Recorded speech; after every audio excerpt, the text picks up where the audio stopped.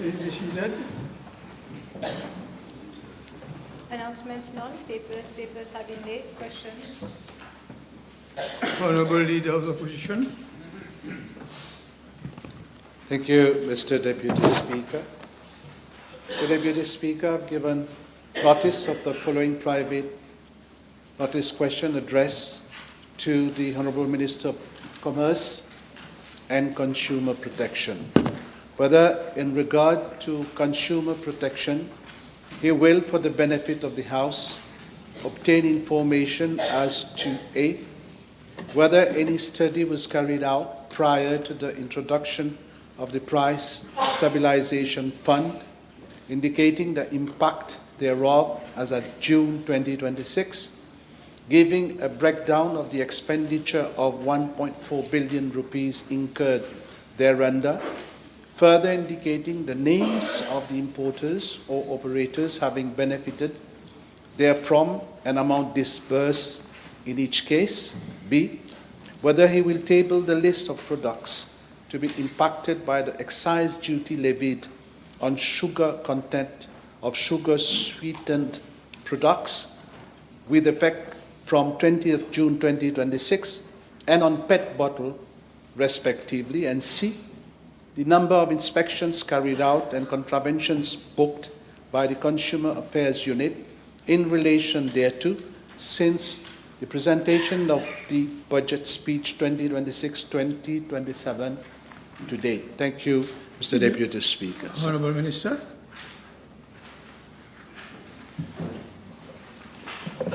Mr. Deputy Speaker, with regard to consumer protection and the Price Stabilization Fund, I wish to inform the House as follows.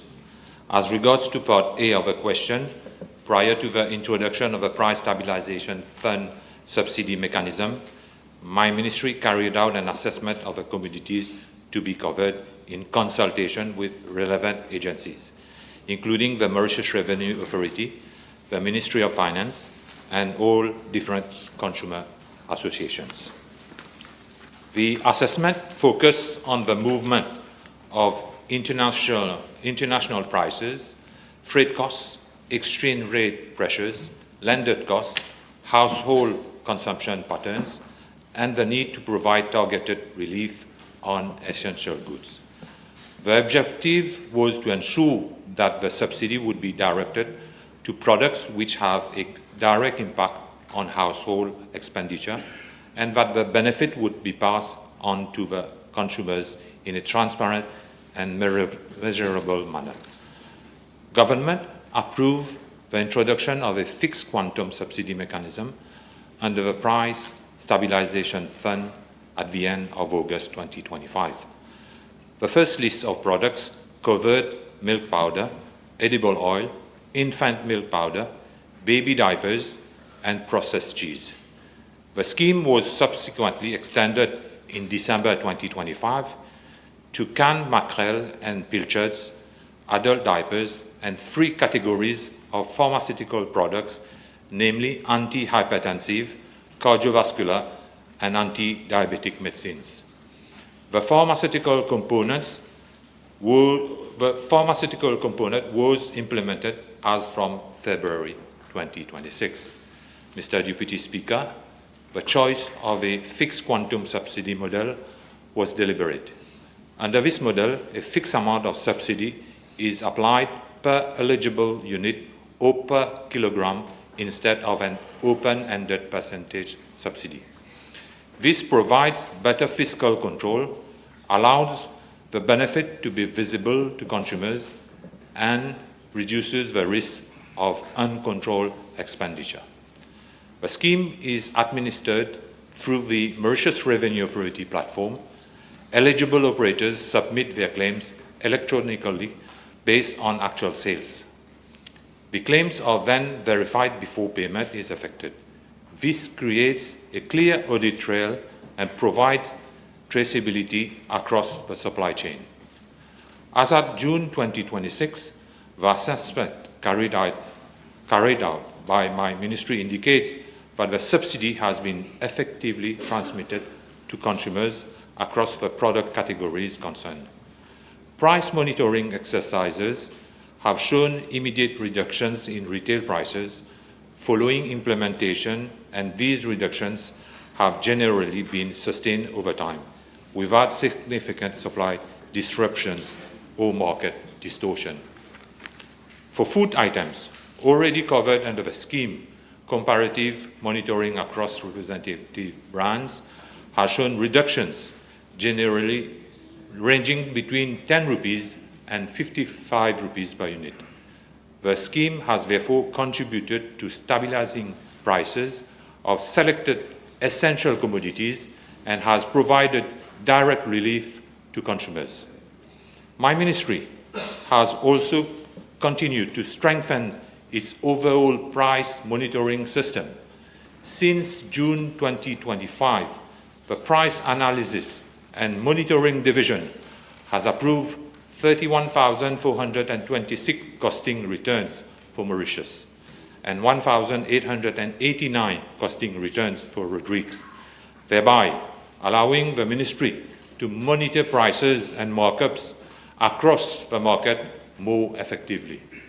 Since the start of the year, 12 weekly monitoring and analytical report has been conducted to assess the impact of the external factors on commodities. Mr. Deputy Speaker, as regards the amount of 1.4 billion rupees, this amount covers subsidies granted on milk powder, edible oil, infant milk powder, baby diapers, processed cheese, canned mackerel and pilchards, adult diapers, and the 3 selected categories of medicines for diabetes, cardiovascular diseases, and hypertension.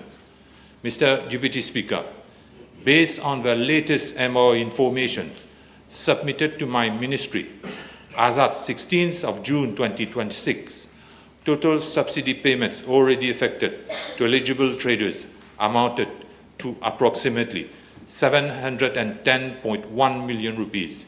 There are also some 366 million rupees under process for payment and 280 million rupees paid to bakeries.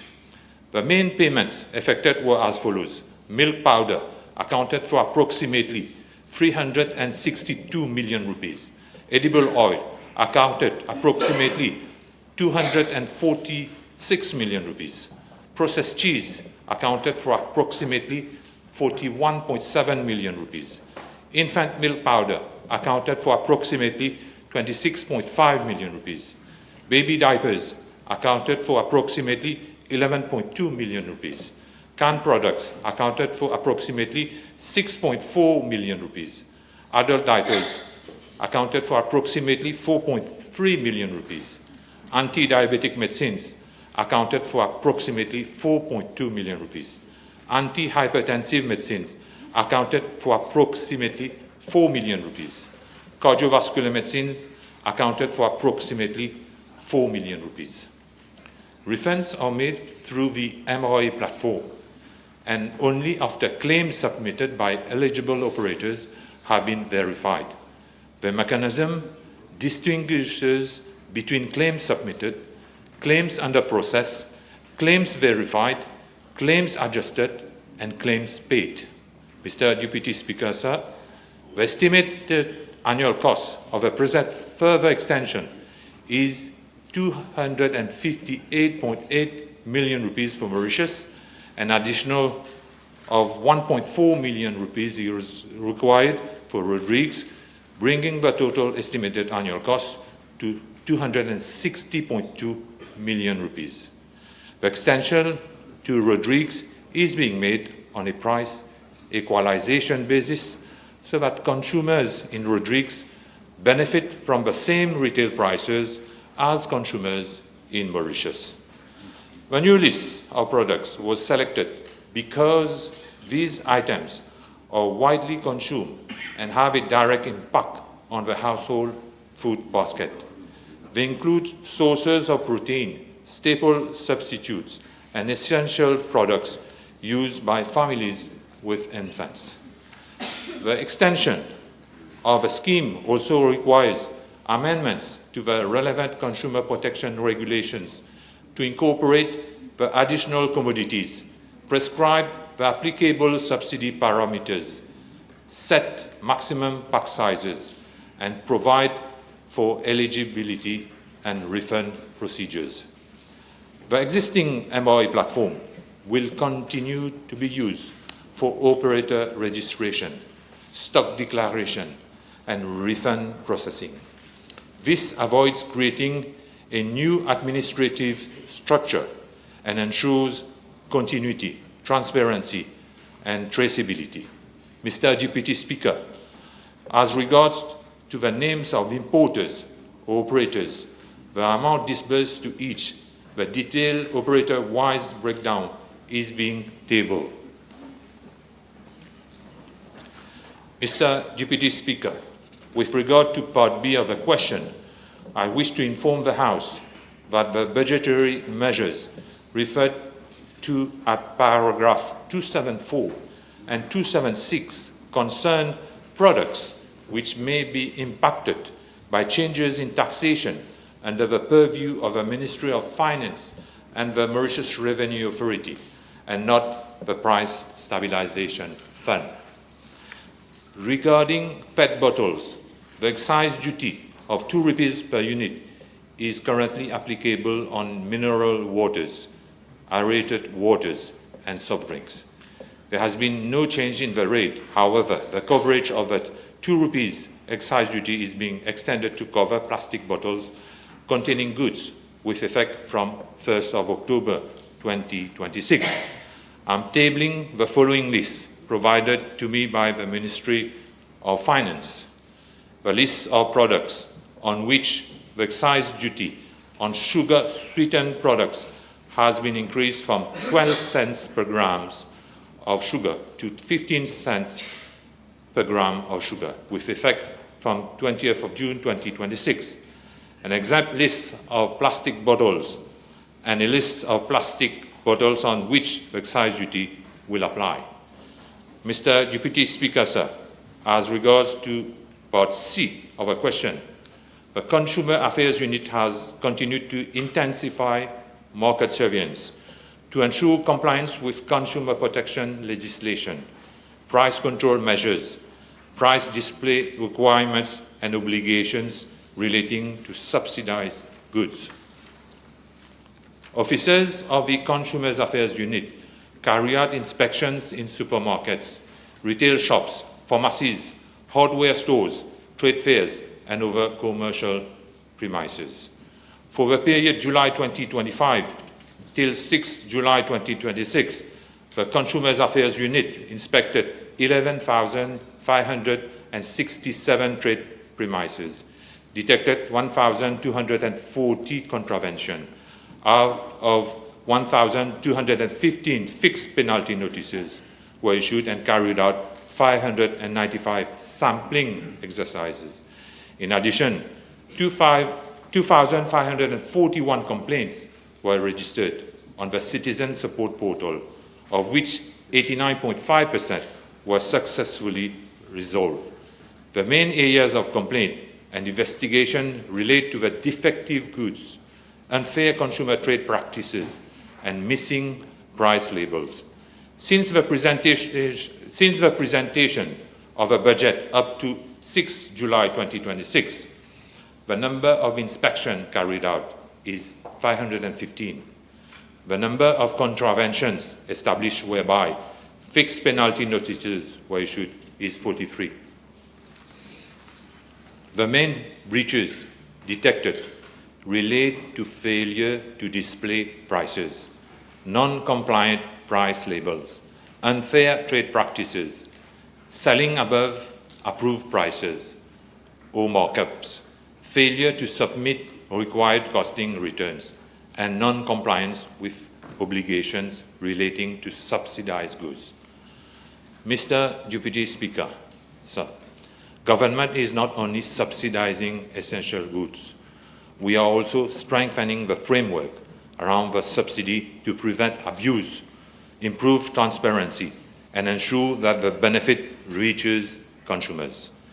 My ministry will continue to monitor prices, verify compliance, take enforcement action where required, and work with the Mauritius Revenue Authority to ensure that the Price Stabilization Fund remains targeted, transparent, and accountable. Thank you, Mr. Deputy Speaker, sir. Honourable Leader of Opposition. Thank you, Honourable Deputy Speaker. Well, Deputy Speaker, the House will note that only 35% has been disbursed from the Price Stabilization Fund by the MRA during last year. May I ask the Honourable Minister whether he will confirm if his ministry has conducted any study on the effect of the measures of paragraph 274 and 276 of the budget, and will he table the exact list of products impacted by these measures? I don't have a problem with this. I will table it. And I have to say that the percentage which the Honourable Leader of Opposition is saying, which is 25%, is really wrong. We will disburse 1.4 billion rupees. This is the figures the Minister gave to the House. My first part of the question was related to whether your ministry has conducted a study on the effect of the measures of paragraphs 274 and 276 of the budget. You have not replied to that part. You said only you will table the list. Well, it is a measure of the government. We will need to come with a measure. So there is no study which has been conducted. Honourable Deputy Speaker, the measure that paragraph 276 will take effect as from the 1st of October.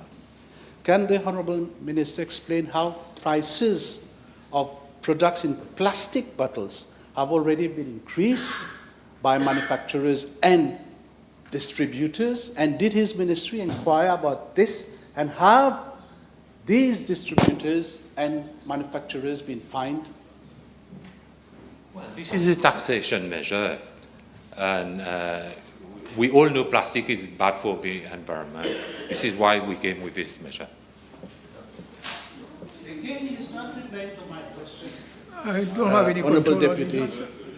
Speaker, regarding the levy of ₹2 on plastic bottles, can the Honourable Minister confirm to the House that this measure will impact more than 2,000 products consumed on a daily basis in this country?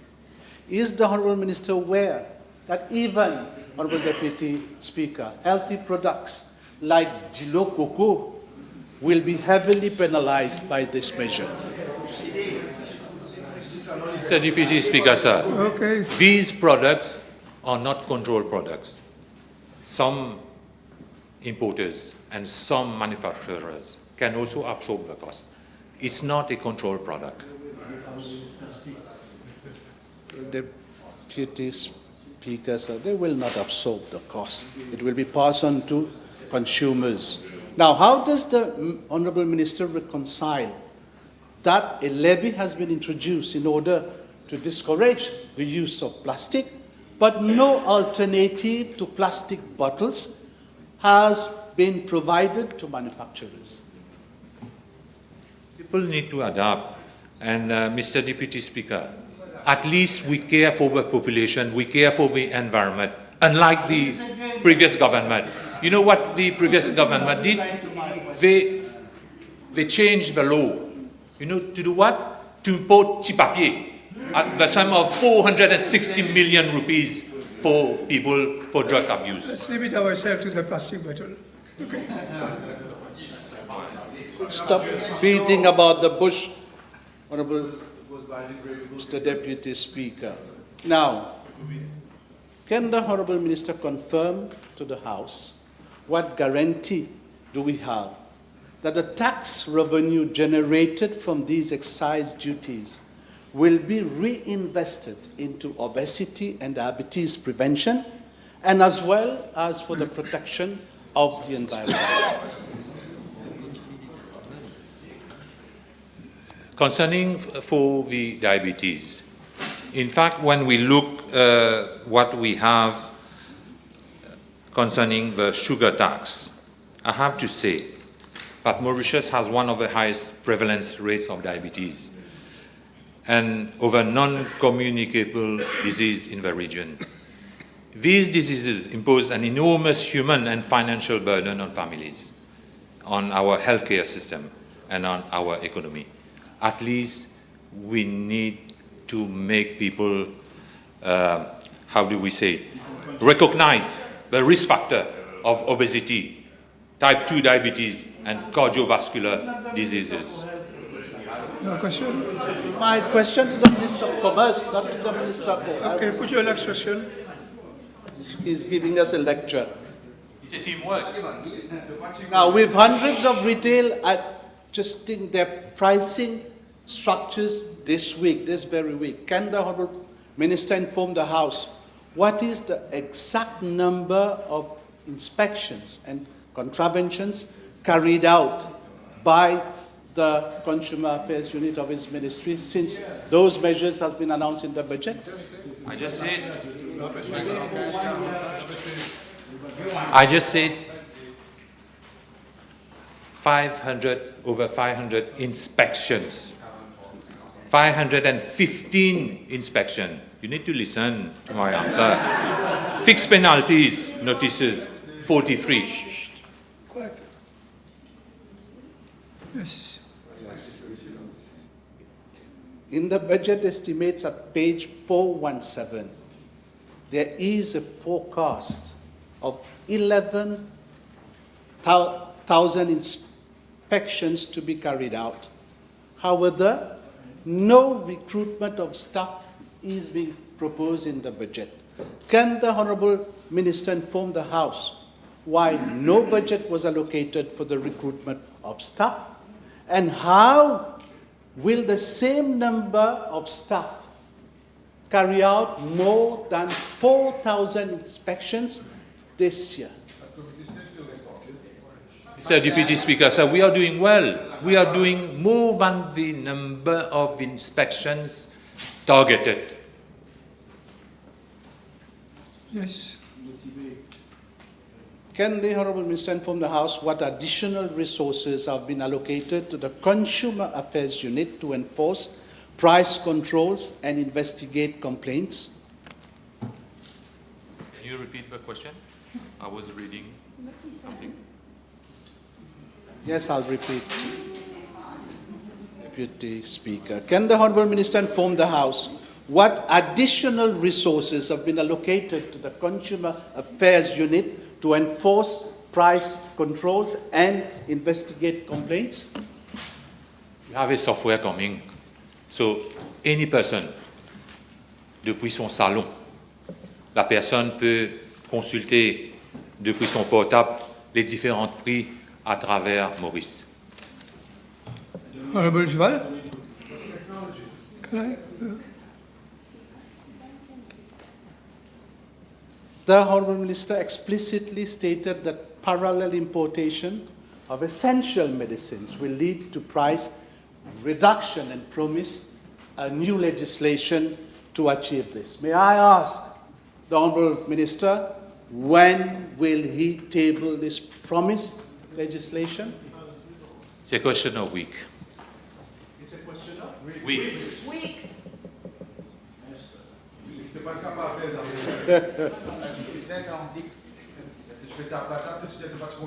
Can the Honourable Minister confirm to the House if the budget announcement of 2 billion rupees allocated for alleviating rise in prices of commodities form part of the measure as the 10 billion announced last year? Did you follow what I said? It's a great measure. People are happy outside, right? We are not doing like the previous government, losing money, paying to legal advisors, you know, to the tune of what at the STC? 157 million rupees. Let me table the list. Any? You want? Potential. Honourable Bishop? Mr. Deputy Speaker, he is not replying to my question. I have no control on his reply. As announced last year. Okay. I have given the floor to Mr. Bishop, then Honourable Jval, then Honourable Antil, then back to the Leader of the Opposition. Yes, thank you, Mr. Deputy Speaker. Question and answer. Yes. Simple. Number one, can the Honourable Minister please enlighten the House on the current rate of inflation in Mauritius? And secondly, is it possible to request those suppliers to put a sticker on those government-subsidized products so that people know that the state is doing an effort to support them? First of all, since 1st of July 2026, all retail outlets must put on their label SP, which means subsidized products, or MRP means maximal retail price. And also, maximum markup, sorry. And also, concerning inflation, it's around 4% presently, comparing to when the MSM was in power, it was around 9, 10, 11, 12%. Honourable Jval? I know from the Honourable Minister, with regards to the levy on plastic bottles, the 2 rupees levy, may we know from the Honourable Minister, what is the plan to adapt? Because we understand that plastic products there's no alternative, so the consumer is today condemned to pay that 2 rupees levy. It is a tax. So what is the alternative that is being proposed now with the money that will be drawn in as revenue? How much of it will be reinvested for recycling and to finding and subsidizing better alternatives? What are the alternatives that you're offering besides taxing people? In fact, we need to educate the people so that we switch to other measures. For example, for bottled water, we can switch to water filters. It is as simple as this. And you will save money, people will save money, and also it is extremely good for the environment. Honourable Antil, you have a question? I thank you, Mr. Deputy Speaker. Can the Honourable Minister inform the House of the current status of investigations into the alleged fraud involving flour finance à travers the Price Stabilization Fund, please? Thank you.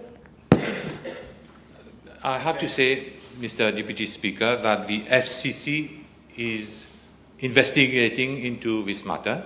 Okay. We have found that flour and ration rice were in Comoros Island. Okay, there's an It inquiry by is- the FCC. This question It is not because related to the it is main because question. the previous government put measures No, so that's that all right. people could do fraud. This Okay. is what happened in the past. No, Honourable Leader of the Opposition. Thank you. Mr. Deputy Speaker, we understand from the Minister's reply that this will apply only to bottled water. He's encouraging to buy, what is it? Bottle machine. But it applies to every plastic product in this country. And the question, therefore, is, with regards to alternatives, there are billions of rupees to be collected.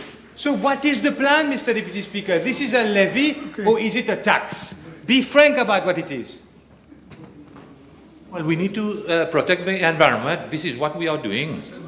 How much is going to be invested? Honourable Leader of the Opposition.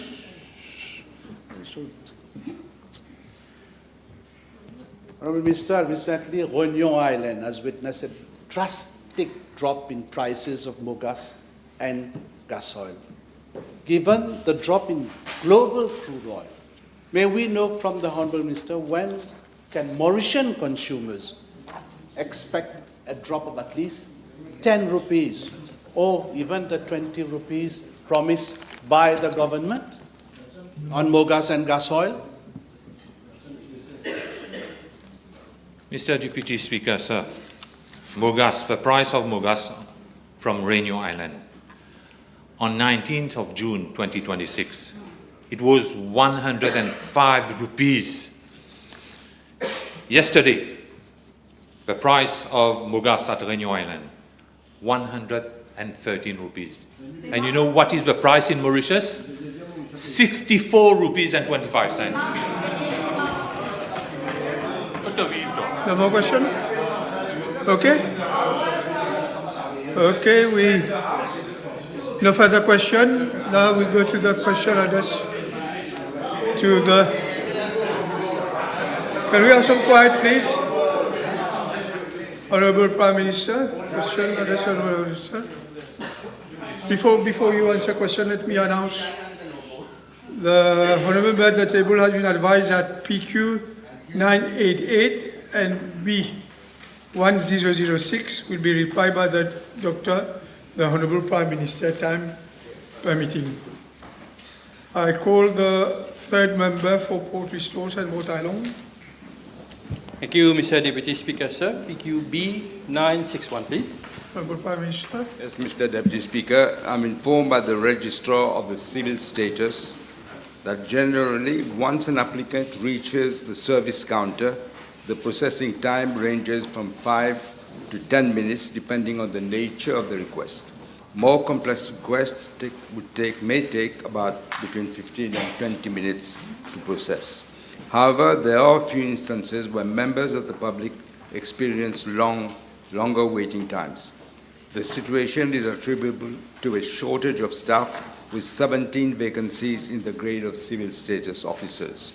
I'm informed that action has already been taken to fill these 17 vacancies and the interviews have already been completed.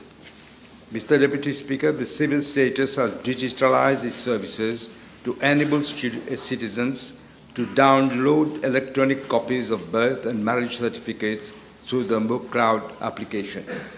However, the acceptance of QR registered copies of birth and marriage certificates by banks, notaries, and the apostille section is subject to the specific requirements governing the respective functions. One such case is the apostille of documents, which is requirement pursuant to Convention of 5th of October 1961, abolishing the requirement of legislation for foreign public documents, has to certify the authenticity of the signature, the capacity in which the person signing the document has acted, and where appropriate, identity of the seal or stamp which the document bears. Hence, QR-generated documents cannot be used at this point. To facilitate the wide acceptance of such electronic documents, my office is currently examining the existing legal and operational frameworks in consultations with the State Law Office. Yes. The Honourable First Member for Vacqua-Floréal. B962, s'il vous plaît. Mr. Deputy Speaker, I'm informed that the State Investment Corporation entered into a shareholders agreement on the 29th of August 2015 with VIII International Investment Management Limited, a company incorporated in the British Virgin Islands and wholly owned by Mr. Lehigh, who is a Chinese national, for the development of a smart city project at Domaine des Pailles. For this purpose, VIII Investment Limited was incorporated as a domestic company on the 15th of September 2015 to undertake the development of the smart city project. The Economic Development Board granted a smart city certificate to VIII on the 4th of October 2019. The State Investment Corporation's capital contribution to VIII consisted of 97 arpents of land, together with existing buildings at Domaine des Pailles, comprising principally 5 restaurants and their associated infrastructure. This contribution was valued at 573.7 million rupees and represented 49% of the issued share capital of VIII. The other shareholder, namely VIII International Investment Management Limited, was required to contribute an initial cash injection of 598 million rupees, along with materials and equipment valued at more than 600 million rupees, which together were intended to constitute the equity contribution in VIII of approximately 1.2 billion rupees. However, as at date, VIII has injected only 440 million rupees. This in itself is a major red flag. The project initially comprised the construction of 135 villas, 1,229 apartments, one office tower, one commercial building, one school, one hotel, one health clinic, one clubhouse, and 2 service buildings to be developed in 3 phases under the Smart City scheme. The project was designed to integrate the existing Domaine des Pailles theme park while preserving the historical infrastructure of the site. In addition, in December 2015, the State Investment Corporation, through its subsidiary, the Gibbies Properties Limited, entered into an administration and management agreement with VIII for the management of the existing equestrian center at Domaine des Pailles for a period of 19 years. Mr. Deputy Speaker, this is another scandalous project under the previous government, and it has several dimensions. I'm informed by the State Investment Corporation that it has not leased the prime land of government of Mauritius, but rather there has been an outright transfer of the land and buildings to VIII. These properties are now owned by VIII, with VIII International Investment Management Limited as the major shareholder. This prime land is therefore no longer under the control of the State Investment Corporation. It has instead been transferred to VIII, which is under the control of a non-citizen who has failed to deliver and honor his commitments, and is also now under the investigation by the FCC, Financial Crimes Commission. Mr. Deputy Speaker, some disturbing facts have also been uncovered by the new management of the State Investment Corporation. One, I'm informed by the State Investment Corporation that no due diligence was conducted by the latter on VIII International Investment Management Limited and on Mr. Lihai himself prior to the signature of the shareholders' agreement. Second, when VIII was set up, it was agreed in the shareholders' agreement that all checks will be signed by 2 signatories, namely Mr. Lihai and a representative from the State Investment Corporation. Initially, it was Mrs. Banumati Virasamy, who was later replaced by Mr. Anup Linambor. However, in March 2018, there was a major department from the above arrangements, whereby the Board of Directors of VIII approved that only Mr. Lihai will sign all the checks up to an amount of 10 million rupees. For all checks above 10 million, Mr. Lihai and Mr. Anup Linambor would be the signatories. This devious and unusual mechanism allowed Mr. Lihai to empty the bank account of VIII single-handedly. Mr. Lihai took the liberty to sign several checks and withdrew a total of 107 million rupees.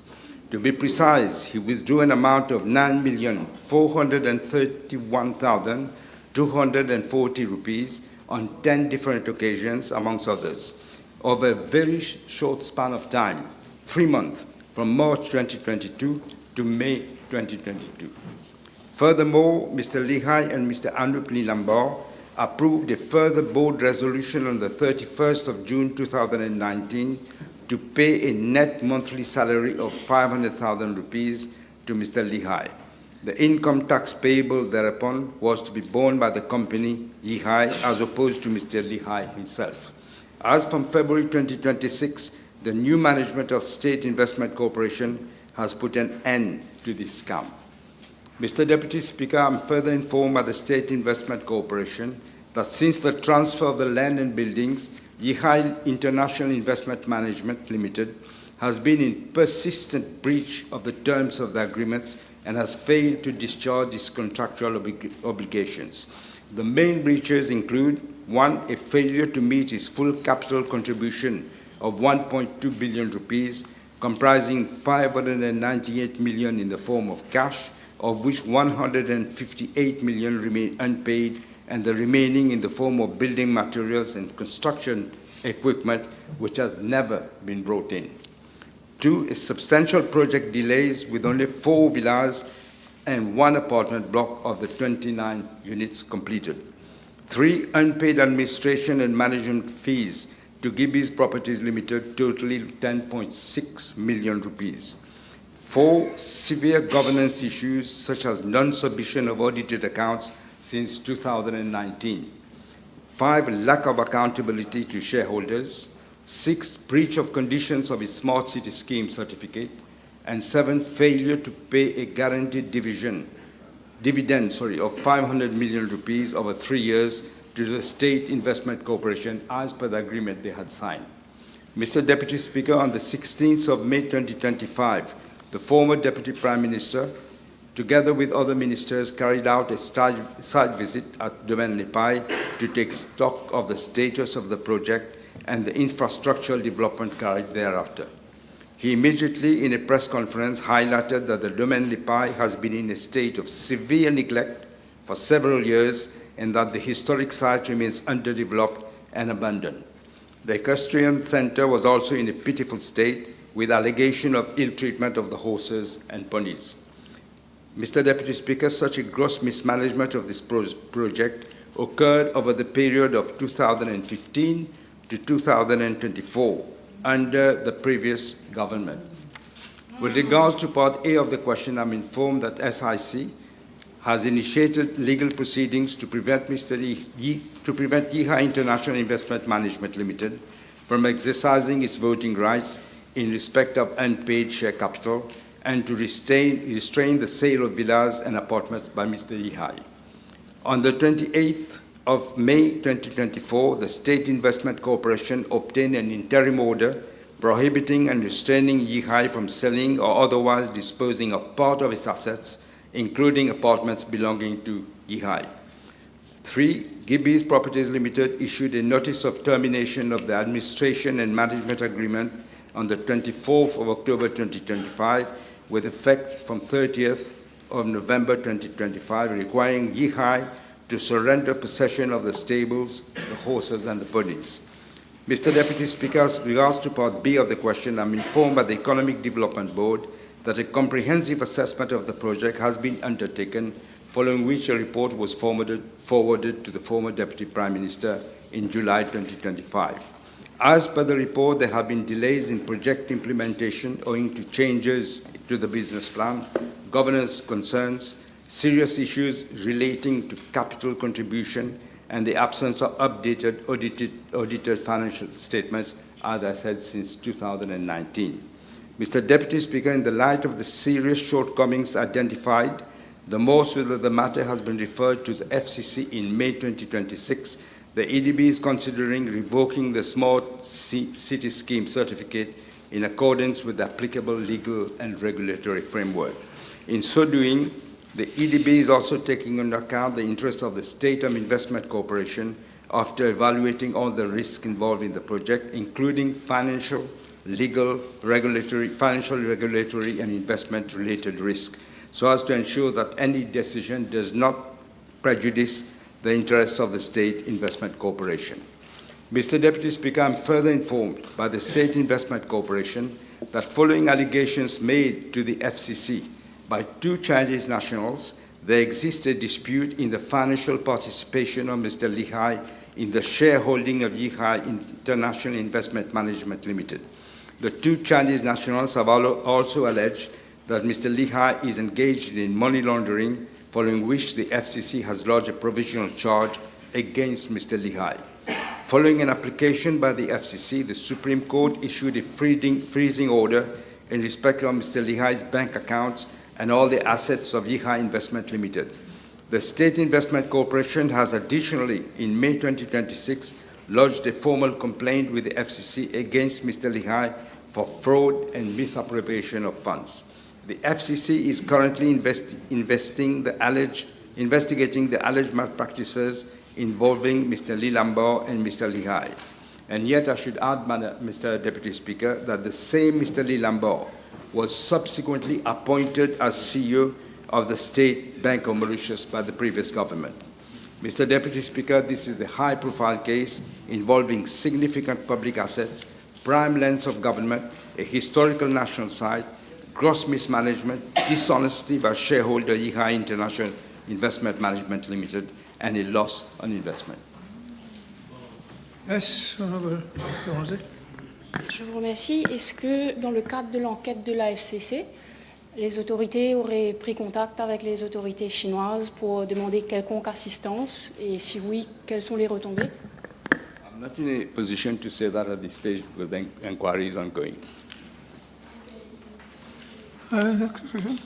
Merci. Au-delà des millions qui sont dus par rapport au loyer des écuries du domaine des pailles, il y a également, si je ne me trompe pas, encore 4 poneys survivants sur les lieux. Est-ce que des actions seraient envisagées pour assurer le bien-être de l'animal, étant donné qu'ils sont dans un très mauvais état?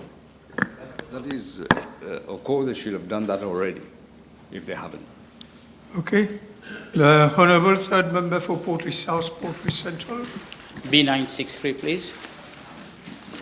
Mr. Deputy Speaker, the Finance Act of 2022 introduced amendments to the Civil Status Muslim Family Council Regulations 2005 to provide for the registration of Muslim religious marriages celebrated in accordance with Muslim rites other than civilly during the periods from 1st of January 1982 to 13th of November 1987 and from the 1st of December 1990 to the 21st of August 2022.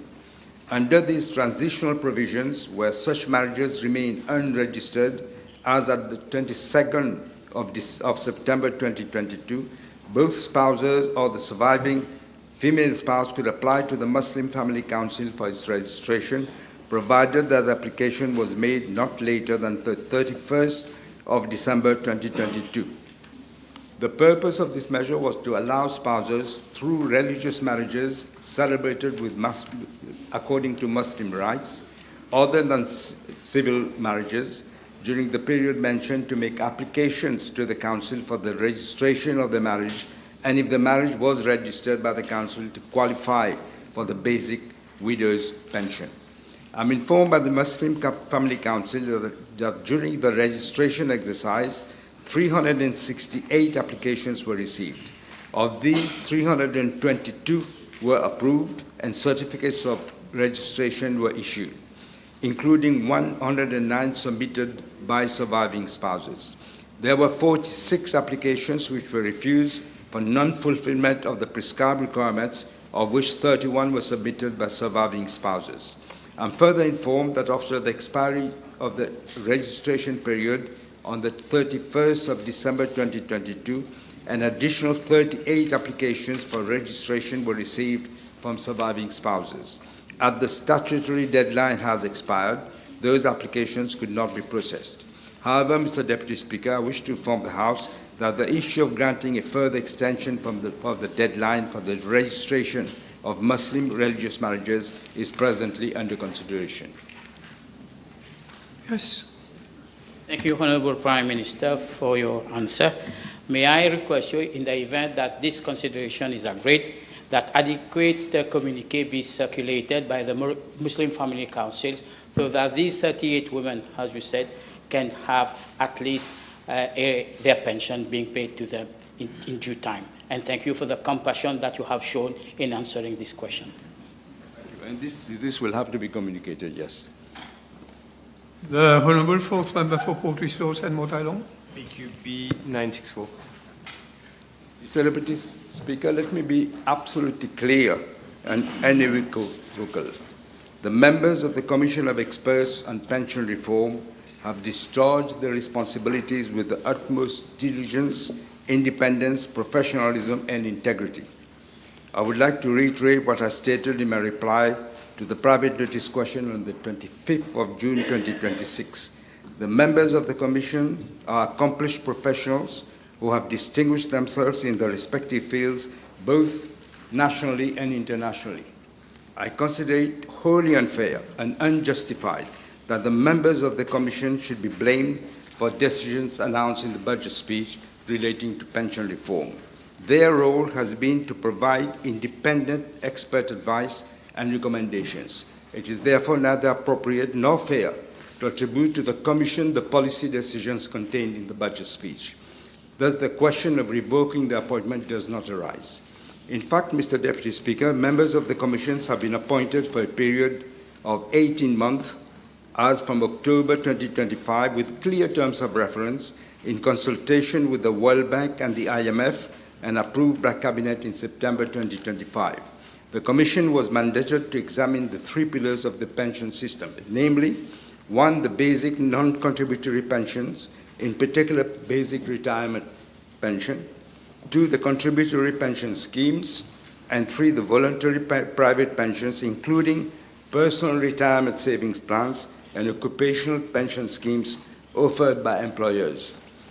After only 8 months, Mr. Deputy Speaker, 8 months of intense consultations and deliberations, the Commission submitted its interim report in May 2026 in line with its terms of reference.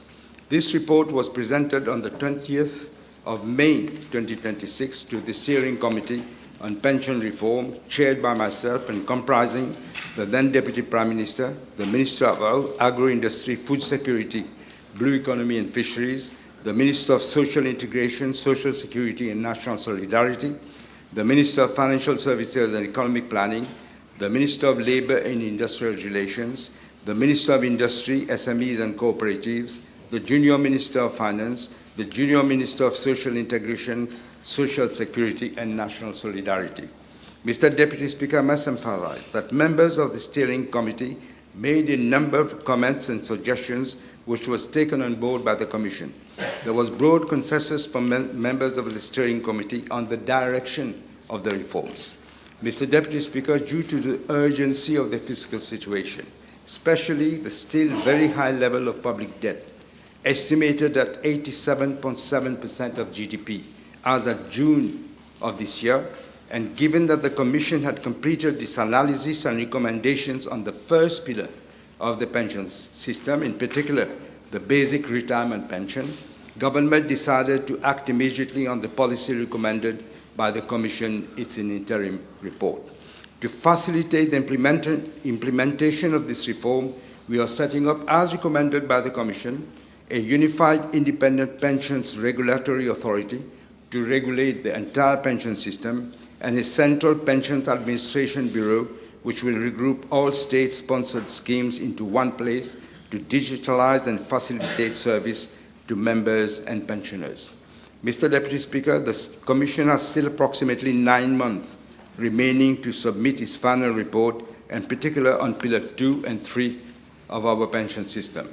In addition to its substantive findings and recommendations contained in the interim report, the Commission is expected to set out the modalities and implementation roadmap required to give effect to the recommendations. Specifically, the final report will provide guidance on the legislative, administrative, and institutional measures necessary to implement those recommendations, including a comprehensive review of the legislative framework governing pensions and retirement benefits, including the Pensions Act, the Statutory Bodies Pension Funds Act, the Workers' Rights Portable Retirement Gratuity Fund, the regulations of 2020, the National Pensions Act, the National Savings Fund Act, the Pension President's Emoluments and Pension Act, the National Assembly Retiring Allowances Act, and the Social Contribution and Social Benefits Act. B, the setting up of the National Pensions and Provident Fund. C, the appropriate mechanism to be put in place for managing and investing the funds under the National Pensions and Provident Fund. Mr. Deputy Speaker, I wish to emphasize that the reform of Pillar 2 and Pillar 3 of the pension system, that is, I mentioned earlier, that is the contributory pension schemes and the voluntary private schemes are not yet finalized. In particular, the establishment of the National Pensions and Provident Fund and the modalities will have to be worked out. The implementation will require dedicated legislation, extensive consultations with stakeholders, and also guidance from the proposed Independent Pensions Regulatory Authority. The future of the Portable Retirement Gratuity Fund, as well as the National Savings Fund, will also be carefully considered, taking into account both the short and long-term interests of the workers. Subject to Cabinet approval, the necessary legislation is expected to be introduced before the end of the financial year 2026-2027. I also wish to assure the House that the proposed reforms will not leave any worker worse off. On the contrary, every worker will have an individual dedicated account similar to the arrangements that existed under the National Pensions Fund. And furthermore, the reforms will not result in any increase in contribution rates for either employees or employers. The CSG contributions that are currently credited into the consolidated fund will be progressively redirected to workers' individual accounts. Mr. Deputy Speaker, all these reforms are being done in the wider interest of workers and to protect the future earnings, their future earnings after their retirement. Coming back to the question of the Commission has been entrusted with a mandate of significant national importance, and government has every confidence in the expertise, independence and professionalism of its members to discharge that responsibility. Accordingly, I wish to reiterate that the question of revoking the appointment of the members of the Commission does not arise. I have requested them to continue the important work entrusted to them and to complete the mandate by submitting the final report. Mr. Deputy Speaker, it is clear that with the reform of the pension system, as the responsible government, we have not chosen the easy way out and to try to get political mileage, but rather our objective is to save the system, to ensure that all the elderly obtain a pension in future and that the future generation is not burdened with an unsustainable pension system. Yes, question? Yeah. Mr. Deputy Speaker, may I ask the Honourable Prime Minister whether he doesn't find that the Commission has acted outside of the mandate conferred by the supreme authority of the executive, that is Cabinet, which decided in September, in fact the 26th of September, to set up a steering committee which shall provide guidance to the Commission, but the most important, which shall assess and act upon the recommendation of the Commission. Yet, according to the reply of the Honourable Prime Minister last week, it is clear that a presentation was made to the steering committee, questions were raised, but the final report was never assessed and acted upon by the steering committee. Therefore, does he not find now that it has acted outside of its mandate? Not at all, Mr. Deputy Speaker, not at all. I thought I explained that there were 3 pillars for that the Commissioner was mandated to examine. 3 pillars. One was the basic non-contributory pensions, in particular the basic retirement pension. The second pillar was the contributory pension scheme, and the third was the voluntary private pensions, which included private savings, retirement savings plans, and occupational pension schemes offered by employers. For the first pillar, they've already done the work. That is why the committee, it was urgent, because as you know what the debt is. So it was urgent to do something about it. We don't wait for another 9 months. Honourable Leader of Opposition. Thank you, Mr. Deputy Speaker. Sir, Honourable Prime Minister, I raised the issue of possible conflict of interest last time. Can I ask you whether you are aware that one of the members of that commission has recently obtained a contract for consultancy services by the Ministry of Finance itself? Not aware. What consultancy services are you referring to? It is a consultant for investment advisory services to the National Pension Fund and National Saving Funds Investment Committee. I'm not aware that he's been given a particular task to advise on this. He's advising generally. Last question. Yes, thank you, Mr. Deputy Speaker. Mr. Deputy Speaker, I must reiterate, whether the question was urgent or not, it doesn't matter. Cabinet had laid down the modalities. Okay, and put your question. No, my question is coming. And this has been, in fact, reaffirmed by the Minister of Social Security himself. In his press conference, he said, and I quote, he said, nous ne pose, c'est une question là, whether he will agree with that statement. Nous ne pose question, il est là supposé de nous comme une version chiffrée, exactement qui peut proposer, et supposé de nous un interim report. Mais nous pas une interim report là, jamais. Ok, et le interim report, je ne sais pas qui est arrivé, il soumet au Premier ministre, et c'est ça qui fait une rentre dans le budget. Therefore, does he not, in light of what I have quoted from the Cabinet decision, the modalities to assess and to act upon, does he not find here that this has been blatantly disregarded? It hasn't been. What has happened is that the interim report was shown to all the members of the steering committee in way of slides, not a report itself, but a way of slides. The time was urgent. We have to act. We had the interim report. We decided to go ahead. The two other pillars, as I said, are not yet ready. You should talk to the Minister of Social Security. Okay. I speak to him every day. The table, Honourable Member, the table has been advised that the following PQs have been withdrawn. B969, 972, 975, 973, 974, 977, 971, 968, 967. Question? Time is over.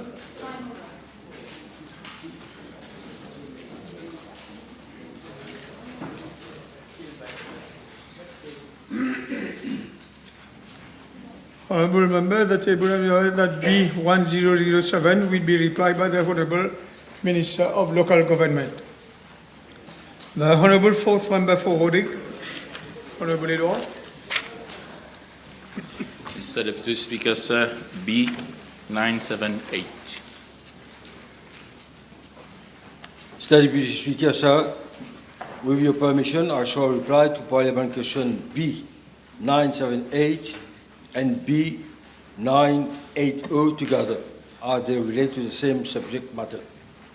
I'm informed that an unfortunate accident occurred during the Mauritius National Road Cycling Championship held on Sunday, 28 June 2026 at approximately 8:50 hours, involving cyclist M.L.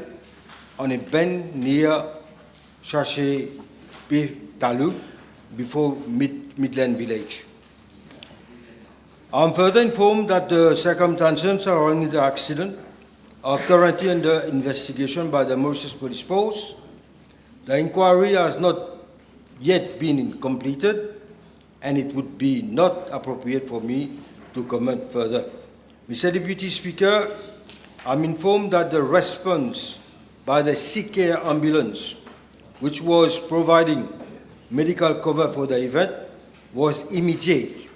First aid was administered to the injured cyclist, and the scene before he was transported to Sea Care Hospital for emergency treatment. However, due to the prohibitive cost of treatment, the president of the Mauritius Cycling Federation called me, and following my personal intervention on the same day, arrangement was made for Mr. L to be transferred to Victoria Hospital, where he is currently receiving specialized medical care.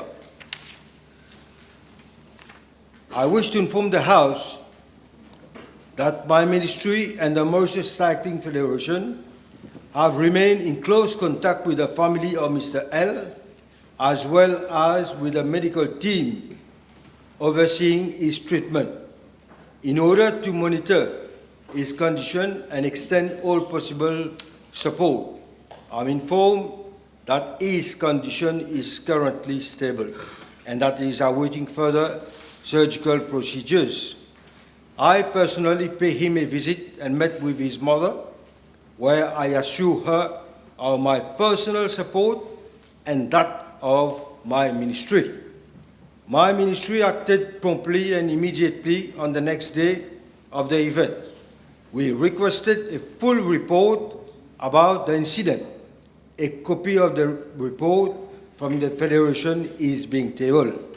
Mr. Speaker, sir, with regard to the safety measure and security protocols in place for the event, I'm informed by the Mauritius Cycling Federation that the following protocols, which are in accordance with the Union Cycliste Internationale guidelines for organizing of cycling events, were in place. Prior to the event, approval of the race route by the Mauritius Police Force and appointment of Union Cycliste Internationale commissioners to supervise the competition and ensure compliance with the applicable UCI regulation.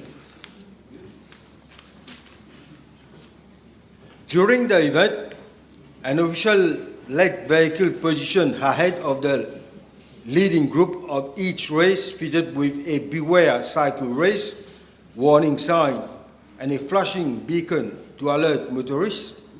An ambulance accompanying the race throughout the event to provide immediate medical assistance whenever required, 8 police motorcycle escorts, 9 police officers deployed at strategic location and major intersection along the route, 1 private motorcycle assisting with race security and communication, 13 trained race marshal positioned along the course to assist with traffic management and rider safety, security barriers installed at the finish area to protect riders, officials, and spectators, and an official race convoy comprising lead and support vehicle. While the Mauritius Cycling Federation considers that comprehensive safety arrangement has been put in place, it is also recognizes that road cycling, by its nature, carries inherent risks, particularly when competitions are conducted on public roads. The Federation has also pointed out that even where roads are temporarily closed, it is not possible to eliminate all risks entirely. Mr. Deputy Speaker, sir, notwithstanding the above, this unfortunate incident called for a thorough assessment of the existing framework governing road cycling competition.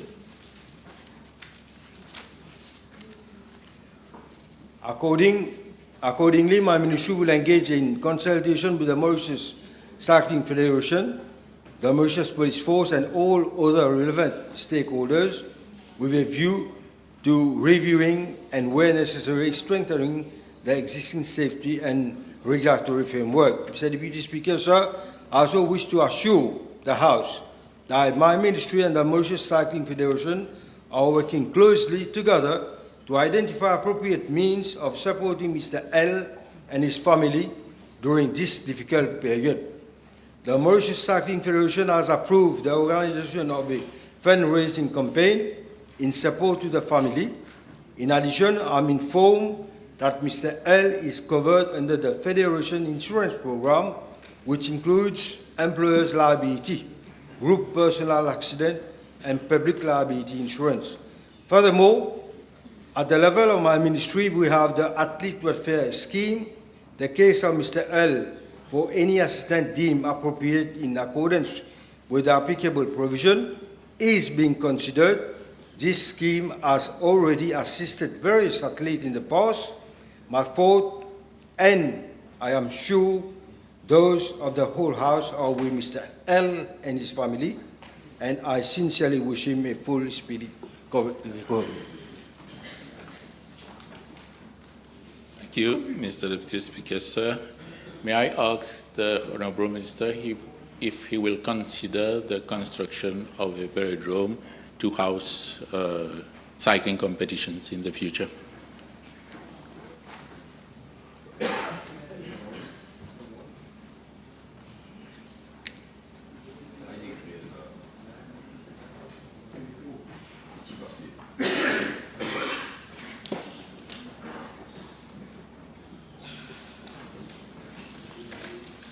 Bear with me. Oh, sorry. Mr. Deputy Speaker, sir, consideration may be given for the construction of a velodrome for training purposes, as well as for indoor cycling competition, but it would not suitable for road races.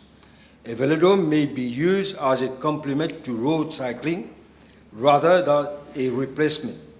Many elite cyclists train on the track because it develops speed, bike control, and fitness that transfer well to the road, but they still spend significant time training on roads to prepare for the specific demand of road racing.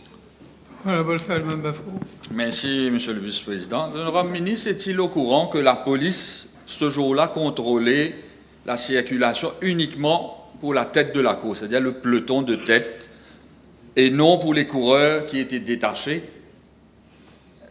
comme c'est le cas pour le malheureux cycliste ML. Donc, dans ce contexte, l'honorable ministre peut-il dire à la Chambre quelles conditions et mesures son ministère compte imposer aux fédérations, pas uniquement la fédération de cyclistes, qui organisent des compétitions sur route afin de mieux protéger la vie des sportifs mauriciens et étrangers?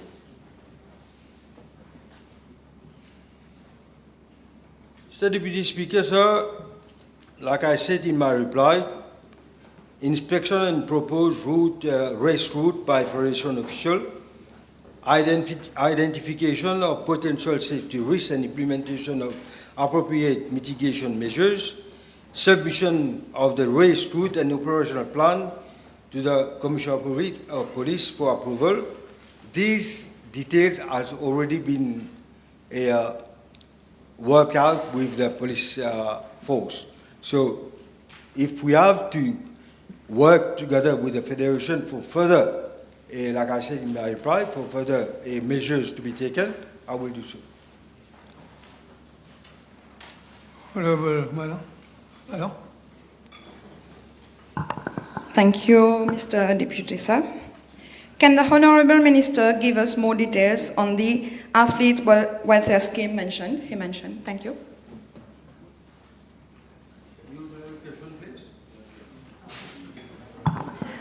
The athlete welfare scheme. Can I have more detail, please? Thank you. It's a long list. If I can table it, I will table it. Okay, one last question, Honourable. May I ask the Honourable Minister if the athlete welfare scheme is extended to athlete in Rodrigues? Of course. Of course, it is included in the welfare scheme. Okay, because your question has been replied. One last question. Mr. Deputy Speaker, l'honorable ministre est-il au courant que les frais de clinique du cycliste dépassent les 100 000 roupies et que le cycliste n'est couvert que par une assurance à hauteur de 25 000 roupies? Il a dit lui-même qu'il y a un scheme qui pourrait éventuellement couvrir les frais. Je lui demande, ici dans cette Chambre, est-ce qu'il prend l'engagement au niveau de son ministère d'aider le cycliste à régler cette note? Effectively, the government has increased the budget for the Federation, and we are working on it. Honourable fourth member for Port Resource and Port Mortal. B979. I thank the honourable member for this question, but I'm afraid to say that the honourable member might have got the facts wrong in his question. First, the difference in life expectancy at birth between males and females, which I presume is what the honourable member is referring to, is not 6.8 years. Second, it is not appropriate to use life expectancy at birth to calculate the actuarial reduction factor. And third, we cannot have differentiated actual reduction factor, one for males and one for females. Let me get the facts straight. First, with regard to life expectancy at birth, according to the latest figures from Statistics Mauritius for year 2025 provided by the Ministry of Finance, the difference in life expectancy at birth between males and females was 7.3 years and not 6.8 years as stated by the honourable member. I'm tabling the latest statistic provided by Statistics Mauritius and Ministry of Finance. Second, for the purpose of pension, it is more appropriate to use expectancy at age 60 instead of life expectancy at birth. According to Statistics Mauritius, the difference in life expectancy at age 60 between males and females was 4.1 years in 2025. I'm tabling the latest statistic from Statistics Mauritius provided by the Ministry of Finance.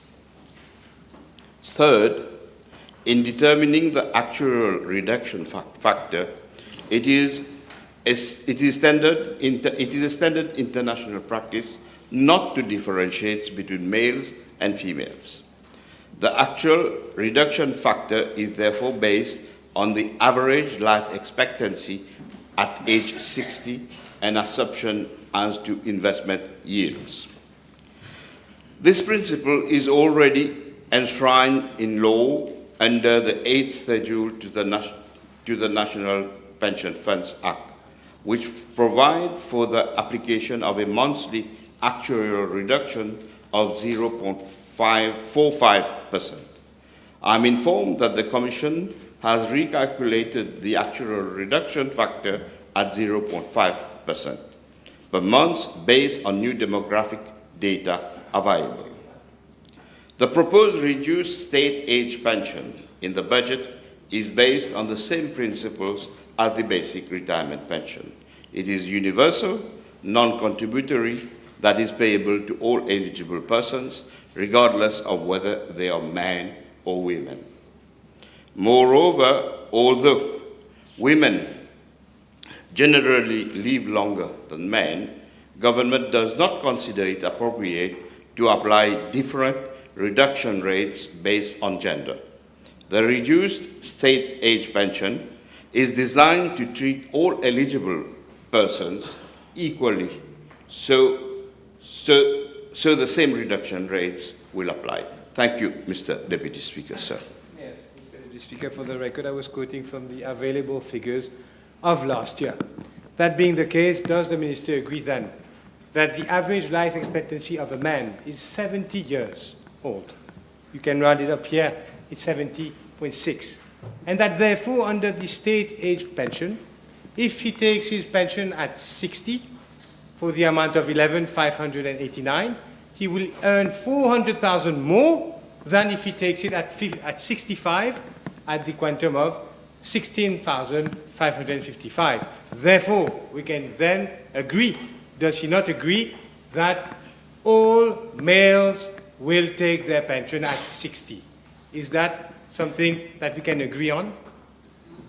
I've already stated the stand of the government, and we don't intend to differentiate between male and female on gender basis. Secondly, all the issue of reduced pension age is being examined by a Cabinet Economic Committee, which has been set up by the Cabinet last Friday. It will meet under the chairmanship of the Prime Minister this Wednesday to inter alia and study all the adjustments necessary, if necessary, in relation to the reduced SAP, following the decision of the government not to go ahead with the means test of the initially proposed SAP. Right. May I ask the Honourable Minister, secondly, with regards to the women, it is the same thing. When you look at what they stand to gain over the 18 years and what they stand to gain if they take it at 65 over 13 years, it is marginally different. Therefore, once we've established that, I will ask the Minister, in fact, the state age pension as it stands, is it not the case that while a 30% increase was promised by him to 21,500, it is in fact exactly a 30% decrease that is being offered now under the state age pension of 60 years. Does he not agree on that as well? This is a matter of opinion. If you have any opinion, you can state it, and the committee will study everything tomorrow at 2:30 p.m. Question and not a statement. My last question, Mr. Deputy Speaker. Insult to injury. The previous pension system was increased year by year, were increased and was to be increased year by year. But according to that reform here, according to paragraph 29, I will quote, 27.3e of the annex to the budget, we see that whoever elects, and everybody will elect to get the pension at 60, will do so on a fixed rate basis until their death. Can you also confirm that this is the case? You know, the initial question was on life expectancy between males and females. Yes. Okay, I already replied to this question. To the second question, whatever adjustment between the 60 and 70 will be discussed tomorrow. I suspend the sitting for 1.5 hours.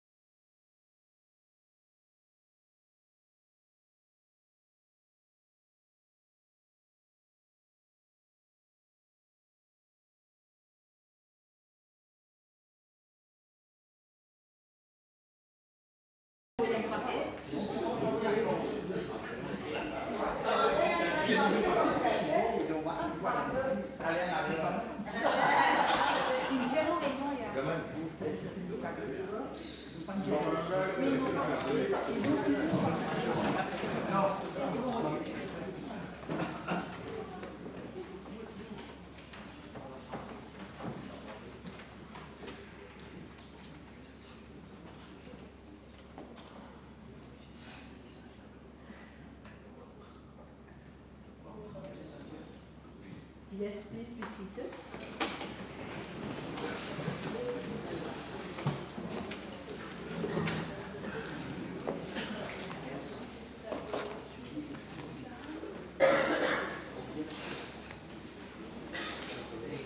Yes, we are on questions. Can you guide me the next question? 9-8, hein, c'est bien ça. Yes. So, Honourable Roukni, I wanted to check. I just wanted to check. B 981. Madame la Présidente, je suis informé qu'une dizaine d'abonnés situés le long de Shiv-Brakas Road à Triolet rencontrent des problèmes de faible pression d'eau en raison de la longueur du réseau de tuyaux alimentant leur habitation. Afin de remédier à cette situation, la CWA procédera à l'installation d'un nouveau tuyau dédié d'une longueur d'environ 160 mètres le long de cette route, afin d'assurer un meilleur approvisionnement en eau aux abonnés concernés. Ces travaux seront réalisés par les équipes internes de la CWA. Les travaux vont débuter le mercredi 8 juillet 2026 et devrait être achevé dans un délai de 3 mois, soit d'ici le 27 juillet 2026. Le coût estimé des travaux, y compris les raccordements domestiques, s'élève à autour de 455 000 roupies. Yes, no questions. Good. Anyone else? No. Honourable Apollo. Yes, thank you, Madam Speaker. B982. Madam Speaker, I would like to thank the Honourable Member for raising this important issue, which has regrettably become a source of increasing concern, particularly in relation to road safety. We have all witnessed the growing popularity of electric-powered motorcycles, bicycles, and scooters on our public roads. This trend, especially prevalent among minors, is driven by affordability, convenience, and attractiveness of these vehicles to meet short-distance trips, but also due to an extreme laxity in compliance with legislation where applicable, both by dealers in such vehicles at the time of sale and the purchasers, whereby issues relating to registration, insurance, need for appropriate licenses, and protective clothing are not given due consideration. Mindful of the pressing challenges posed by the presence of these vehicles on our roads, Government, at its meeting on 16 January 2026, invited my ministry to legislate inter alia on the mandatory wearing of helmets by riders of electric scooters. Madam Speaker, consultative meetings have been held at the level of my ministry with TRMSU and NLTA and the police on the subject. The following matters have been thoroughly addressed.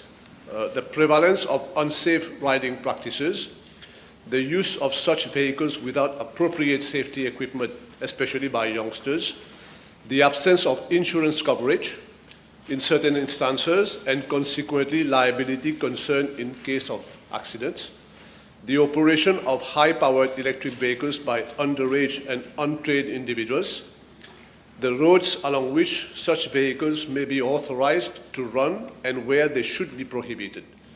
Honourable members might have noted that youngsters are riding scooters on our highway, the motorways, heedless of the risk arising. There was full consensus among all institutions on the need for compulsory wearing of protective helmets for all riders, including cyclists. Furthermore, the following regulatory measures were also considered. Number one, compulsory registration of cycles, pedal cycles and electric bikes.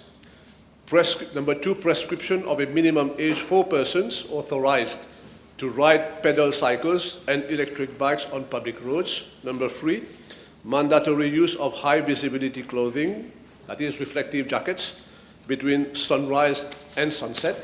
And number four, the introduction of speed limits for electric bikes. Madam Speaker, it has been observed that road safety risks for riders are often compounded by the lack of awareness regarding existing traffic regulations. This poses a danger not only to the riders themselves, but also to other road users, including pedestrians. It is therefore vital that we balance innovation and accessibility with public safety and responsible road use. In fact, the Honourable Member raised this very concern with me during the sensitization campaign held at Meheberg on 9 May 2026 in the context of Road Safety Week 2026. On that occasion, I had informed all those present that my ministry is already drafting the provision to be incorporated in the regulatory framework pertaining to electric-powered two-wheelers. I wish to reassure the Honourable Member to end, Madam Speaker, that the proposed legislative provisions are currently being refined by my ministry in consultation with TRMSU, NLTA and Police Department. I will surely seek the agreement of government to my ministry, issuing drafting instructions to the Attorney General's office to regulate on enhancing the road safety of what we consider as an important segment of our vulnerable road users. This will add inevitably to the long list of drafting instructions my ministry has already issued to the Attorney General's office. Thank you. Thank you. Yes, one supplementary. Yeah, I thank the Honourable Minister for his serious concern. With a recent incident involving a minor of 15 years old on an electric bike where there was no insurance coverage, can the Minister inform the House if an insurance coverage is under study for such vehicles? Yes, Madam Speaker, like I mentioned in my reply, the absence of insurance coverage in certain instances and consequently liability concern in case of accident is a concern and is being looked into. I thank the Honourable Member for this question. You mean the imposing of an insurance? Yes. Going forward, this is what the committee, comprising of the TRMSU, NLTA, and the police are looking into and recommending. Good. That's it. Next question, Honourable First Member for Port Louis North. Thank you, Madam Speaker. Question B983. Madam Speaker, as you are aware, the e-health project was initially launched under the Indian line of credit prior to 2014 general elections, but was shelved for unknown reasons following the change in government in December 2014. It was reinitiated only in 2022 with the former government through a portfolio agreement with UNDP, appointed as implementing partner with full responsibility for procurement and overall project management. Accordingly, the contractors were selected by UNDP together with the former government. Since then, the implementation of the project is being managed by UNDP. Initially, the system was expected to go live by December 2024. This deadline was not met due to serious operational, technical, and coordination delays, largely resulting from gaps in planning, insufficient groundwork, and limited oversight by the former government. In particular, site readiness constraints, including electrical works and connectivity issues flagged by UNDP, remain largely unaddressed, thereby delaying successful implementation. Madam Speaker, following my assumption of office in November 2024, together with my colleague, the Honourable Dr. Avinash Ramtehol, we reviewed the project. We were faced with two options, either to scrap the project altogether or to salvage it. Given the substantial public investment already made, we chose the latter, despite the Herculean task of rescuing a project that had fallen significantly behind schedule. We then took immediate action to address the shortcomings, accelerate progress, and move the project into implementation with a clear focus on delivery and tangible outcomes. To that end, an interministerial committee was established to provide close oversight, strengthen coordination, enhance accountability and transparency, and ensure timely resolution of issues in line with the project objectives and revised timelines. As of today, Madam Speaker, the Ministry through the Digital Health Agency is closely monitoring the project at granular level through a structured project monitoring committee bringing together UNDP, the Ministry of Information, Technology, Communication and Innovation, users and other relevant stakeholders. The PMC is addressing key implementation issues and operational requirements for the effective nationwide roll out of the first phase. The pilot phase is being used to address matters relating to system stability, completeness of patient records and data and scalability. The platform stabilization stage is expected to be completed within the next 3 months, after which deployment will be extended to other regions and health centers. Change management principles will also be applied to ensure full user adoption in the best interest of patients and the healthcare sector. I am pleased to apprise the House that the system is actively being used and tested by medical records officers, nursing officers, doctors, specialists, and pharmacists.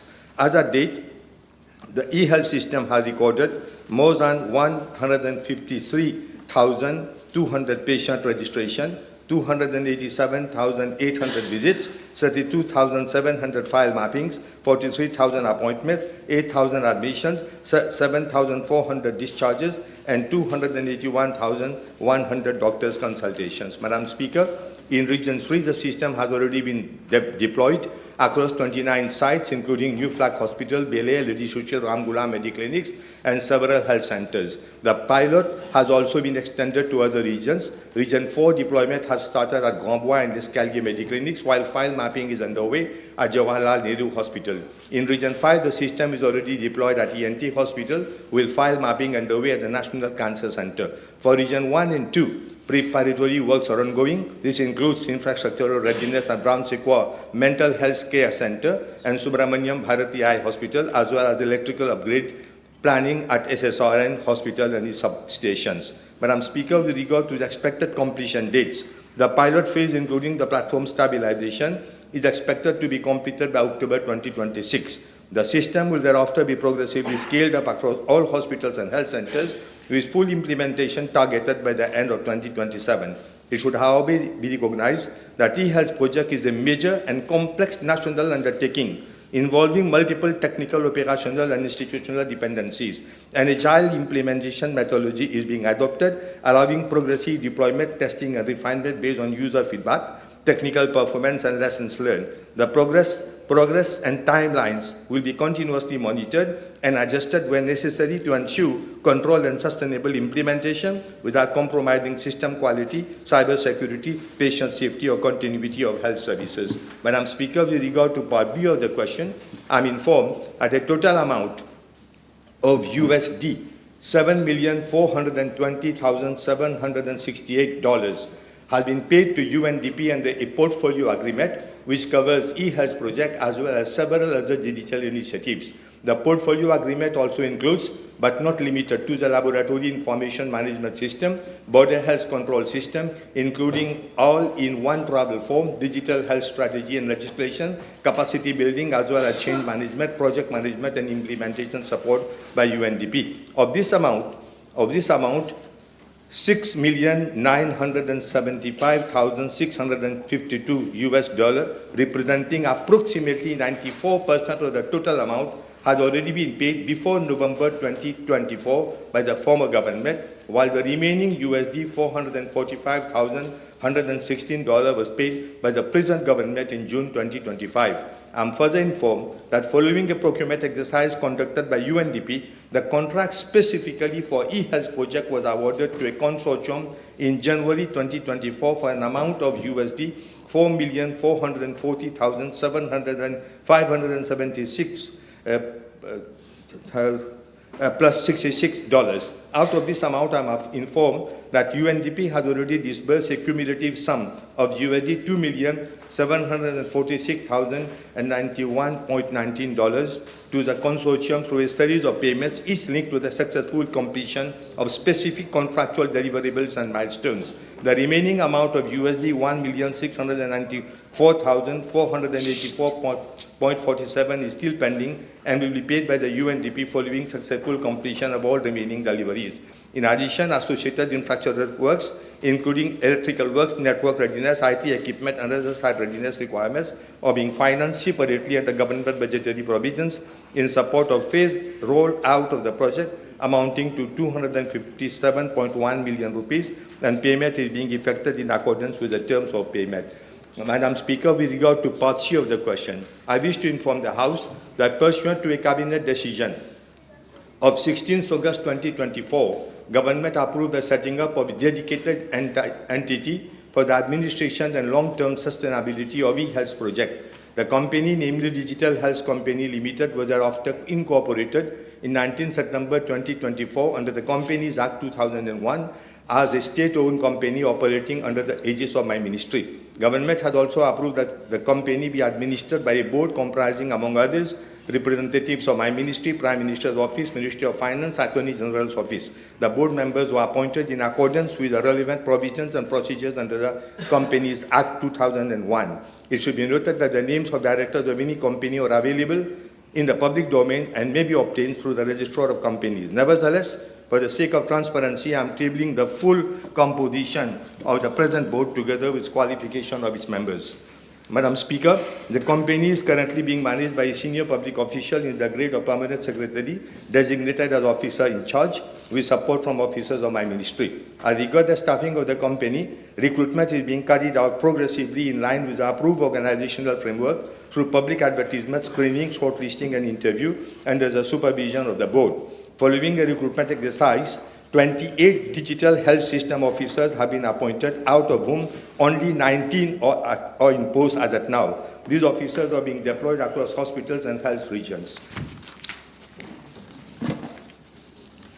Madam Speaker, the implementation of the e-health system remains a high priority for government. It represents a long-standing aspiration for the modernization of our public health service, and through sustained efforts, we are now seeing real signs of progress. The system is presently in its pilot and platform stabilization phase, with close monitoring to address technical, operational, and user-related issues. Further work is ongoing to enhance reliability, streamline processes, and ensure a better experience for patients and healthcare personnel. Thank you. Thank you. Yes, Honourable Member. Thank you, Madam Speaker. Can the Honourable Minister confirm regarding the Digital Health Agency which runs the e-health project whether budget allocation has increased from 25 million to 45 million and give the reason thereof? Thank you. Well, I don't have in mind the exact sum which has been voted, but if the sum has been voted, it's because we have to recruit, and at the same time, we are trying to expand. In the beginning, it was in its initial stage, and that much of money was not needed. And in fact, we have returned 19 million rupees back to the consolidated fund. We did not use the money, but now, as and when the work is progressing, we have got plenty of work to do. For example, there are 2 regions where practically nothing was done by the previous government, and for that money is required, I believe, because, being given that this is governed by the Companies Act, it means they are completely independent, they take their own decisions. But definitely, as far as matters of finance is concerned, it's my responsibility as a minister to look into it. But I can assure the House that each and every rupee will be utilized for the best of the system. Yes. Thank you. Yeah, and the last, thank you, Madam Speaker. As the Minister has tabled the list of directors, can the Honourable Minister inform the House what the salaries of the directors are? Have there been any increase for the next fiscal year, and give the details? Thank you. I don't have in mind exact, but in fact, this committee that this was approved by the special committee, which is chaired by the Secretary to Cabinet. The decision was taken. This is considered to be grade A company according to the company rule, and not a single rupee additional will be paid to them. Whatever is prescribed by the Act, that much will be paid, not much. Okay, next question. Honourable First Member for La Cavienne-Phoenix. Yes, thank you, Madam Speaker. B984, please.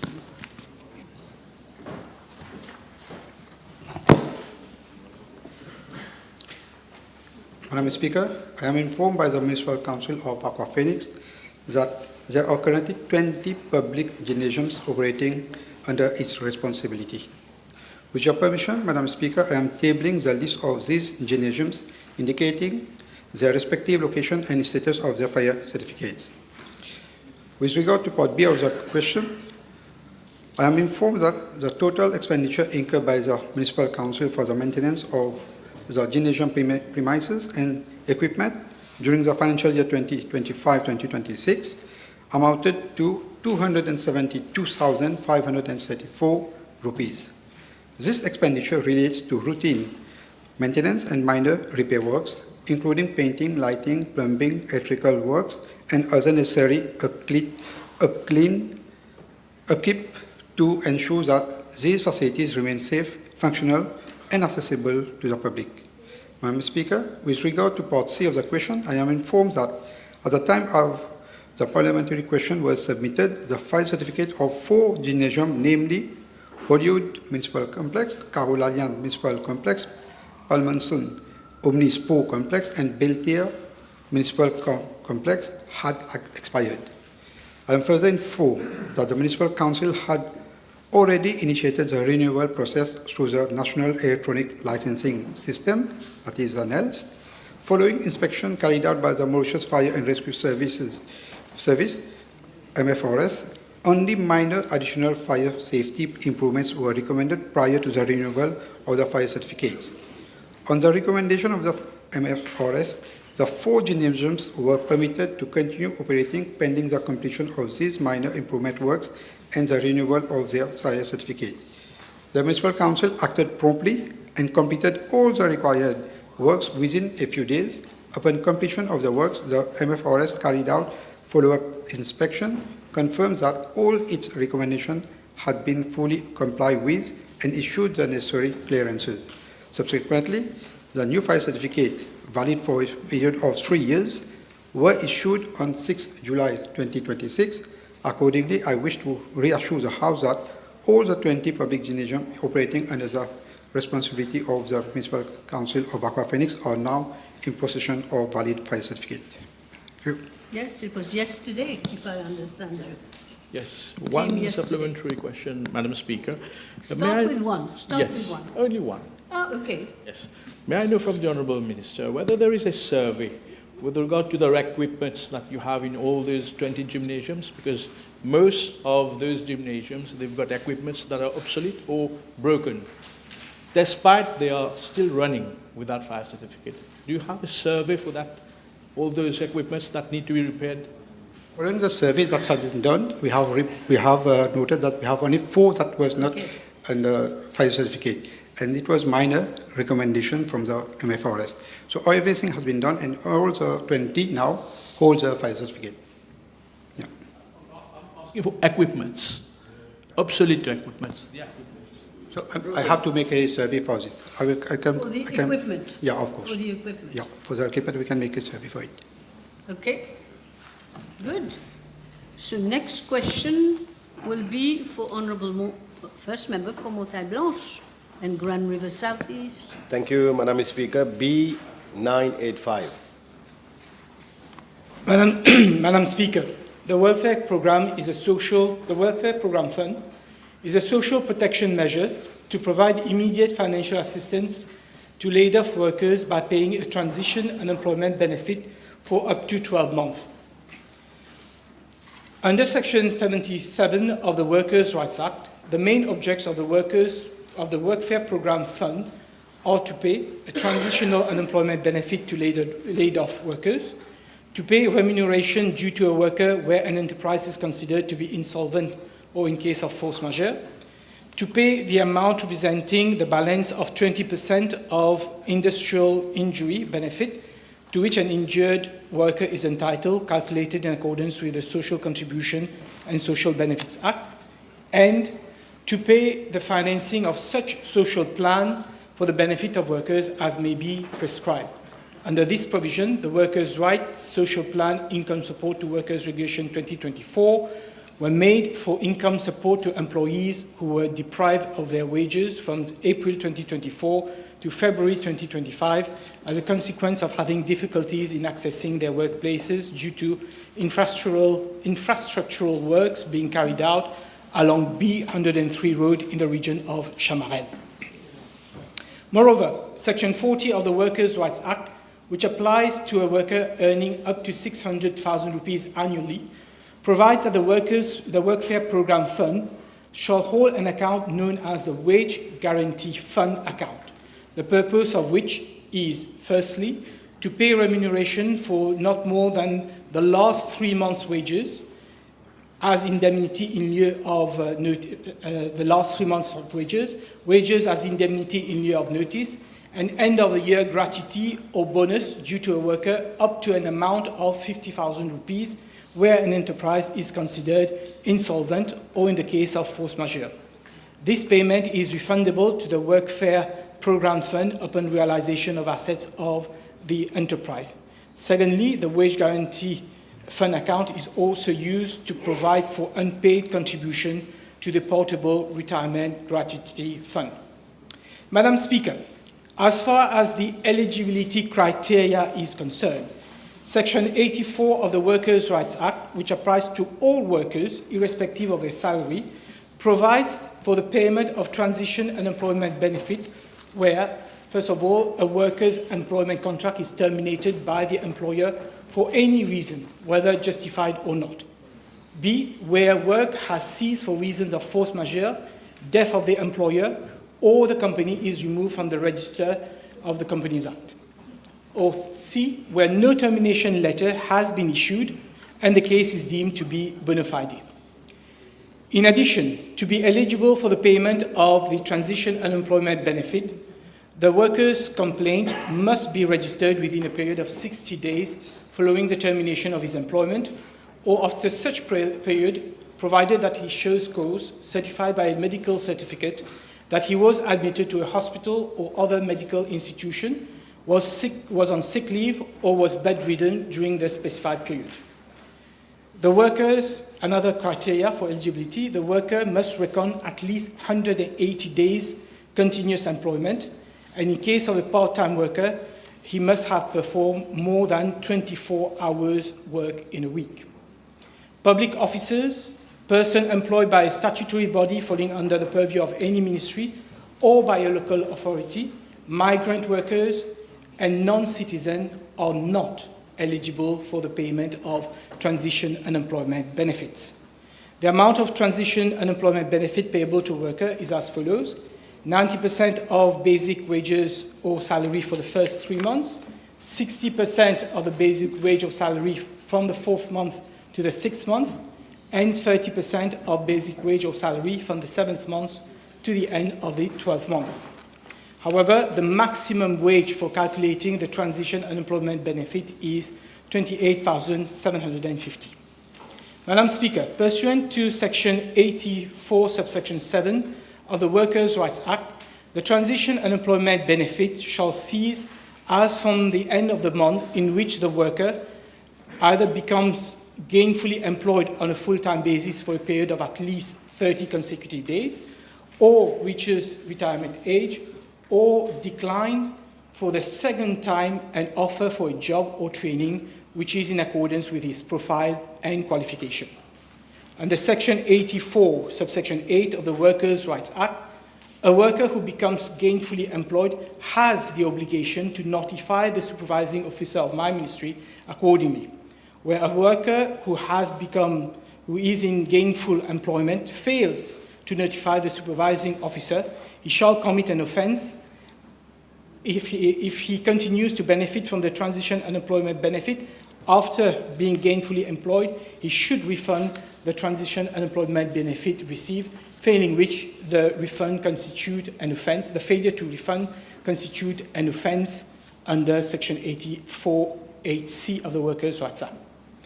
Madam Speaker, in accordance with Section 123, subsection 2 of the Workers' Rights Act, such offence shall, on conviction, be liable to a fine not exceeding 25,000 rupees and to imprisonment for a term not exceeding 2 years.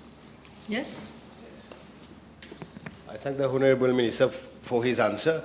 Can the Honourable Minister indicate how many applicants are currently awaiting disbursements of assistance under the Welfare Programme Fund? Madam Speaker, I don't have the number of pending cases, but what I can table is for each of the year 2022 until and for the period January 2026 to June 2026, the number of applications received, the number of applications disposed and the number of applications being processed at the level of the ministry. You will be able to provide... I will provide the additional information as how many is pending. Of course. Is that right? Yes, next question. Yes, since we are concerned about unemployed people, is there any local recruitment first requirement before an employee is allowed to apply for foreign worker permits? Yes, Madam Speaker. As I said, one of the criteria, eligibility criteria for this payment of transition unemployment benefit is that the employee, the worker, should not have refused twice a job offer which matches his qualification and experience. And therefore, every worker who benefits from this transition unemployment benefit has to register with the unemployment center, and he is offered on a priority basis, any job availability. And this is now a requirement before any employer recruits a foreign worker. He needs to go through the employment information center. He needs to give a first offer to people unemployed, including people receiving that unemployment transition benefit. Yes, good. Honourable First Member for Port West North. Merci, Madame la Présidente. Question B, 986. Madam Speaker, I'm informed by the National Social Inclusion Foundation and NCIF that the Fortified Learning Environment, FLE, national program was introduced in the year 2020. The extended program Tutors is one segment of the Fortified Learning Environment, FLE program, and its aim is to provide educational, psychosocial, and family support to secondary school students experiencing learning difficulties enroll on the former extended program, EP, now known as the Foundation Program for Literacy, Numeracy, and Skills, FPLNS. Madam Speaker, I am also informed by the NCIF that there are 166 staff in Mauritius and 21 in Rodrigue who have been recruited under the FLE program on contract basis at various points in time in year 2023 and year 2024 for a duration of 5 years. Under the specific extended program Tutors, there are presently 50 staff. The contract of 38 of the staff will terminate in 2028, and 13 other staff's contract of 5 years will terminate in 2029. Therefore, in view of what I have just highlighted, no contract is due to expire soon. This would be my reply to the first question, Madam Speaker. In regard to the second part of the question, the whole role of NCIF in regards to Fortified Learning Environment, FLE program, is being reassessed. Should the NCIF, which is the NGO funding agency arm of the state, be itself the provider of social programs such as FLE? This is the question under discussion right now. Should it not be the Ministry of Education or other institutions such as the National Empowerment Foundation? This is also under discussion. In any case, any change in policy will be discussed with all stakeholders, including the NCIF FLE employees, to ensure continuity of their employment and long-term program effectiveness. Thank you, Madam Speaker. Thank you. Yes, one question. Merci, Madame la Présidente. J'ai bien compris la réponse du ministre qui est très claire. Néanmoins, j'aurais voulu poser une question. Est-ce que l'honorable ministre pourrait-il confirmer à la Chambre combien d'employés sont concernés par l'arrivée à terme de ces contrats? Le gouvernement ou la NCIF envisage-t-il d'offrir à ses employés un emploi permanent ou toute forme d'intégration durable au sein de la fonction publique d'un organisme para-étatique ou de la NCIF compte tenu de leurs 5 années de service continu? Merci. As I have just stated, Madam Speaker, there are 166 staff in Mauritius and 21 staff in Rodrigue. For the specific program, in the question of the Honourable Member, there are 50 staff in the extended program tutors, and no contract is being expired now. They will be expired 2028 and 2029. So there is no issue on termination of contract now. Then we will have to discuss if there are kind of redeployment in any other institution. This will be discussed with the preservation on the acquired right. You can rest it on me. I'm an ex-trade unionist. Yes. Yes, Honourable Second Member for Flap Bonaccueil. Yes. Oui, Madame la Présidente, B987, s'il vous plaît. Madam Speaker, I'm informed that the junction of B24 Higginson Road and B111 Unité Branch Road has been identified by the Land Drainage Authority as a high-risk flood-prone area due to its low-lying topography and the convergence of significant upstream overland flows, resulting in recurrent flooding, debris accumulation, and disruptions to road users during heavy rainfall. Following detailed technical assessments, the LDA developed a comprehensive flood mitigation concept for the area, which was subsequently entrusted to the Drain Infrastructure Construction Limited on 16 September 2024 for implementation. The proposal provides for a holistic solution comprising a retention basin, major culverts, and a system of swales designed to attenuate and safely convey stormwater up to the final discharge point, that is Rivière du Poste de Flac. The estimated cost of the overall solution is approximately 177 million rupees excluding VAT. Madam Speaker, following consultations between my ministry and the LDA, it was agreed to proceed in phases, prioritizing immediate risk reduction works. Thereafter, following further consultations with the LDA, the Road Development Authority and the Traffic Management and the Road Safety Unit, the project design was refined to incorporate traffic safety improvements alongside flood mitigation, including the introduction of a roundabout at the junction. The first phase of the project will focus on critical interventions at the junction, namely the raising, realignment, and reprofiling of the B24, B111 junction, the construction of reinforced concrete culverts to improve hydraulic conveyance, and associated drainage and road safety works, including a 3-leg roundabout, earth drains, and riprap protection. Madam Speaker, financial clearance of 49.42 million was sought and obtained from the Ministry of Finance for works, together with an additional sum of 3.81 million for consultancy services and land surveying. The procurement process has been completed. The bid evaluation committee has recommended award to Transway Construction Company Limited for an amount of approximately 49.42 million exclusive of VAT. Award has been made on 6 July, 2026. Works are scheduled to start on 15 August 2026 with a contract duration of 364 calendar days. Works expected to be completed by 15 August 2027.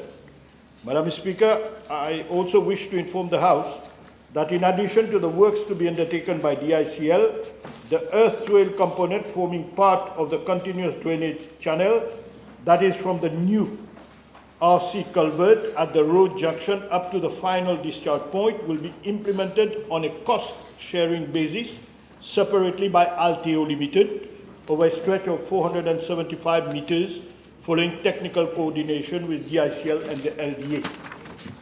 The detailed engineering drawings and specifications regarding the earth swales have already been transmitted to Alteo Limited.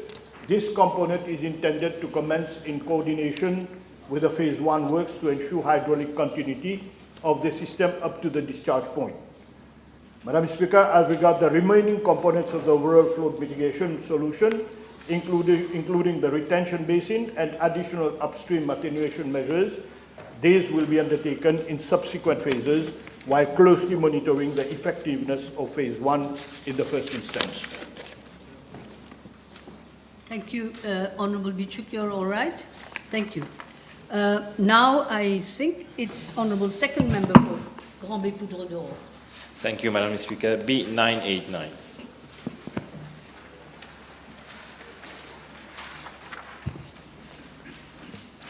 Madam Speaker, I am informed that there is currently no proposed project for the development of a sport complex on the site of the former traffic center at Woodlands. The land, which is state land vested in the District Council of VIII, covers an area of approximately 5,500 square meters.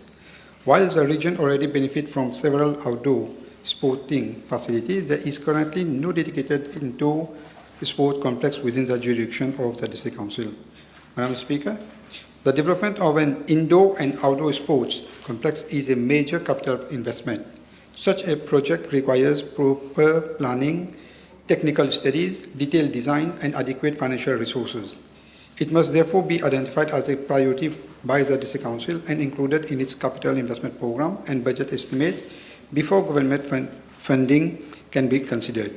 In this regard, honourable members were invited to submit priority capital projects for their respective constituencies under the Government of India grant, with funding up to 23 million rupees per constituency. This provided an opportunity for the proposed sport complex to be considered in consultation with the District Council. Similarly, during the annual budget preparation exercise, all local authorities were invited to submit their priority capital projects together with the necessary cost estimate for consideration by my ministry and the Ministry of Finance. The honourable member could also have discussed this proposal with the chairperson and members of the District Council so that project could be considered among the Council's development priorities. Likewise, my ministry remains open to receiving proposals from the local authorities for projects of this nature. However, I am informed that no such proposal or request was submitted during the recent budget preparation exercise. Madam Speaker, yes. I wish to emphasize that successful local government projects are best achieved through close cooperation between the elected member and the local authority with my ministry. Parliamentary questions play an important role in ensuring accountability, but development projects are generally more effective when they are supported by proper consultation, planning, and prioritization before funding is sought. Nevertheless, recognizing the importance of providing better sporting opportunities for the youth and residents of the region, I have requested the District Council of VIII to carry out a needs assessment for the proposed indoor sports complex. If the assessment confirms the need, and if the District Council decides to proceed with the project, it may be considered during the next budget preparation exercise, subject to the submission of the necessary technical studies and cost estimate under a design and build procurement approach and the ability of funds and all requirement approvals. My ministry remains fully committed to working closely with the District Council and all stakeholders to support projects that promote community development, encourage youth participation in sports, and improve the quality of life of our citizens. Thank you, Madam Speaker. Thank you. Yes, Honourable Bijan. Thank you, Madam Speaker. Is the Honourable Minister aware that the former traffic centre at Woodlands has become a place where residents have repeatedly reported illicit activities despite the cleaning of the premises recently by MARIE facilities and even by District Council of VIII? Can the Minister inform the House what is the short-term planning to prevent this type of situation? Madam Speaker, as I said in my reply, that this type of project requires proper planning, technical studies, detailed design, and adequate financial resources.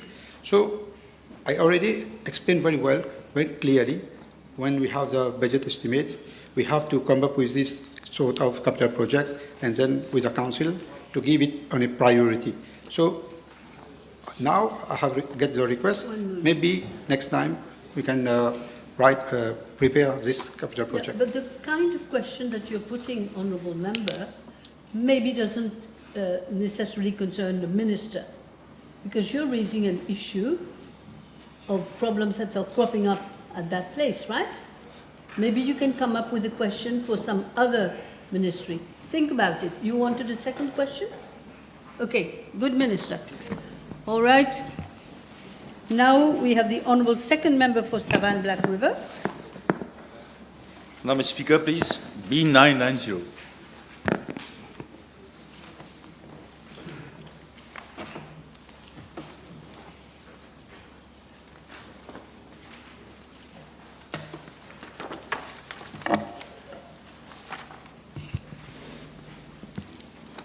Madam Speaker, in my reply to Parliamentary Question B 1218 of 9 December 2025, in respect of the same subject matter, I had informed the House that a plot of land to the extent of 6,831 meters square, located at Bamboo, was vested to the District Council of Black River in July 2024 for the construction of a market fair at Bamboo.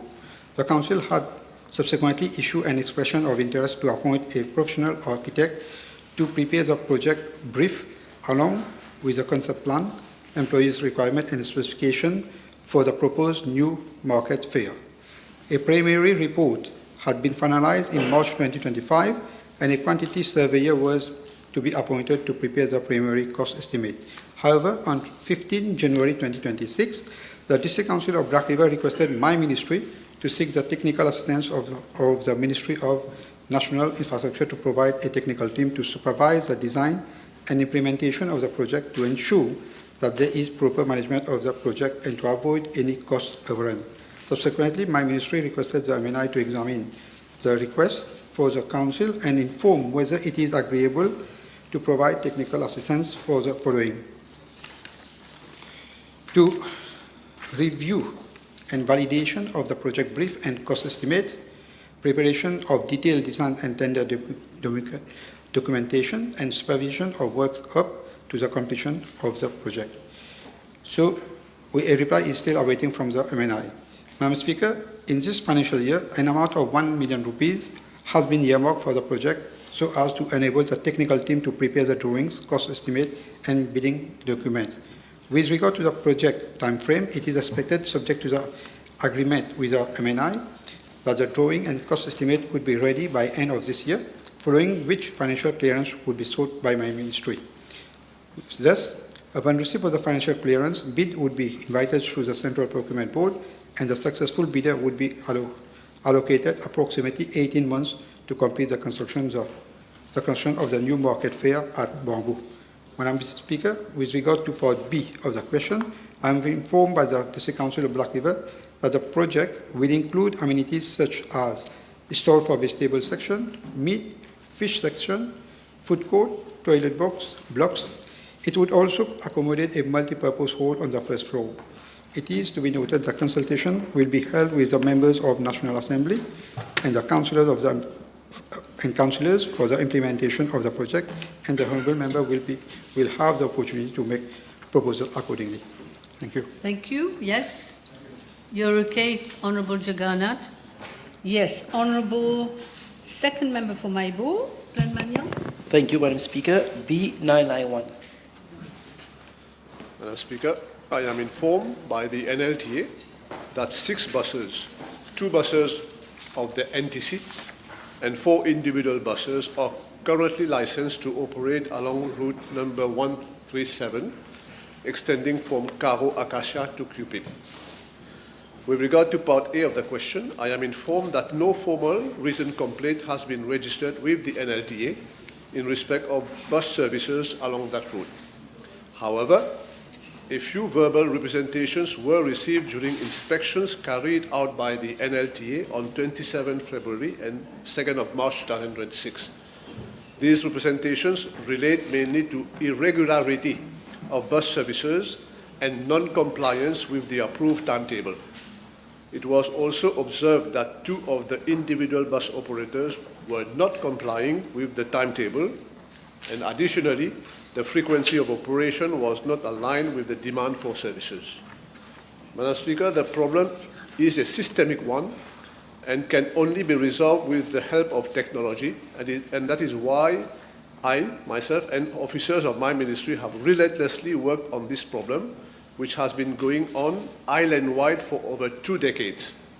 Indeed, government has been apprised during cabinet meeting of last Friday, that is 3rd of July 2026, in the context of the progress of the implementation of the digital transformation blueprint 2025 to 2029 on the achievement of my ministry on the implementation of the fleet management system and other technology-related projects like the cashless ticketing, the online payment of fines and digital driving licenses, renewal of motor vehicle licenses, and even a mobile app for parking system. Like I always say, digitalization, c'est le grand chantier de mon ministère.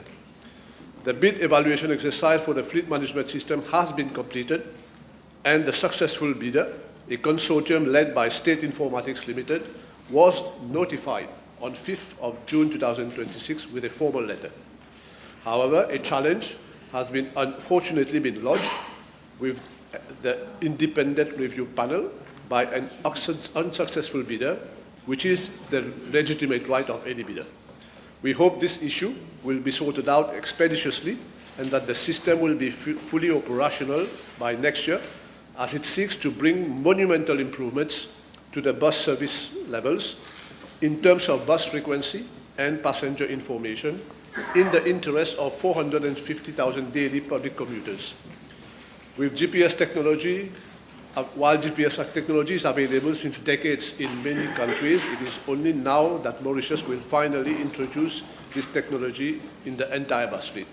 Madam Speaker, with regard to Part B of the question, I am informed that a revised timetable was introduced on a trial basis, taking into consideration the new demand patterns in the region following the closure of the sugar factory at Mont-Désert-Montresor, which entailed the relocation of several inhabitants to the new VRS Morcellement.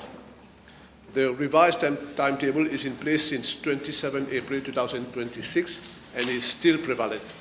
The bus operation along the route will continue to be monitored, and adjustment will be made to the frequency of the bus services to better respond to the travel needs of the public.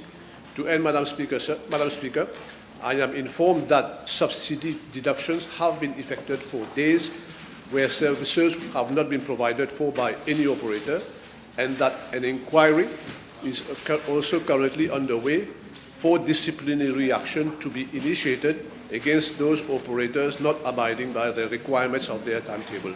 Thank you. Yes, Minister. Yes, Honourable Apollon is happy. It seems to me that some people, some members, are feeling very hurt. But I'm not. Mind you, when I get very cold, you don't know. So maybe somebody will tell the technicians to do something about it. It's not equal everywhere. Ça va toi? Froid? Chaud? No, allez, shoot. We will do what we can, okay? Try and make it. Wait. Moi, j'ai pas chaud. Bon. Alors, I have to advise you. The table has been advised that the following PQs have been withdrawn. Members, Honourable Minister, I'm trying to speak. The table has been advised that the following PQs have been withdrawn. B992, B993, B1008. Okay? Now we will proceed. We got some more time. We'll call, therefore, Honourable First Member for Portrush North again. Yes. B994. Thank you, Madam Speaker. Question B994. Yes? Speaker, with your permission, I wish first of all to convey my sincere condolences to the family of late Mr. G and T. This is a very sad case. Out of respect for the deceased and for his family, I do not propose at this stage to delve into the painful circumstances of the deceased during his last days, nor into the circumstances which led to delays in the handing over of the body to the relative. However, should supplementary questions specifically require that those details be made public, I will provide the relevant information to the House. Madam Speaker, I wish to state clearly that on the information available to me, the delay in handing over the body to the relative did not arise from shortcomings on the part of the Ministry of Health and Wellness or from the hospital mortuary services. The circumstances involve identification and related administrative processes outside the ordinary situation where a body of a patient who dies in hospital is promptly claimed and handed over to the family.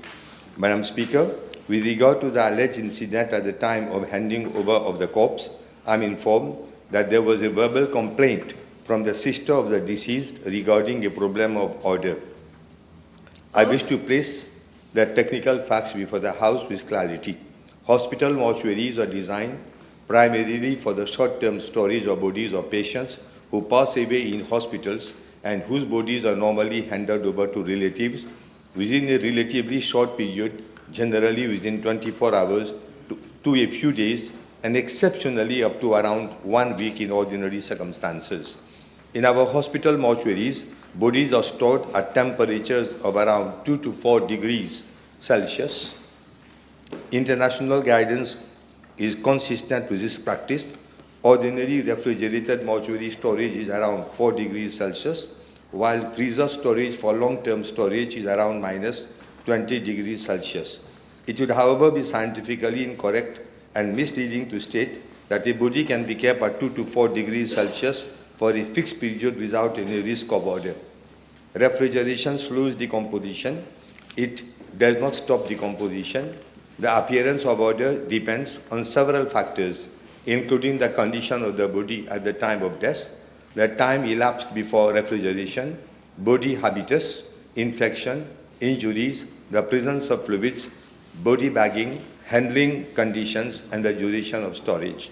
The important point is that ordinary positive temperature mortuary refrigeration at 2 to 4 degrees Celsius is for short-term storage. International practice indicates that storage extending beyond about 21 to 30 days is no longer ordinary short-term mortuary storage. Authoritative guidance recommends that after about 30 days in refrigerated storage, a body should be moved to frozen storage if it is not soon to be released or further examined, and earlier if the condition of the body so requires. For prolonged storage, the appropriate facility is therefore not ordinary 2 to 4 degrees Celsius refrigeration. It is freezer storage with an operating temperature around minus 20 degrees Celsius and with appropriate sealed, leak-resistant body bags and regular condition checks. Even then, freezing very substantially reduces decomposition and odor.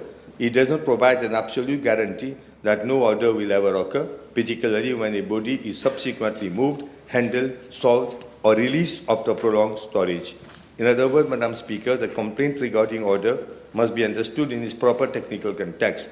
It is not evidence by itself of neglect by mortuary staff. It is a known consequence that may occur when a body is kept for a prolonged period in ordinary refrigerated mortuary conditions, which are not designed for long-term preservation.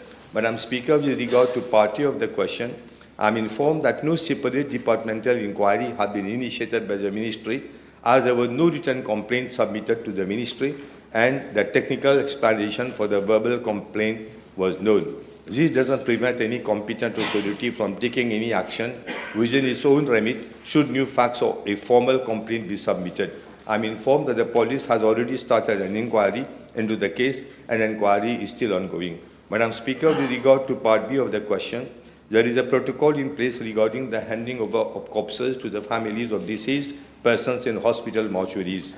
The relatives willing to take the deceased for burial are required to produce their identity card and death certificate. Thereafter, the corpse of the deceased is handed over to the relatives along with a death certificate specifying cause of death in 3 copies. The relatives of the deceased can then proceed to the single point office or civil status office to declare their death and apply for burial permit thereat in case of burial, or the single point office or civil service status office and district health office to declare the death and apply for the cremation permit. Madam Speaker, in the event the relatives are unwilling to take the deceased for burial, a written testimony is sought from the relative refusing to take the deceased corpse. Thereafter, the corpse is sent to the mortuary until further procedure by social medical worker and health office are completed for burial in accordance with established protocol. Madam Speaker, there are around 100 corpses lying in the mortuary of our public hospitals. In reply to Parliamentary Question B/42 of 17th March 2026, I informed the House that a new mortuary chamber was being installed at Dr. A.G.G2 Hospital. I'm glad to inform that the equipment is being installed and is expected to become operational in the days to come.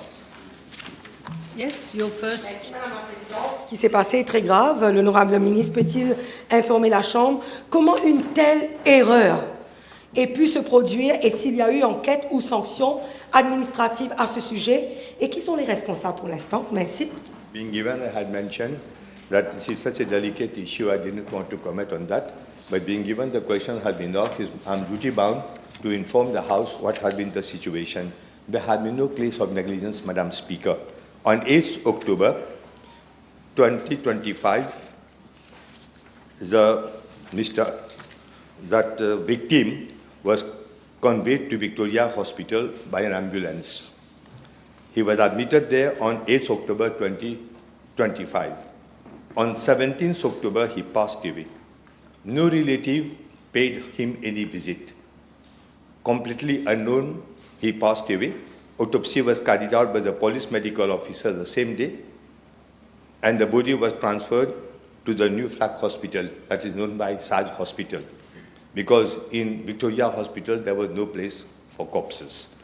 After investigation, the police received information that this victim, he was a resident of Saint-Jean, Abri des Nuits.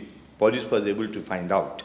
Abri des Nuits was requested to identify the body, and Abri des Nuits was unable to confirm the identity in the beginning.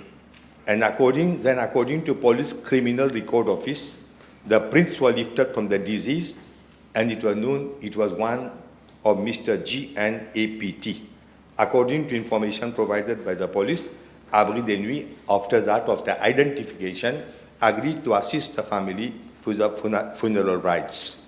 The death was registered in their office as Rosil civil status for proposed burial at Trois-Mamelles Cemetery. These informations have been available to me from police record. The burial could not be carried out because no family was identified. And then the Abri des Nuits refused to conduct the burial. The burial could not be carried out. So January 2026, the body was still laying in flag.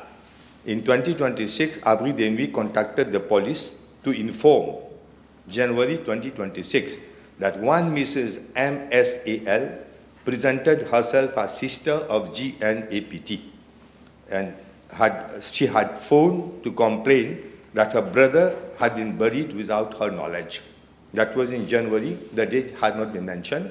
January, Abri des Nuits contacted the police to inform that one Mrs. M.S.A.L. had presented herself as a sister and had phoned to complain that her brother had been buried without her knowledge. The police requested Abri des Nuits to inform that lady to contact Rosil police station. That was in January. From January till 24th June, no news of that lady. We're talking of this year. Of this year. Yes. From January to June, no news. In January, she had appeared once through telephone. She was requested to contact the police. According to police information, there was no contact. Then on 24th June 2026, the sister contacted Abri des Nuits once again, and she was informed that funeral had not been carried out. She was requested to contact the police. The following day, I think she contacted the police. Police informed her that the corpse of her brother was in the mortuary of Flag Hospital. She phoned the police on 24th June, the same day. The following day, she was accompanied by the police to mortuary of New Flag Hospital for identification purpose. The police was informed that the corpse had been transferred to the old Flag Hospital, that is Bruno Chong Hospital, as a mortuary at the New Flag Hospital was undergoing servicing. Then that lady identified the body of her brother by a tattoo mark on the chest. Then, during identification process, the lady made a verbal complaint that the body of her late brother had started to decompose. Now, as I have already mentioned, refrigeration doesn't stop decomposition, it slows it.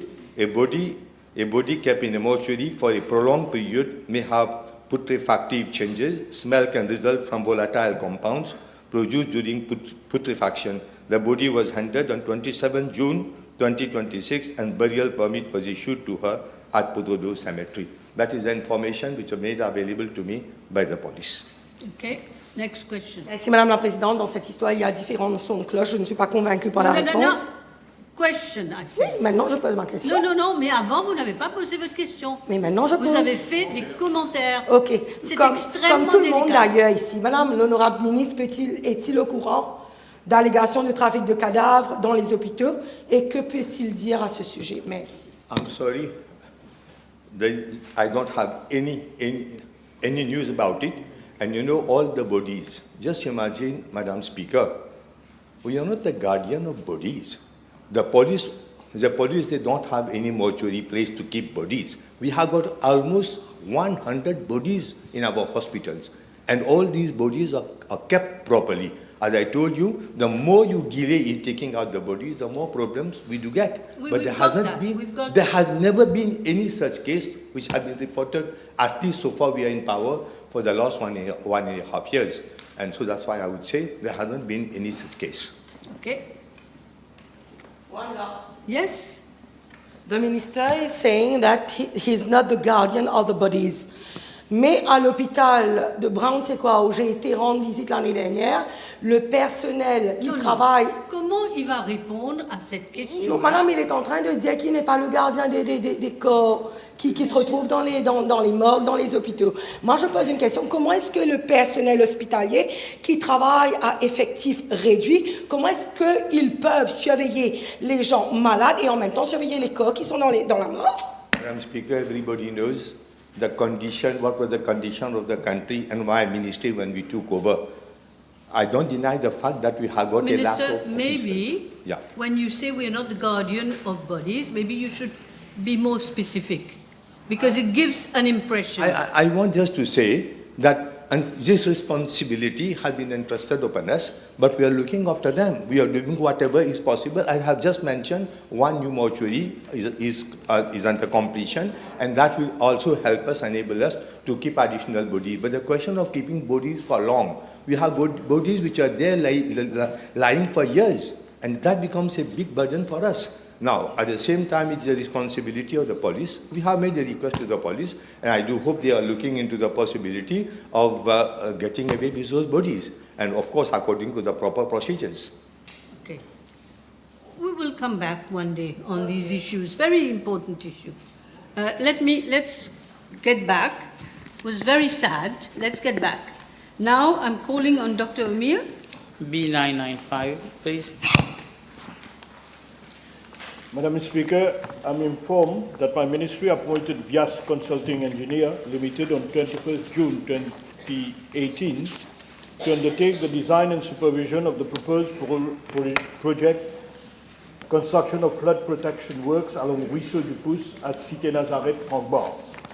The consultant submitted the preliminary design report on 25th July 2018 and the detailed design report on 17 October 2018. Prior to proceeding with implementation, the necessary waivers and clearances had to be sought from the relevant stakeholders. At that point in time, the authority of the Supreme Court also had to be sought to carry out work along rivers and canals. Exemption was provided only in the Finance Miscellaneous Provision Act 2021 in the year 2021. Madam Speaker, my ministry thereafter launched a procurement exercise on 25th March 2022. However, the bidding exercise was non-conclusive as prices quoted were significantly above the cost estimates. A second procurement exercise was again launched on 27 June 2022, which was also non-conclusive as bids were not technically responsive. Following, Madam Speaker, following a prioritization exercise, the LDA, by way of a letter dated 1st June 2023, conveyed the implementation of the project to the DICL. The approved project value for the works component was 109 million inclusive of VAT, based on cost estimates prepared in 2022. The scope of works comprised the construction of approximately 400 meters of masonry and gabion flood walls on both sides of Risojupus, concrete lining of the riverbed of approximately 400 meters, desilting works of approximately 125 meters, and installation of handrails and other ancillary site works. Accordingly, the DICL appointed Lux Consult Limited to prepare the bidding documents and to supervise the implementation of the works. A first bidding exercise was initiated by DICL in December 2023, but the bids received were non-responsive.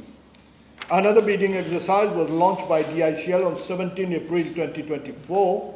However, the lowest responsive bid exceeded the approved project value by more than 65%. Madam Speaker, negotiations were subsequently held with the lowest responsive bidder on 2nd September 2024, resulting in a reduction of the quoted price. Nevertheless, the negotiated bid still remains significantly above the revised engineer's estimate. The DICL therefore requested the Ministry of Finance to revise the approved project value from 109 million to 179.63 million inclusive of VAT. Pending a decision on the request for financial clearance, a bid validity period was extended 2 times, up to 30 June 2025. However, on 23rd June 2025, the Ministry of Finance advised that the bidding exercise be cancelled. Consequently, the bidding exercise was cancelled and the project was put in abeyance as no additional funds were made available for the revised project value in the previous 2025-2026 budget. Madam Speaker, in addition, Lux Consult Limited reported that successive heavy rainfall events, including the effects of Cyclone Bilal, had significantly altered the site conditions and recommended that the original design concept of VIII Consulting Engineer Limited dated 2018 be reviewed to incorporate enhanced flood protection measures. Given that the scope of Lux Consult Limited appointment under the DICL contract did not include design services, while on the other hand, the National Development Unit of my ministry already had an ongoing contract with Lux Consult Limited to carry out a holistic study along Risojupus, the DICL requested the NDU to instruct the consultant to finalize and extract the design for Nazareth site and submit the completed design to DICL for implementation. Madam Speaker, as a study currently being undertaken by the NDU's consultant along the entire Risojupus is still at the preliminary design stage, following the request from the DICL, the NDU requested its consultant on 29 May 2026 to carry out a cost-benefit analysis comparing the implementation of the proposed flood protection works against the relocation of the affected inhabitants and to identify feasible alternative solutions. The consultant has submitted a report on 2nd July 2026, informing inter alia that first, the estimated number of houses which are concerned with relocation is in the order of 125. The cost of the initial scope of works at Cité Nazareth is now estimated at around 319 million. Third, the recent preliminary design report recommends that the phasing out of work should rather start from the downstream and progressively advance upstream towards Nazareth to ensure that there is no worsening of existing flooding conditions and that the hydraulic benefits of each completed section can be effectively conveyed through the downstream drainage network. Madam Speaker, given the complexity and sensitivity of the matter, including the social, legal, and financial aspect involved, my ministry is currently examining the consultant's report to identify the best course of action. Meanwhile, the National Disaster Risk Reduction and Management Center will be requested to remain on standby at the location during periods of heavy rainfall. Thank you. Yes? Madam Speaker. Yes?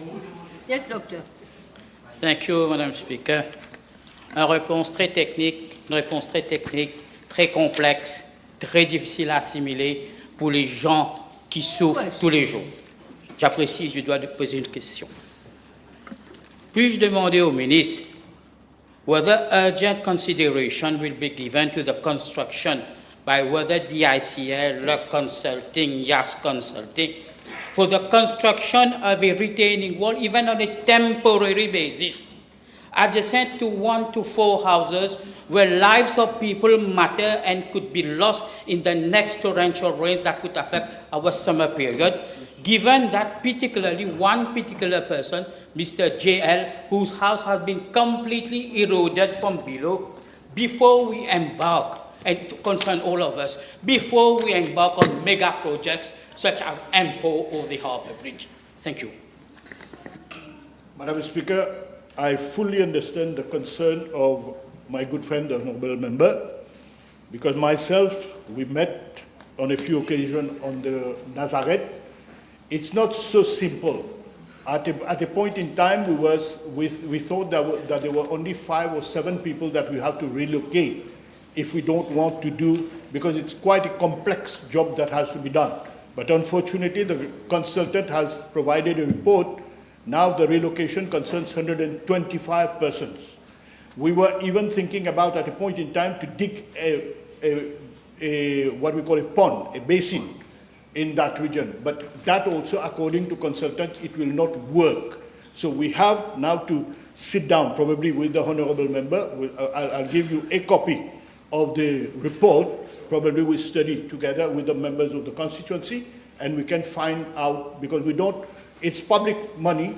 We don't want just to put a wall and tomorrow you get the flooding and it does not work at all. So we'll have to, if the consultant, the engineers, the professionals have submitted a report, let's study the report and together we decide on the way forward. Yes? Carry on. Thank you again, Madam Speaker.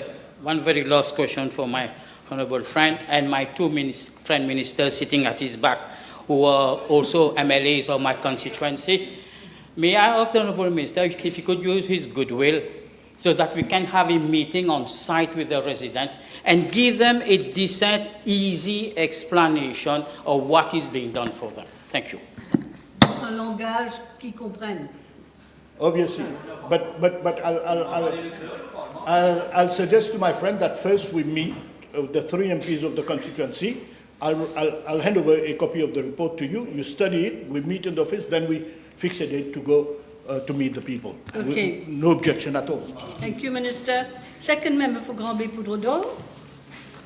Thank you, Madam Speaker. B996.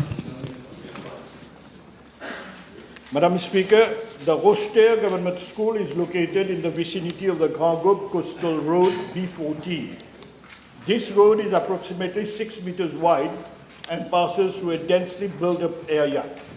I'm informed by the Road Development Authority that pedestrian footpaths have already been constructed wherever feasible, over a length of approximately 500 meters along the side of the school, that is on the left-hand side when traveling towards Grand Gobe from the Sri Ram Krishna Mandir to the Rocheterre Government School. Madam Speaker, I'm further informed that along the existing pedestrian footpath, there are handrails over the majority part of it. I've asked the RDA to consider the possibility of fixing handrails along the remaining footpath. I am also informed that there is no road reserve in this specific area. As such, it is not feasible to extend the footpath further towards Grand Gobe. The available road corridor is constrained by ancillary structures, including extensions of buildings and other structures supported by boundary walls, which extend close to the edge of the road and limit the space available for the construction of additional pedestrian walkways. This situation makes it difficult to have recourse to land acquisition.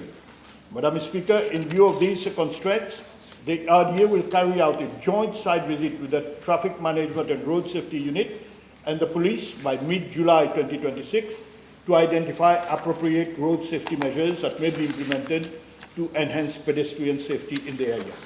Thank you. Yes, Honourable First Member for Vacois-Floréal.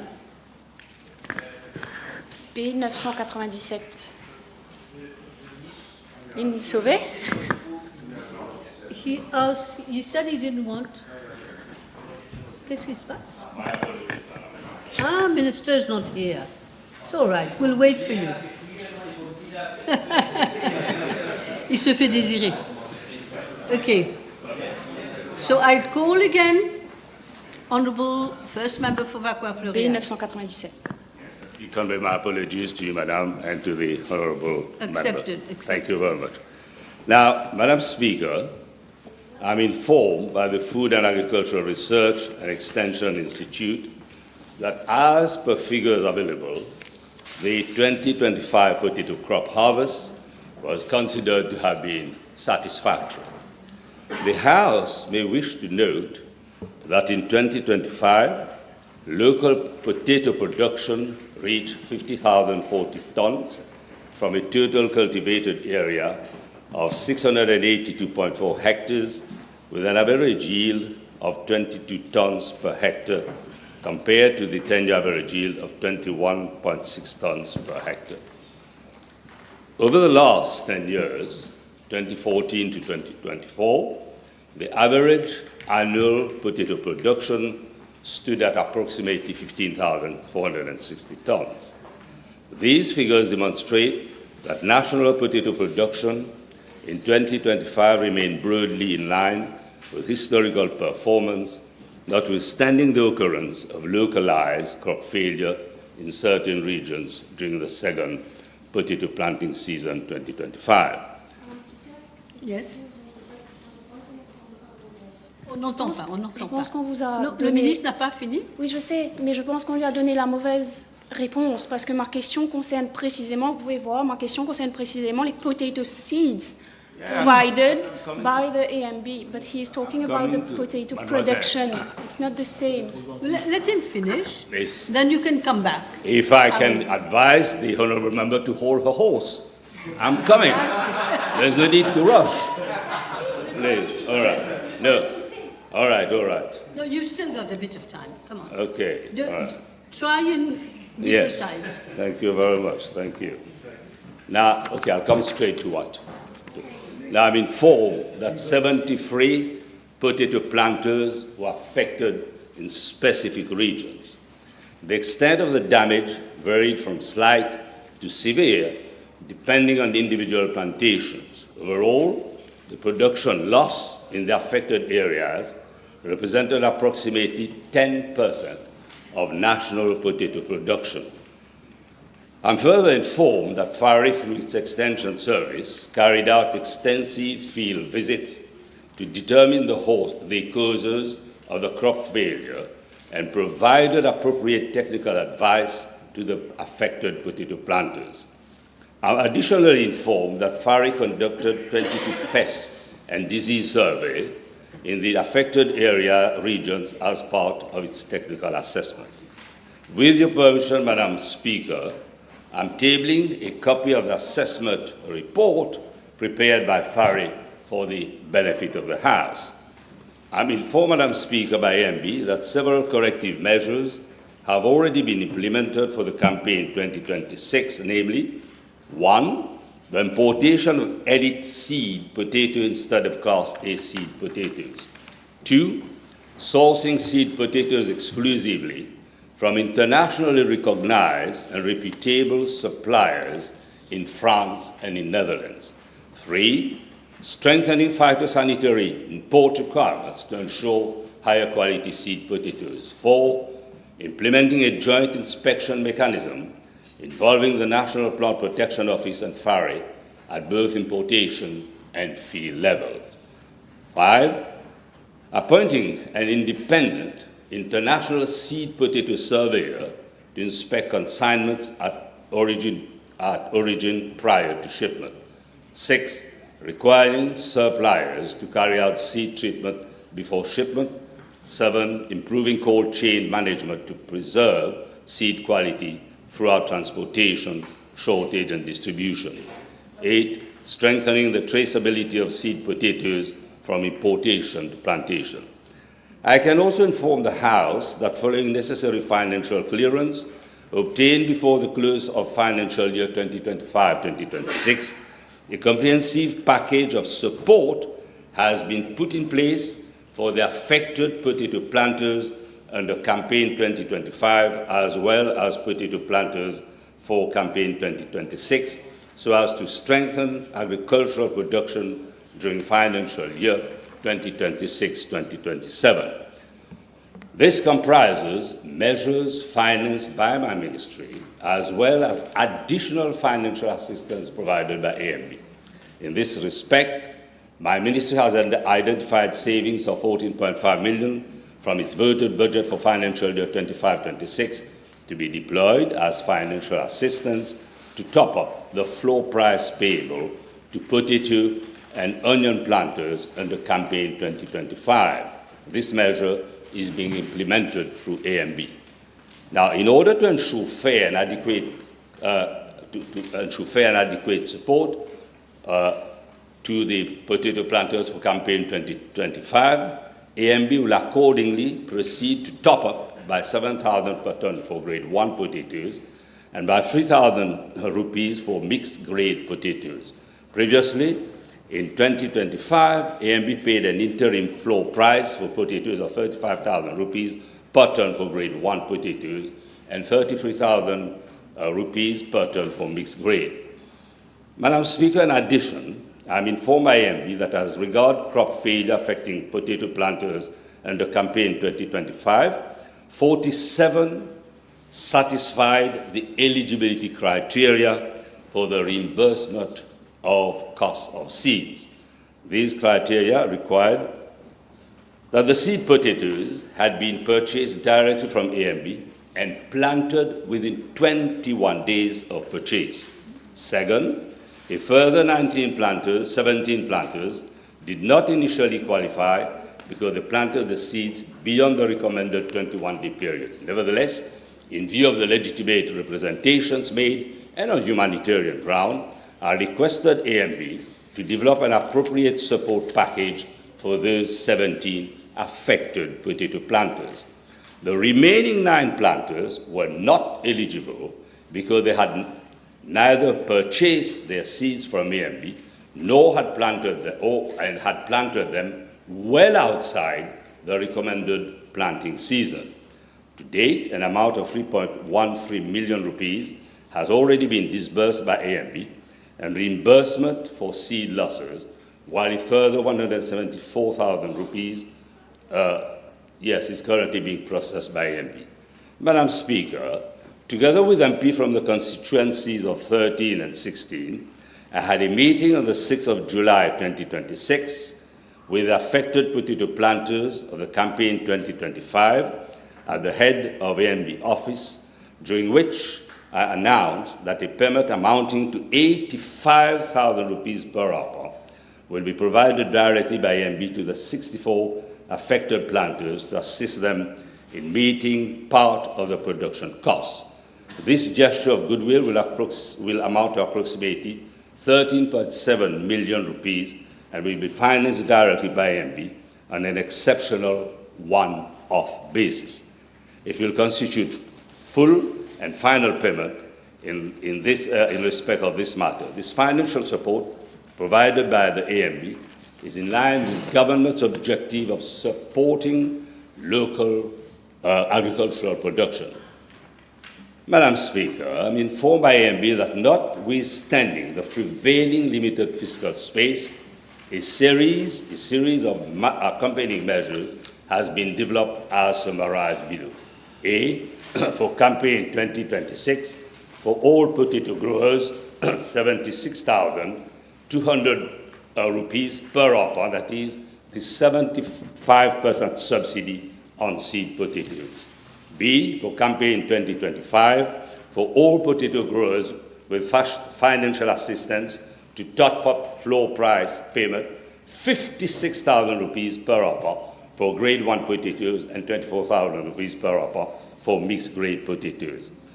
3, for campaign 2025, for affected potato growers only, 25,400 rupees per acre, reimbursed by AMB on the cost of seed potatoes. And of course, the cherry on the cake for campaign 2025 for affected growers, only 85,000 rupees per hour. Madam Speaker, this therefore represents a fair, adequate and substantial package of government support.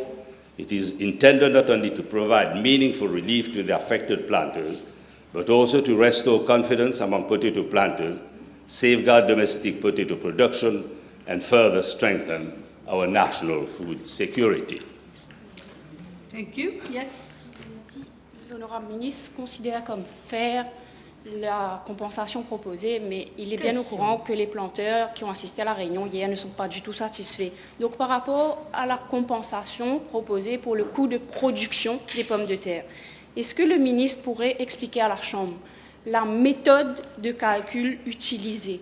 Comment est-ce que son ministère est arrivé à proposer une compensation pour le coût de production de pommes de terre, une compensation de 50 000 roupies par arpent, puis de 85 000 roupies par arpent, alors que les planteurs et la farée elle-même estiment à plus de 200 000 roupies par arpent le coût de production des pommes de terre? Comment est-ce qu'il est arrivé à ce calcul?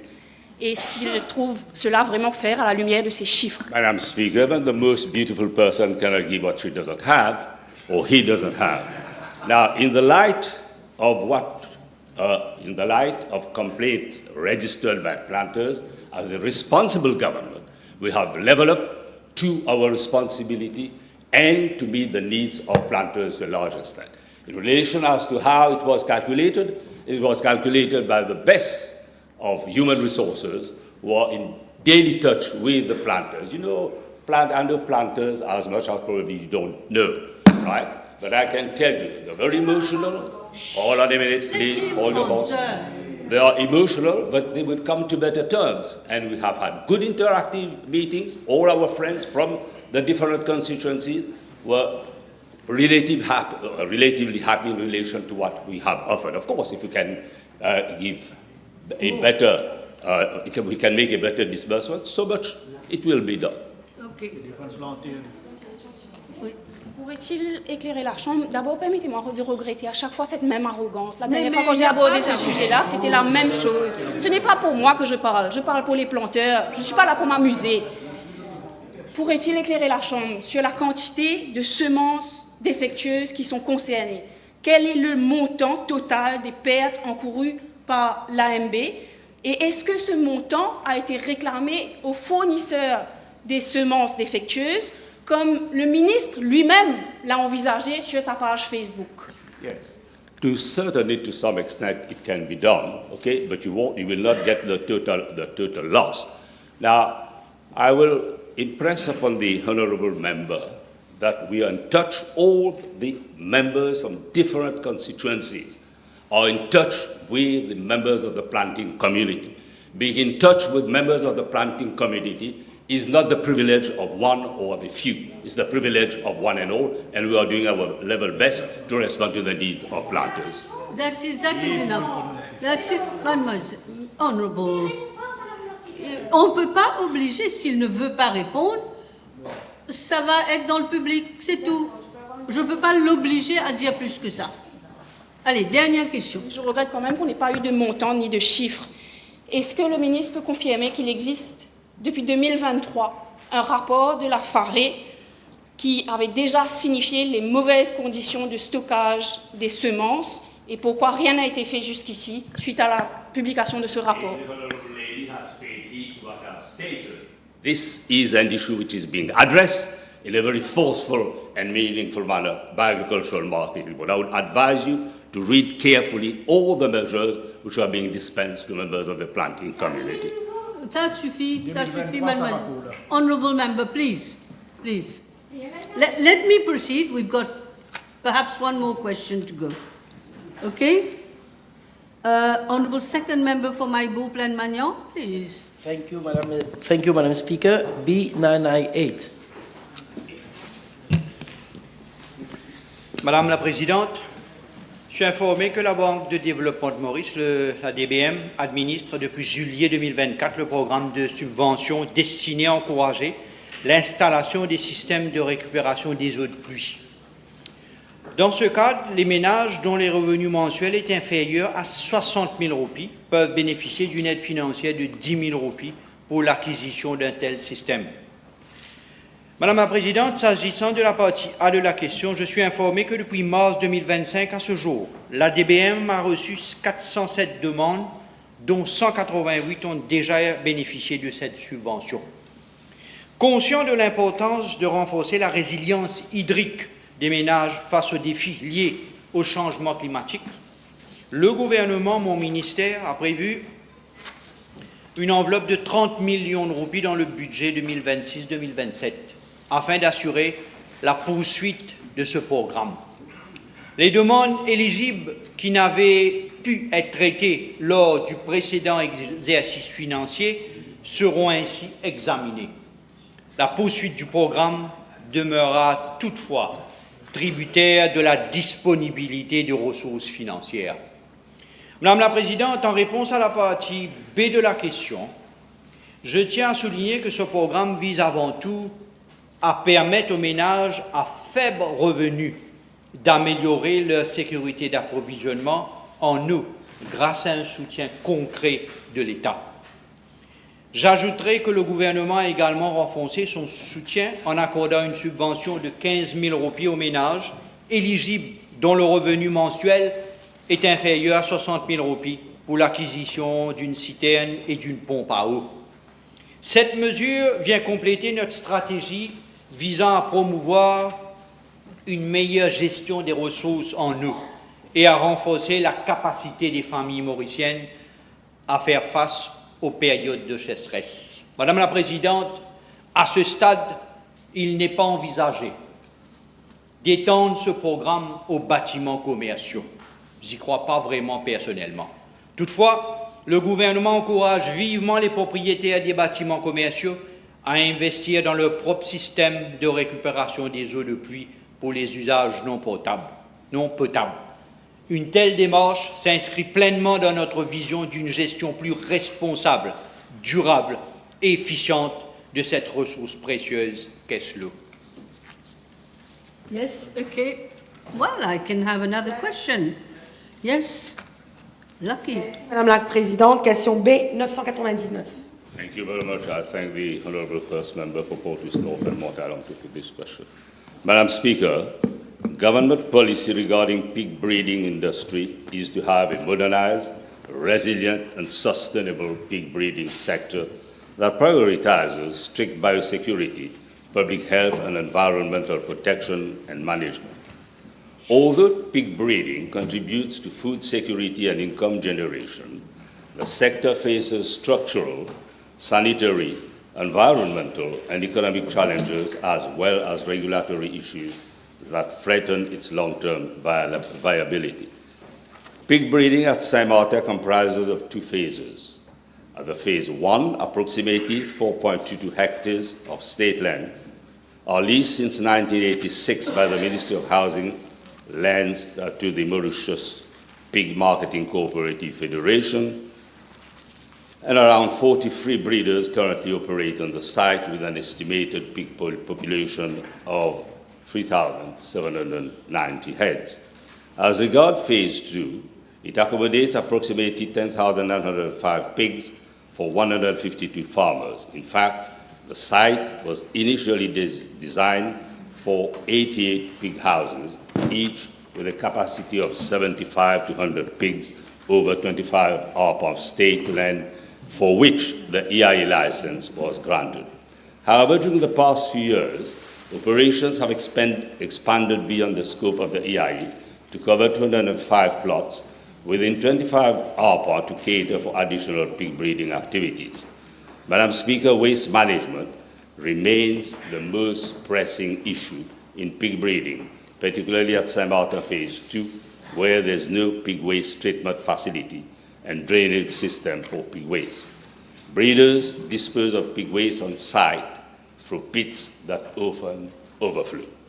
With a view to addressing the challenges being faced in the pig breeding sector, an interministerial committee has been set up on the 20th of February 2026, chaired by Honourable Shakil Mohammed, comprising my ministry, Minister of Environment, Solid Waste Management and Climate Change, Minister of Energy and Public Utilities, Minister of Foreign Affairs, Regional Integration and International Trade, and 2 meetings have been held on 5th March and 4th June 2026. Madam Speaker, my reply to Parliamentary Question B/893 on 2nd June 2026, I stated that an expression of interest for the collection of pig waste and its transformation into energy was launched by my ministry, wherein 2 companies showed interest. One of them proposed that treatment of pig waste could be undertaken in-house at its water treatment plant. After evaluation of the 2 proposals, the ministry is currently working on the scope of work for the launching of an open advertised bidding. Honourable Fabrice David, Junior Minister of the Ministry, has been delegated to chair a technical committee on the conversion of pig waste to energy, and a first committee was held on the 23rd of March 2026. A site visit was held on the 1st July 2026 at the Énergie des Mascareignes regarding its waste to energy conversion plant, and a further meeting was held on the 2nd of July 2026 to discuss the feasibility of the project.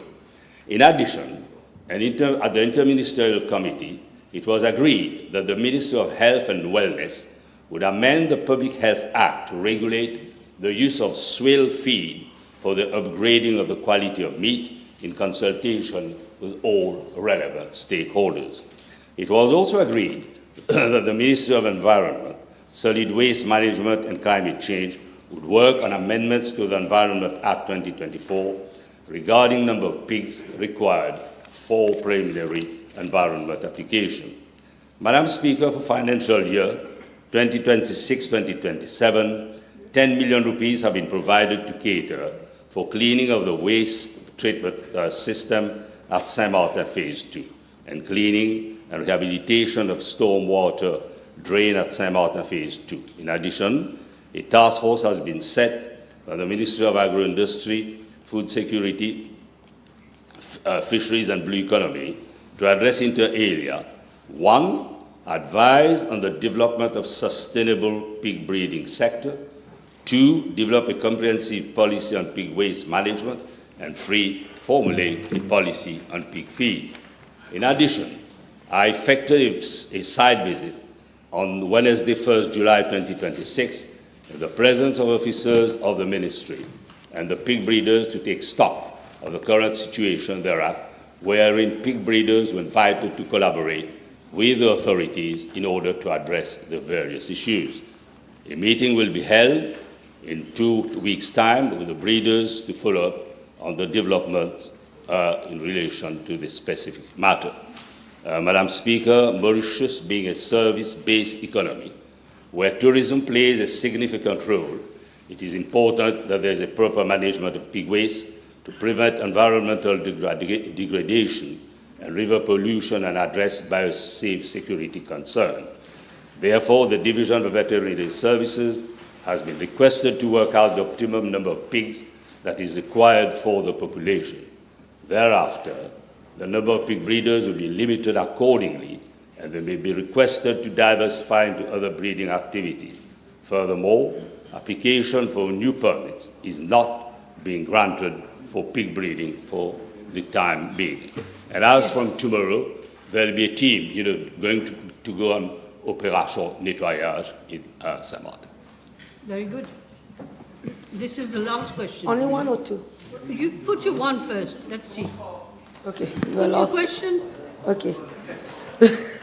L'honorable ministre peut-il dire qu'avec 1,4 million de touristes par an, l'industrie porcine mérite de meilleures considérations et qu'il faut une assise sur l'avenir de ce secteur à Maurice, monsieur? Il vient de répondre. I totally subscribe to what the Honourable lady has said. In fact, I would invite inputs from her, and within the next 2 weeks, the Deputy PM also will attend that meeting. We'll have a good interactive session with our friends from the pig breeding community, and you are most welcome to join us. Okay, we will end here. We're already late. Now, the table has been advised that the following PQs have been withdrawn. B 1013, 1016, 1002, 1005, 1007, 1003, 1004, 1015 and 1011. Is that correct? Motion. Yes. Madam Speaker, I move that all the business on today's order paper be exempted from the provisions of paragraph 2 of Standing Order 10. Who's seconding? Yes, Honourable Minister, thank you. The question is that all the business on today's order paper be exempted from the provisions of paragraph 2 of Standing Order 10. Those in favour say aye. Aye. Those against say no. The ayes have it. Statement by Minister. Yes, Minister. Not too long, if you can. It's very comprehensive, Madam Speaker. Madam Speaker, with your permission, I wish to make a statement with respect to the Rivière-du-Rempart market project. The House would recall that on 24th March 2026, I had provided a comprehensive reply to Parliamentary Question B 136 from the Honourable Prayag on the same subject matter. Madam Speaker, the Rivière-du-Rempart market project was awarded to Alpha Mix Limited in February 2003 at the cost of 51,049,711 rupees, inclusive of VAT for its implementation in 3 phases as follows. Phase 1, construction of market at ground floor at the cost of 21,665,046 rupees. And Phase 2, extension works at ground floor at the cost of 7,813,046 rupees. And Phase 3, construction of first floor at the cost of 21,571,182 rupees, following recommendation to award the contract by the then Central Tender Board.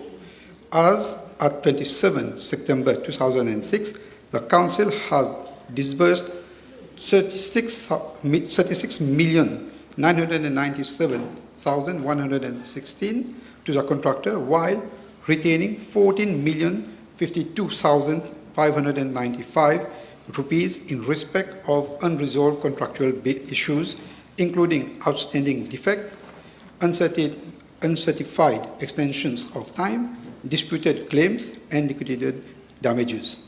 In 2008, the contractor instituted proceedings before the Supreme Court claiming 183,848,589 rupees on the grounds that payments due under the contract had not been fully settled. The matter was subsequently referred to arbitration. On 13 May 2009, the Supreme Court, in consultation with both parties, appointed an arbitrator, namely Ms. D.H. Pellier, to adjudicate and resolve the dispute. The latter made the following awards, which were eventually paid by the Council.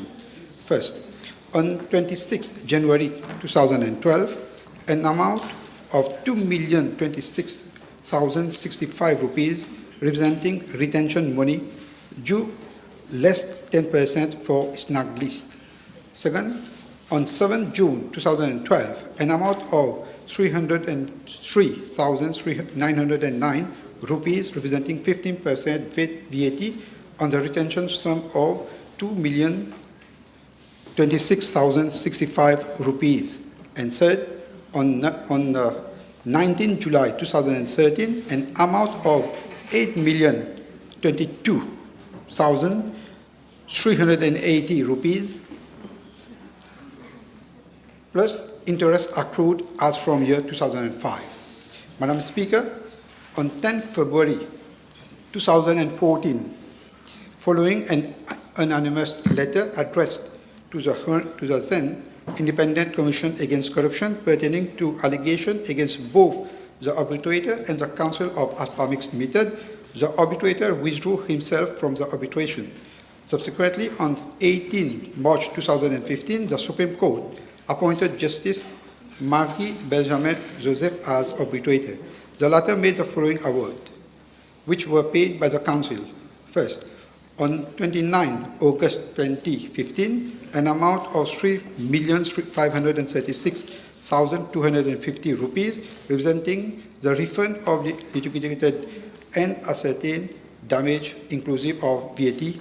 And second, on 30 July 2016, an amount of 11,181,928 rupees, representing compound interest at the rate of 15.33% accrued on the sum of 3,536,250 due from 22 September 2005 to 4th September 2015. On 23 September 2016, the arbitrator granted an interim award of 72 million rupees, 921,570 rupees plus VAT for full and final settlement of the capital claim. On 5th May 2018, an amount of 83,859,805 rupees was released by the then Minister of Finance, Economic Planning and Development, and the only live issue was the payment of interest. Madam Speaker, on 31st December 2018, the arbitrator made an award for the payment of the amount of 438,634 rupees, representing interest at the rate of 15.33% per annum, compounded daily on the capital amount of 72,921,570 rupees over the period of 10 October 2005 to 3 May 2018, amounting to 427,444,630 rupees, and simple interest accruing on the amount of 427,324,630 rupees at the legal rate of 3.5% per annum over the period starting from 4th May 2018 until the date of payment. In January 2019, the District Council of VIII made an appeal against the award of the arbitrator. However, in January 2022, the Supreme Court declared the award of 31st December 2018 null and void as an award made by the arbitrator in the arbitration proceeding involving the applicant and the respondent contravenes Article 1026, subsection 5 of the Code de Procédure Civile, which stipulates that an arbitration award must contain specific details such as the names of the arbitrators and the exact date of the award. Failure to meet these mandatory specifications renders the award null and void. The Supreme Court further stated that the Section 1027, subsection 3, part 3 of the Code de Procédure Civile, which makes provision for the circumstances where the award is not within the mandate conferred upon the arbitrator by the parties, has not been respected. Madam Speaker, consequently, the contractor successfully appealed before the Judicial Committee of the Privy Council and on 5th June 2023, the Privy Council held that the arbitral award remained valid and enforceable. Following legal advice from the Attorney General's Office and the legal advisors of the District Council, the then Minister of Finance, Economic Planning and Development provided the necessary funding to enable payment of the judgment debts. Subsequently, the total amount of 580,384,862 rupees was ultimately paid to the contractor, including 30,208,515 rupees in terms of legal fees. Madam Speaker, I wish to inform the House that this matter attracted adverse report in its report for the financial year 2022-2023. In view of the gravity of this matter and in keeping with this government's unwavering commitment to transparency and accountability, my ministry has decided to set up a fact-finding committee with the following terms of reference. First, establish the circumstances that led to this extraordinary financial liability. Second, identify any administrative, contractual, or procedural shortcomings. Third, responsibility wherever appropriate. And fourth, make recommendations to strengthen governance in the implementation and management of public contracts. The fact-finding committee be chaired by a retired judge and comprise representatives from the Ministry of National Infrastructure, a former chief executive, and an independent engineer. Madam Speaker, this government owes it to the Mauritian people to establish the full facts. Every rupee of public money must be accounted for, and every lesson must be learned to ensure that such a costly episode is never repeated. Thank you, Madam Speaker. Thank you. Yes. Public bills, first reading. Yes, Honourable Minister. Yes. Are you with us? Madam Speaker, I move that the Mauritius Hydrographic Services Bill number 11 of 2026 be read a first time. Yes, and it is seconded. Thank you. Members, I think we can take a break now before we start on the second reading. Okay, I suspend the sitting for half an hour.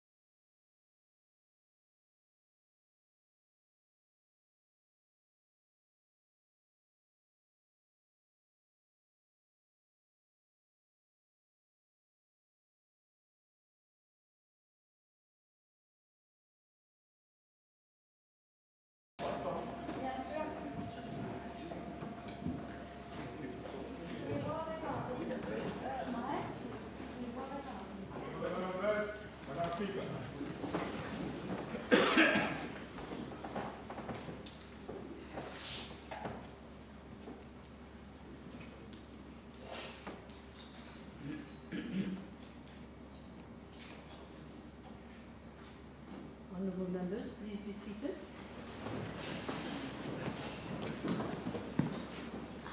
Public Bills, second reading.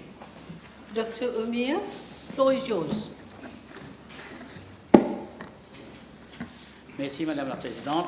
Merci de me donner l'occasion de partager mes opinions sur ce projet de loi qui intervient à un moment très crucial, je dirais même opportun, dans le contexte des récents cas de fémicide qu'on a eu dans ce pays depuis l'année dernière, particulièrement depuis janvier de cette année. Et je dois dire que malgré que le terme fémicide ne figure pas dans le projet de loi, le terme fémicide a déjà fait jurisprudence à l'île Maurice. Notre propre jurisprudence a déjà commenté à nommer le mal par son nom dans l'affaire de l'État contre Nabi Bakas Mamadou Maire. La Cour suprême s'est expressément qualifié le maire d'une jeune femme de horrifying case of fémicide. Et donc, Madame la Présidente, j'exhorte le leader de l'opposition à se concentrer sur le fond de ce projet de loi, que surtout sur la forme, car à ne se pas limiter à l'émission présumée d'un seul mot. Madame la Présidente, je dois dire en écoutant le discours de l'honorable leader de l'opposition et que j'ai rélu. Il est bienvenue. Je dois reconnaître qu'une chose à nos collègues de l'opposition, leur capacité d'analyse s'est considérablement améliorée depuis qu'ils ont quitté le pouvoir. Et c'est fascinant. Pendant 10 ans, les problèmes existaient, les défis évoluaient et le monde changeait. Pourtant, aucune réforme digne de ces nouveaux enjeux n'a vu le jour. Madame la Présidente, après 26 ans depuis la promulgation de la loi Domestic Violence Act de 1997, l'île Maurice est maintenant prête à relever les défis et les de nouvelles formes de violence qui nous font apparaître qu'il va falloir faire des amendements en termes de domestique physique, en termes de psychologique, économique et le cyberharcèlement. Madame la Présidente, je dois féliciter la ministre et la Première ministre adjointe pour venir de l'avant avec un projet de loi si attendu d'une part par toutes celles qui souffrent dans la douleur et de l'austérité, mais aussi d'autre part par ceux qui ont perdu leurs chères sœurs, leurs chères mères, aux frères, aux mêmes, aux familles qui ont perdu des proches. On ne pourra jamais leur retourner leurs chères sœurs, filles et mamans. Mais ce gouvernement, avec le projet de loi que l'adjoint au Premier ministre a présenté, sera rappelé pour protéger davantage les femmes, les filles, les personnes âgées, les vulnérables, avec ce projet de loi. Madame la Présidente, c'est précisément dans cet esprit que s'inscrit l'action d'un gouvernement qui a véritablement à cœur la protection des femmes et des enfants. Car la grandeur d'un gouvernement ne se mesure pas uniquement à ses réalisations économiques ou à ses infrastructures, mais aussi et surtout à sa capacité de protéger les plus vulnérables, de défendre ceux qui souffrent en silence et de faire de chaque foyer un lieu de sécurité et non de peur. Madame la Présidente, je vais maintenant m'attarder sur 2 points précisément de ce projet de loi. Le premier qui regarde la deuxième partie, c'est sous-section 6, Guiding Principles with regard to victims of acts of domestic abuse. Et la deuxième partie, c'est la partie 3 que je vais m'attarder, le Protection Order.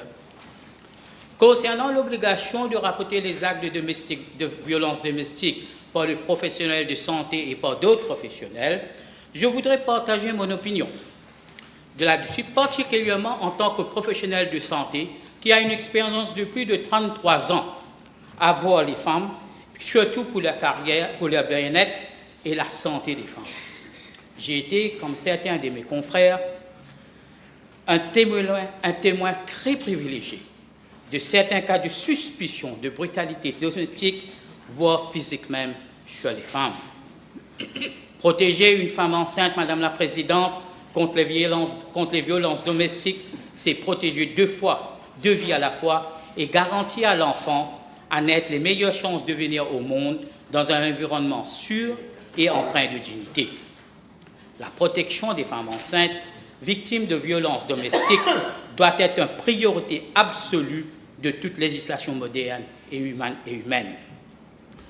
Madame la Présidente, quand on parle de femmes enceintes et de violences domestiques. À titre d'exemple, ces jeunes femmes viennent vous voir en ne vous disant pas qu'elles ont subi des violences domestiques. Elles vous parlent de saignements, de pertes, des yeux cernés, des saignements au début de grossesse, des yeux au beurre noir, une attitude très farouche, peuvent avoir les lèvres bien gonflées, des taches d'échymose. Des taches d'échymose sur les ventres d'une femme enceinte, des taches de brûlure qui sont sur différentes parties du corps. Et vous allez être surpris, des taches de brûlure qui ressemblent à des taches de brûlure des cigarettes, sur des places que vous ne croyez pas pouvoir le faire. Et c'est ça, et c'est ce drame que 99% des patientes qui viennent nous voir nous ont, en tant que professionnels de santé, des explications autres que des violences domestiques. Mais Madame la Présidente, pour le personnel qui revoit ces patients, les conséquences médicales de ces mamans, de ces futures mamans, c'est peut-être la perte d'un enfant, l'accouchement prématuré, c'est aussi ce qu'on appelle le post-traumatic stress syndrome, un stress avancé, ce qu'on appelle aussi un retard ou absence, refus de suivre le traitement prénatal, des douleurs chroniques, des décollements du placenta et ses conséquences qui parfois peuvent être même fatales. Madame la Présidente, pour le bébé ou le fœtus, c'est parfois un fœtus qui est mis au nez. C'est un fœtus qui accouche trop tôt, qui ont des besoins de support médical dans un établissement peut-être qui n'a pas de place ce jour-ci. Accouchement prématuré, retard de croissance intra-utérine, faible taux de poids de naissance et des bébés qui, après leurs accouchements, ne font que crier et ne font que pleurer parce qu'elles ont été sujettes à des traumatismes physiques et ont entendu ces bagarres incessantes qu'ont dû éprouver leur maman pendant la grossesse. Madame la Présidente, les explications entre les quatre coins d'une consultation, quand on voit ces signes que je viens vous décrire, vous laisserez bouche bée à tous ici. Personne ne vient vous dire, 99% de ces dames ne viendront pas vous dire que j'ai été sujette à des brutalités domestiques. Elles vous diraient, docteur, mon collègue, à moi ou d'autres, j'ai glissé dans la salle de bain. J'ai essayé d'éviter une bagarre entre mes deux amis et je me fais taper dans l'œil. J'avais pris un verre de vin ou de bière de trop et j'ai oublié d'éteindre ma cigarette et j'ai laissé brûler sur mon partie du corps. Je me suis heurté au coin de la table. Mon petit-neveu était venu jouer chez moi durant le week-end et s'est tapé la tête contre moi. Malheureusement, Madame la Présidente, tout cela, ce sont des excuses. Pourquoi des excuses? Pourquoi ces femmes qui sont victimes de brutalité physique ou d'autres, psychologiques ou d'autres, font des excuses? Les excuses parce qu'il y a la pression financière. Elles ne peuvent pas se tenir debout par elles-mêmes. Des excuses parce que la société que nous vivons, cette société a un regard différent sur ces jeunes femmes qui vont être mises hors du toit familial. L'instinct maternel, il faut protéger ma famille, il faut protéger mes enfants. J'ai 3 petits-enfants à nourrir, je ne peux pas quitter le toit familial, j'ai besoin du support de mon conjoint ou de mon mari, j'ai besoin de son support financier. Il y a la peur bleue d'être frappée à nouveau parce qu'elle a divulgué ce qu'il ne fallait pas dire. Et ces derniers temps, le cyberharcèlement avec des photos intimes. Il a vraiment peur pour ces jeunes personnes.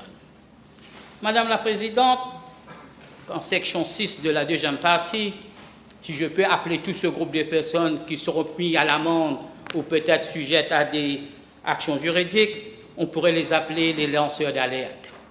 En faisant état de ces observations, ces lanceurs d'alerte peuvent se retrouver dans un long imbroglio politique, juridique, qui au final, la victime se rétracte complètement ou devient même dans le cas juridique un témoin hostile. Et car souvent, c'est l'instinct maternel de sauvegarder sa petite famille qui fait oublier et pardonner ces observations dont les frontliners, le personnel médical et autres ont pu constater des années auparavant. Mais il y a aussi, je ne peux pas disputer, une des raisons, c'est le réchauffement de l'amour entre le conjoint et la personne qui a été brutalement blessée. La confidentialité des dossiers médicaux reste un item très épineux et le long procès en cours n'encourage pas toujours les professionnels. Madame la Présidente, je suis totalement en faveur d'informer les autorités compétentes s'il y a des soupçons de violence domestique et je recommanderais premièrement, un hotline direct au département responsable des violences domestiques au ministère du Genre et de la Famille pour tous les professionnels de santé dans les hôpitaux publics et privés. Je précise, un hotline confidentiel que pour le personnel médical et paramédical ou d'autres, pour qu'en toute confidentialité, on puisse être un lanceur d'alerte et ce département pourrait relier après. Deuxièmement, c'est aussi très important, comme ça se fait dans certains pays d'Europe où j'étais moi-même, une formulaire dans toutes les consultations pour inscrire les détails confidentiels de ceux qu'on suspecte ont été victimes de violences et être envoyés au ministère du Genre et de la Famille en toute confidentialité. Pour ce formulaire, Madame la Présidente, je me mets à la disposition du ministère du Genre et de la Famille pour vous rédiger cette formulaire et donner tout mon support et ma connaissance pour le faire. Et troisièmement, une unité spéciale au ministère de la Santé, de la Sécurité sociale et aussi du Genre et de la Famille, avec qui sont attachés des police medical officers. Pourquoi des police medical officers? Ce sont ces médecins formés dans le giron de la police qui pourront évaluer les suspicions que les personnes au frontline ont pu constater, analyser et voir s'il y a matière à poursuite et compléter le contexte juridique pour pouvoir mener à bien les procédures judiciaires ultérieurement. Madame la Présidente, trop c'est trop. Il faut que les lanceurs d'alerte, tels que moi par exemple, ont un accès beaucoup plus fluide et moins de tracasseries juridiques et policières. C'est ça qui décourage les lanceurs d'alerte, c'est ça qui décourage les personnes qui voient ces personnes en premier lieu de continuer à dire ce qu'ils ont vu.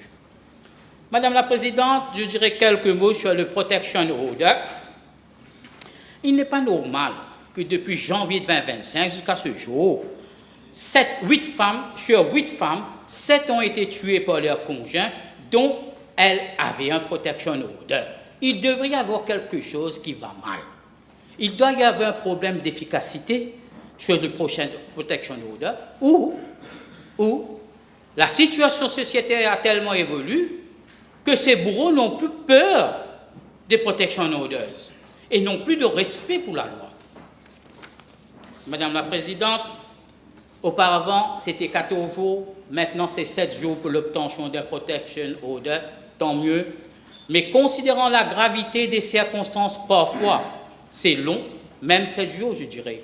Et là, je fais un appel pour qu'il y ait un triage des cas qui sont rapportés au ministère du Genre et de la Famille pour les récidives, et surtout, hautement sérieuses, pour que ces permis soient délivrés dans un minimum de 3 jours. Un triage de tous les cas. On ne peut pas traiter tous les cas de la même intensité de brutalité domestique. Madame la Présidente, je demande haut et fort sans équivoque la considération de l'application du bracelet électronique à ceux dont le risque de causer de taux immenses soit appliqué. Il va falloir nous découdre des red tape administratives, du coût financier et d'autres petits inconvénients, car la vie d'une personne n'a pas de prix. Le port du bracelet électronique, en mon opinion, découragerait beaucoup ceux à commettre l'irréparable envers leurs conjoints ou les faibles de cette société. Madame la Présidente, si l'ancien président de la République française, M. Nicolas Sarkozy, a dû porter un bracelet électronique, bref, pourquoi ces futurs voyous et bourreaux de notre société envers nos femmes soient exclus? Il n'y a pas de raison pour ça.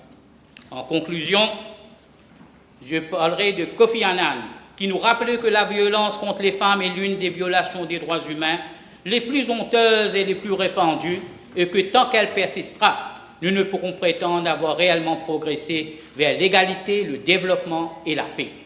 C'est cette conviction qui anime notre gouvernement, notre adjoint Premier ministre. Notre volonté est claire. Aucune femme ne doit vivre dans la peur sous son propre toit, et aucun enfant ne doit grandir dans l'ombre de la violence. La protection des femmes et des enfants n'est pas pour nous une simple déclaration d'intention.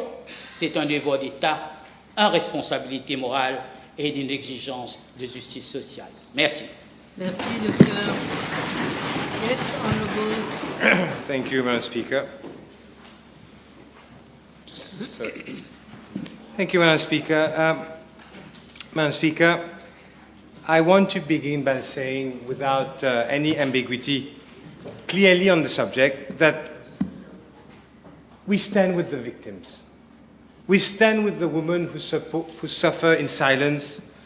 We stand also with the men who are often themselves victims but do not speak of it because of shame, fear, or believe that they will not be taken seriously.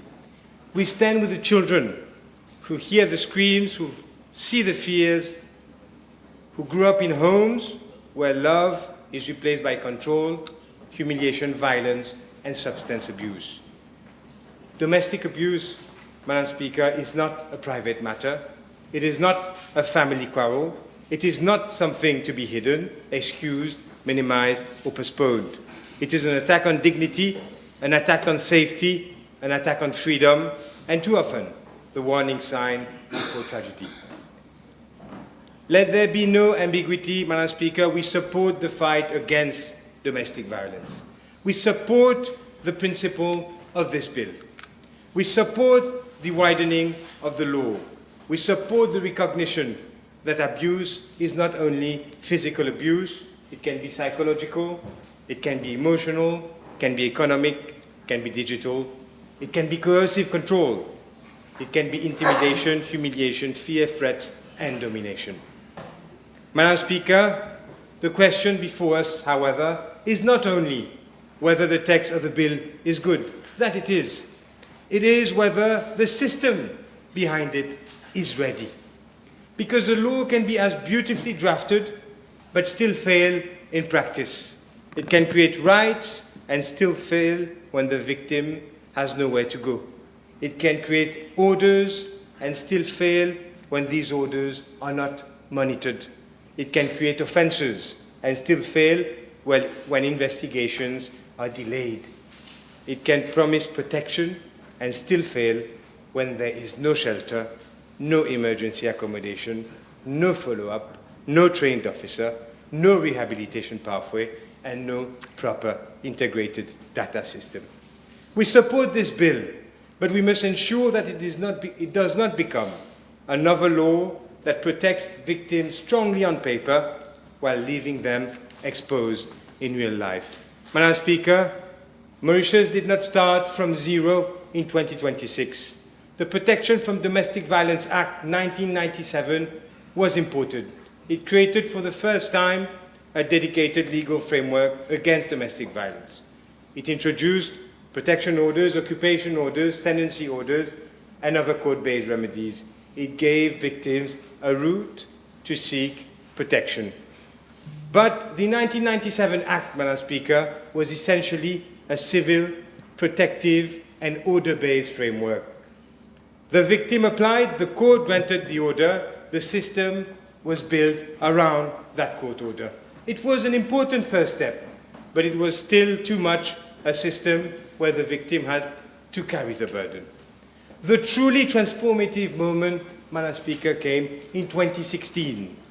In 2016, under the then Honourable Minister of Gender, Honourable Honourable, Mauritius took a tremendous step forward. It was not a cosmetic amendment. It was not a minor reform. It was a life-changing reform. It changed the philosophy of the law. Domestic violence was no longer treated merely as a private matter or only as a civil issue between two persons. It became a matter of public responsibility, police intervention, state accountability, and criminal liability. The 2016 reform widened the definition of domestic violence, recognized important non-physical forms of violence: intimidation, harassment, stalking, ill treatment, insults, cruelty, threats. Deprivation of resources was also there, and economic vulnerability. It clarified who could seek protection, strengthened enforcement officers, and it inserted very specific duties on the police, and it also increased penalties. Most importantly, Madam Speaker, it made the act of domestic violence itself an offence. That was the real turning point. After 2016, Madam Speaker, domestic violence was no longer about obtaining a civil order. It became a wrong which the state itself had to confront, prevent, investigate, and punish. And, Madam Speaker, I say so from what I have seen in real life. I knew of a man, a neighbor, who used to beat his wife. And this is not theory, Madam Speaker. That woman was living in fear.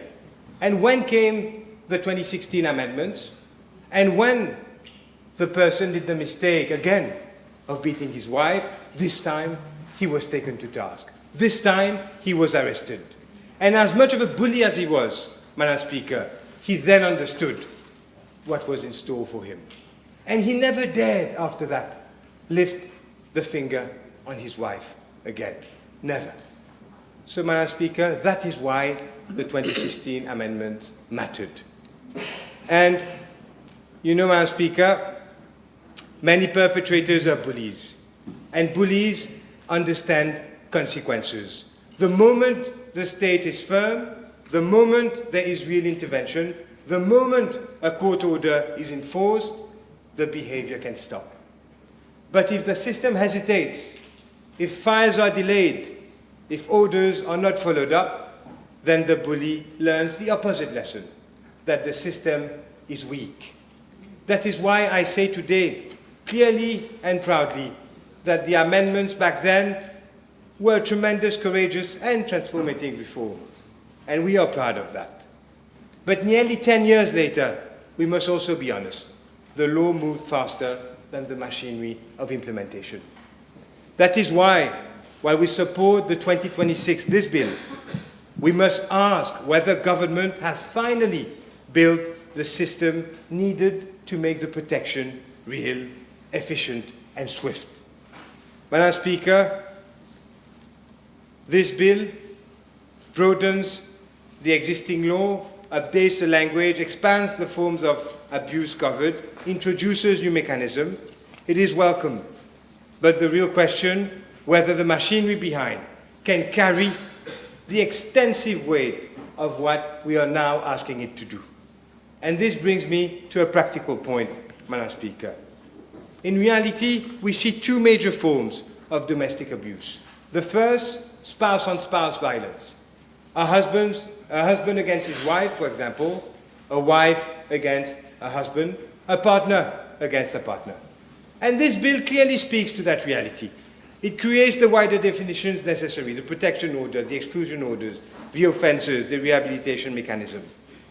But even there, Madam Speaker, everything will depend on the implementation. And I will come to it later. But the second form is a different one, Madam Speaker. And I believe that this bill does not sufficiently address it. It is the growing number of parents or spouses who are threatened, intimidated, insulted, assaulted, extorted by someone in their own homes for money to buy drugs. That is also domestic abuse. And in many of these cases, and we're not speaking of money to go and buy marijuana here, Madam Speaker. Let us be honest about this. We're speaking about synthetic drugs, about hard drugs, heroin, drugs that destroy families, destroy judgment, destroy homes, and turn parents and spouses into victims inside their own houses. A mother, Madam Speaker, should not be afraid of her own son. A father should not have to hide his pension from his own child. A wife should not be threatened for money to buy drugs A spouse should not live in fear because addiction has taken over her home. The bill may punish violence after it happens, but if we do not deal with the addiction behind that violence rather, the cycle is bound to continue. And that is where precisely the state is failing. The latest figures, Madam Speaker, from 2024 show that only 500 persons have been rehabilitated in 2024 for the public rehabilitation centers operated by the state. 500. That is 500 out of 55,000 drug users. That is less than 1%. And the real long-term success rate is probably even lower. As you know, Madam Speaker, the risk of relapse is huge in this respect. Madam Speaker, this is not a serious rehabilitation response to a national drug crisis. If we want to protect parents and spouses from drug-related domestic abuse, then we cannot only talk about punishment.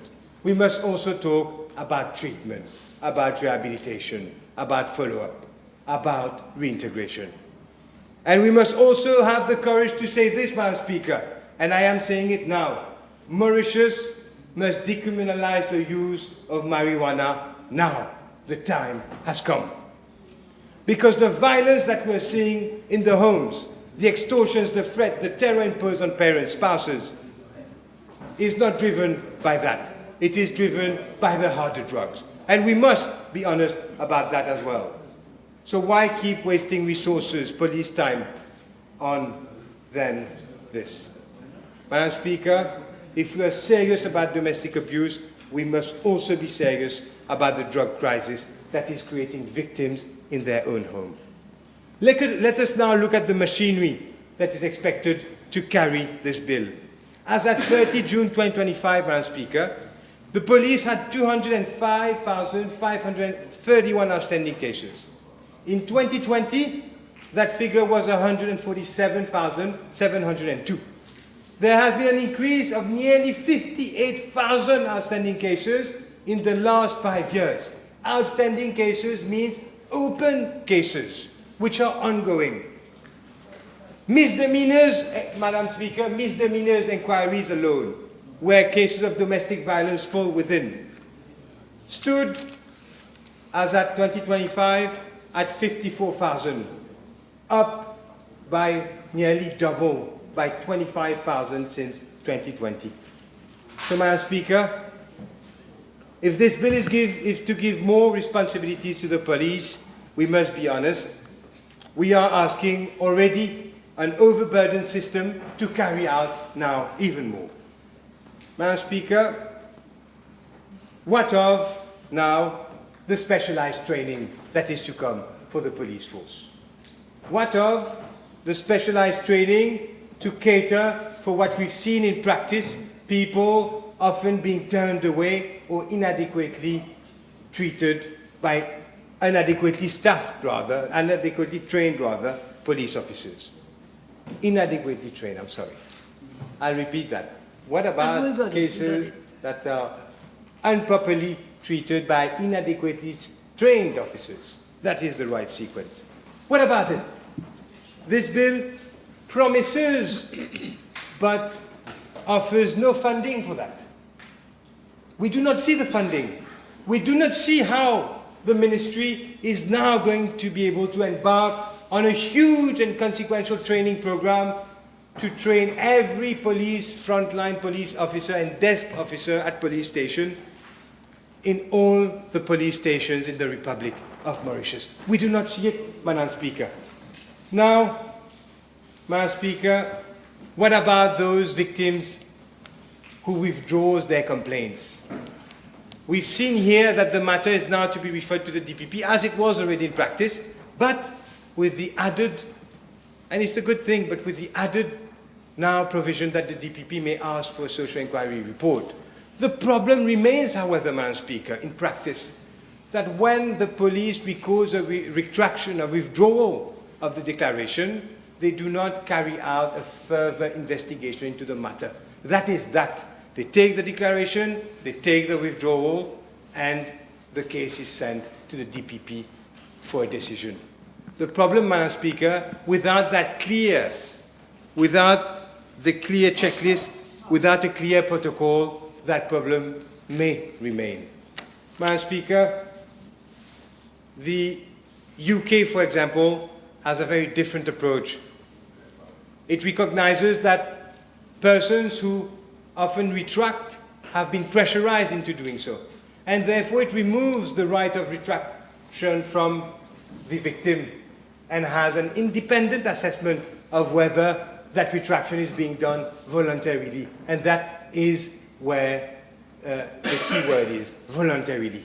Madam Speaker, I fail to see in this how the proper mechanism is being implemented to ensure that investigations are properly carried out even where there is a retraction. Madam Speaker, when we look at the data, one thing is clear. Victims are entering the system, but the system is not converting those applications into effective protection at the same rate that it's used to. In 2017, there were, for example, 1,900 applications for protection orders, which resulted in 1,113 final protection orders being issued. That means that final protection orders represented nearly 60% of the applications. In 2024, by contrast, there were fewer applications, 1,500, but only 581 final protection orders were issued. That is only 38%, a reduction by 20%. So, Madam Speaker, those are the signs that the machine is being clogged up. The same is for occupation orders, Madam Speaker. If you look at the figures today, you'd be shocked to know that only 4 final occupation orders have been issued in the last year, against 13 in 2017. Clearly, Madam Speaker, clearly the machine has been clogged up, and we are now adding more work to that machine. So if the system cannot turn complaints and application into real protection, then the promise that this bill makes remains theoretical. Madam Speaker, let me talk about, very quickly,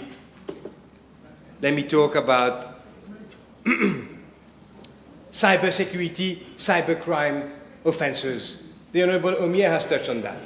I've given him 3 minutes. Yes. And I'll give you 3 minutes as well. Right. We agree. Madam Speaker, cybersecurity offences. You will see, Madam Speaker, those are also on the rise. Just to give you the figures, those have risen from 2020 to 1,400 unresolved cybersecurity offences to 2,200 in 2025. And the abuse has moved, we know that, into phone messages, social media accounts, the threats of surveillance, the blackmail, digital humiliation. But if unresolved cases, Madam Speaker, have doubled in the last 5 years, what guarantee do we have that this bill is not going to worsen the system, but will in fact turn it on its head and improve it? This is what I want to know. What guarantee do we have? The lack of funding suggests, if you look at the funding, if you look at the budget of the ministry, the 80% increase only due to PRB increases, you will see that the funding does not go to where the intentions go in this bill. And that is the issue. Madam Speaker, there aren't many minutes left. I will conclude. What about, Madam Speaker, shelters?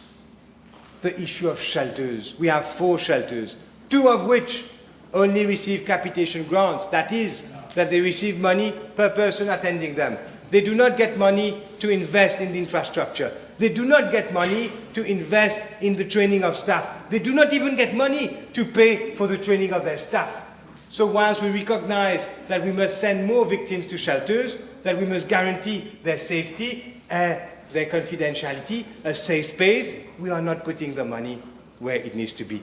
Madam Speaker, I had a lot to say. Of course. Unfortunately, as you know, this bill Unfortunately, the subject is vast. it's vast. Lots of your Let me- friends have already addressed Let me just some say, of the issues. Let me just say, Madam Speaker, let me reiterate then that I do support the bill. Of course. Let me also reiterate that I do not doubt that the Minister has the greatest of intention in this bill. You will But help. what I do doubt is that government has been putting adequate resources either to ensure that police inquiries find the light of day, either to ensure that shelters can adequately protect the victims, No, that's either to ensure that, Madam Speaker, there is adequate staffing in the Family Services Bureau, then I would truly be satisfied. Merci. Thank Truly be satisfied that we are moving in the right direction. What I will say to conclude, Madam Speaker, and I thank you for additional time, what I will say is that I hope to see in the next 3 years, I hope to see in the next 3 You'll years, give a hand. substantial increase in the budget of that ministry so that this minister can effectively Yes. bring changes where needed. I'm But sure- until then, it will remain, unfortunately, a question. Terminez bien en beauté. Minister is taking notes. She's listening and taking notes. Honourable Le Govin, I will give you a couple of minutes more. Thank you, Madam But you do Speaker. your best.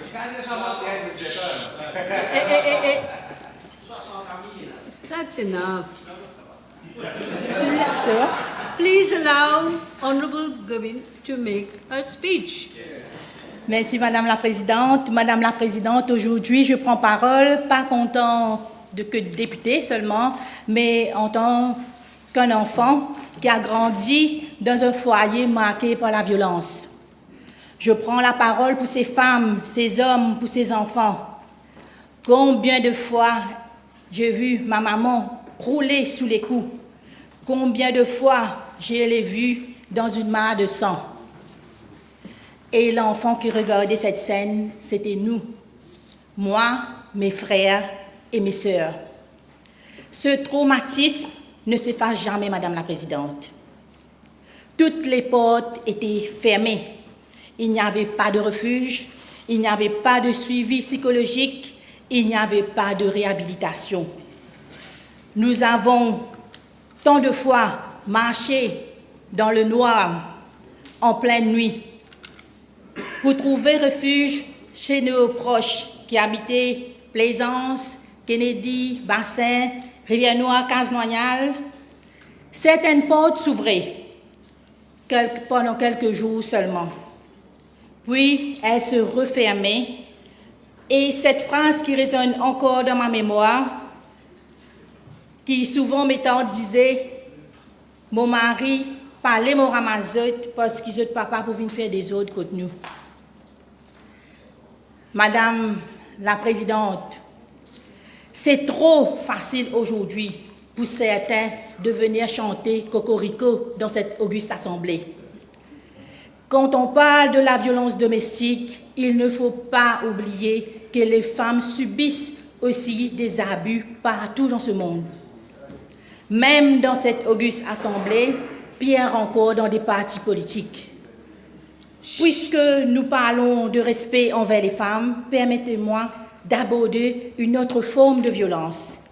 Le respect du choix d'une femme, le respect de sa liberté et le respect de sa conscience. Dans le passé, lorsque j'ai quitté un parti politique, j'ai été critiquée, attaquée, parfois même tournée en dérision. Pourtant, le droit de choisir son engagement politique fait partie de la liberté de chaque femme. Respecter une femme, ce n'est pas seulement condamner la violence qu'elle subit dans son foyer, c'est aussi de respecter son droit de penser, talk across the floor, please. de penser par Honourable elle-même. Duval, please. Son droit de dire non, son droit de suivre ses convictions. Une femme n'est pas la propriété d'aucun parti politique. Elle n'a pas à demander la permission pour choisir le chemin qu'elle estime juste. S'ils arrêtent cette hypocrisie, Madame la Présidente, et qu'ils aillent se regarder dans un miroir avant. Comme le 1er juillet était la journée internationale de Reggae Day, en tant que junior ministre de l'Art et de la Culture, je ne peux pas m'empêcher de citer le reggae man Bob Marley. Pour terminer dessus, Who the cap fit, let them wear it, Madame la Présidente. En 2014, c'était une occasion ratée. Ils avaient l'occasion, le mandat, la majorité et le moment de procéder à une refonte complète de la loi pour remédier aux lacunes qui, depuis, n'ont fait que s'aggraver. Au lieu de cela, j'ai entendu l'honorable Adrien Duval flatter 2016. En 2016, ils ont choisi de rapiécer là où il fallait reconstruire. De 2019 à 2024, c'était pire. Rien au Parlement, même pas un amendement. Pour le leader de l'opposition, il est déjà parti, qui se vantait de travailler sur ce projet de loi, en 5 ans, c'était 0. Où est ce projet de loi? Peut-être entre les maquillages perdu entre les maquillages dans un sac à main, on ne sait pas. En 10 ans, 0. Madame la Présidente, les chiffres parlent d'eux-mêmes. 2222 cas rapportés en 2019, 5381 en 2022, 5758 en 2024. C'est énorme, Madame la Présidente. Sous le cadre légal qu'ils ont légué, le nombre de victimes a plus doublé, tandis que près de 40% rapportés l'année dernière relevaient de la violence psychologique ou économique, relevaient de la violence, des formes de violence qui leurs lois ne reconnaissent même pas. Alors que certains se tiennent aujourd'hui devant cette Chambre pour donner des leçons à ce gouvernement sur la protection des victimes qui n'est simplement pas incohérent, mais un exercice d'amnésie collective. Où était ce zèle nouveau de 2014 à 2024, lorsqu'il siégeait sur les bancs avec le pouvoir d'agir? Les victimes de la violence domestique n'avaient pas ce luxe d'attendre une décennie que sa conscience se réveille. Madame la Présidente, ce gouvernement ne répétera pas cette erreur. Là où ils ont amendé, nous reconstruisons. Là où ils ne punissaient que l'échymose visible, nous nommons les blessures invisibles. Et là où ils laissaient les victimes affronter seules le système, nous plaçons à leur côté toute la machinerie de l'État. Permettez-moi, Madame, de parler plus simplement au nom des foyers de ce pays où se déroulent réellement les histoires qui sont derrière ce projet de loi, Madame la Présidente, chaque personne dans cette auguste assemblée et de ce pays connaît au moins une de ces histoires. Parfois un proche ou, si nous sommes honnêtes, notre propre miroir. Laissez-moi vous partager quelque chose que j'ai vécu récemment et cela dépasse la politique.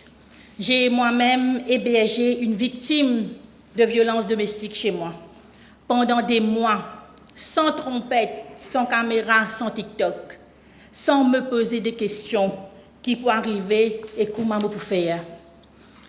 Elle n'avait nulle part où aller, elle n'avait même pas sa carte d'identité sur elle. Aujourd'hui, elle a un permis de conduire, elle travaille, elle est indépendante. Elle a trouvé sa dignité et je suis très fière.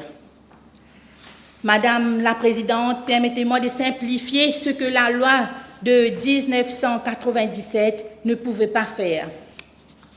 Sous cette loi, quand vous venez dans un tribunal pour demander la protection, la première question était en substance. Êtes-vous l'épouse? Êtes-vous l'époux? La loi avait du mal à vous voir si vous n'étiez pas marié à la personne qui vous faisait du mal. La loi lâchait les mains des victimes dès qu'elles abandonnaient le toit conjugal. la femme qui a trouvé le courage de partir, l'enfant qui a été témoin de cette violence, la loi ne les comptait pas comme victimes. Les grands-mères maltraitées chaque jour, les grands-parents, la loi n'avait presque rien à lui dire. Même le frère, la sœur qui partagent la maison familiale avec quelqu'un de violent, rien du tout. Madame la Présidente, ce projet de loi change la question. Il ne demande plus êtes-vous l'époux ou l'épouse? Il demande tout simplement êtes-vous victime de violence sous votre propre toit? Si la réponse est oui, cette loi est désormais pour vous. Voilà le cœur de tout ce projet de loi et cela peut se dire en une phrase. Plus personne qui vit dans la peur dans sa propre maison sera invisible aux yeux de la loi. Madame la Présidente, enfin, ce projet de loi reconnaît que la violence ne laisse pas toujours des bleus. Demandez à n'importe qui l'a vécu, le mari ou la femme qui ne lève jamais la main, mais qui prend son salaire le jour où il arrive, qui décide de ce qu'ils peuvent acheter, de ce qu'ils peuvent voir, s'ils peuvent rendre visite à leur propre mère. Et quand on répète année après année qu'ils ne valent rien jusqu'à ce qu'ils y croient eux-mêmes. Qui prend son téléphone, sa carte bancaire, sa carte d'identité sous la menace de partir avec ses enfants. Madame la Présidente, il n'y a pas de cicatrice à photographier, il n'y a pas de certificat médical et pourtant une personne peut être détruite ainsi, aussi sûrement que par un coup de poing. Pour la première fois, ce projet de loi nomme le contrôle de l'argent, l'humiliation, l'isolement, le chantage et les appelle par le nom que chaque personne leur a toujours connu, de la violence. Madame la Présidente, permettez-moi de parler de nos aînés, car en tant que femmes, nous sommes si souvent celles qui prennent soin d'eux et trop souvent celles qui les regardent souffrir. En mars dernier, encore, la presse racontait d'une veuve de 68 ans à 4 bornes qui endure depuis 15 ans la violence de son fils, perdu dans la drogue. Il a emporté de sa maison l'argent, bijoux et même la vaisselle. Son propre fils, vivant sous le même toit, a été battu par son propre frère à coups de tuyau. 15 années de plainte à la police, chaque fois la même roue qui tourne. Arrestation, libération sous caution, promesse, retour. Koumadi est une solution pour ban vie dimoun, a-t-elle dit. Nous bisons si bien même. Madame la Présidente, quand une mère de ce pays prononce ces mots, cette chambre doit répondre. Et elles sont des centaines comme elle. En une seule année, plus d'un millier de cas de maltraitance envers nos aînés ont été recensés. La plupart commis non par un étranger, mais par un fils, un petit-fils ou un neveu. Plus de la moitié étaient des insultes, des menaces, de l'intimidation quotidienne. Près de 150 concernaient l'argent, la pension prise, les économies vidées, les personnes âgées forcées à signer des papiers qu'elles ne comprenaient même pas. Dans une autre affaire, une mère de 65 ans s'est entendue dire par son propre fils que si elle allait à la police, il la tuerait. Tout ça pour 200 roupies pour acheter de la drogue. 200 roupies, Madame la Présidente, voilà ce qui valait la tranquillité d'une mère dans sa propre maison. Alors, que fait concrètement ce projet de loi pour ces femmes, pour ces mères, pour ces familles? Laissez-moi le dire simplement. Premièrement, vous pouvez aller vous-même au tribunal demander un protection order. Et si vous êtes âgé, fragile ou effrayé, un officier ira le faire pour vous. Deuxièmement, ce ne sera plus la victime qui fait ses valises. Pour la première fois, le tribunal peut ordonner l'agresseur de quitter la maison pour que la mère ou le père et ses enfants restent chez eux, dans leur lit, dans les écoles, dans le quartier, et que ce soit celui qui a apporté la violence qui s'en aille. Troisièmement, cela ne coûte rien. Pas une roupie, pas de frais, pas de timbre, pas besoin de la bourse d'un avocat pour être en sécurité. Parce qu'une protection qu'il faut payer n'est pas un luxe pour une personne qui n'a pas les moyens. Quatrièmement, quand le danger est immédiat, le tribunal peut agir sur le champ, le jour même à distance, parce qu'une femme en danger ne peut pas attendre une date d'audience. En cinquième, et ceci, Madame la Présidente, me touche profondément en tant que femme, l'ordonnance ne dormira pas dans un tiroir. Quelqu'un revient, un officier retourne à sa porte tous les 3 mois. Pendant toute la durée de l'ordonnance, pour poser des questions que la personne ne posait avant. Êtes-vous en sécurité? Et quand le bourreau est libéré sous caution ou sort du prison, elle n'est pas laissée à découvrir quand la personne apparaît à son portail. Les autorités sont prévenues immédiatement. Parce que nous avons toutes vu, Madame la Présidente, ce que vaut un morceau de papier quand personne ne veille dessus. Nous avons enterré trop de sœurs. 9 l'année dernière, au moins 24 depuis 2020. Chacune était la fille de quelqu'un, la mère de quelqu'un. Madame la Présidente, nous ne votons pas cette loi pour les statistiques. Nous le votons pour qu'aucun de ces noms ne s'ajoute à cette longue liste. Maintenant, Madame la Présidente, j'ai entendu l'inquiétude soulevée de l'autre côté de la Chambre et que je vais y répondre en tant que femme, honnêtement, parce que les femmes n'ont rien à gagner d'une loi où on peut abuser. Certains craignent qu'une personne jalouse, amère, utilise la loi pour porter des fausses accusations. Soyons clairs, ce projet de loi exige réellement une femme qui demande la protection doit jurer sous serment que ce qu'elle dit est vrai et mentir sous serment dans ce pays est un crime très grave, très sévèrement puni. L'homme n'est pas condamné dans l'ombre. Il est convoqué devant le tribunal en quelques jours. Il donne sa version, il apporte ses propres preuves et c'est un magistrat, pas l'accusatrice, qui décide. Et s'il estime que l'ordonnance est injuste, il peut retourner devant le tribunal ou faire appel plus haut encore. Alors, à la femme qui souffre vraiment, ce projet de loi vient dire « La porte est ouverte et cela ne coûte rien ». Il faudra conclure. Et quiconque serait tenté de mentir, réfléchit bien, car la même serment qui protège les vraies victimes condamnera les fausses. Madame la Présidente, laissez-moi conclure. Je ne sais pas si c'est un simple hasard ou si c'est le destin.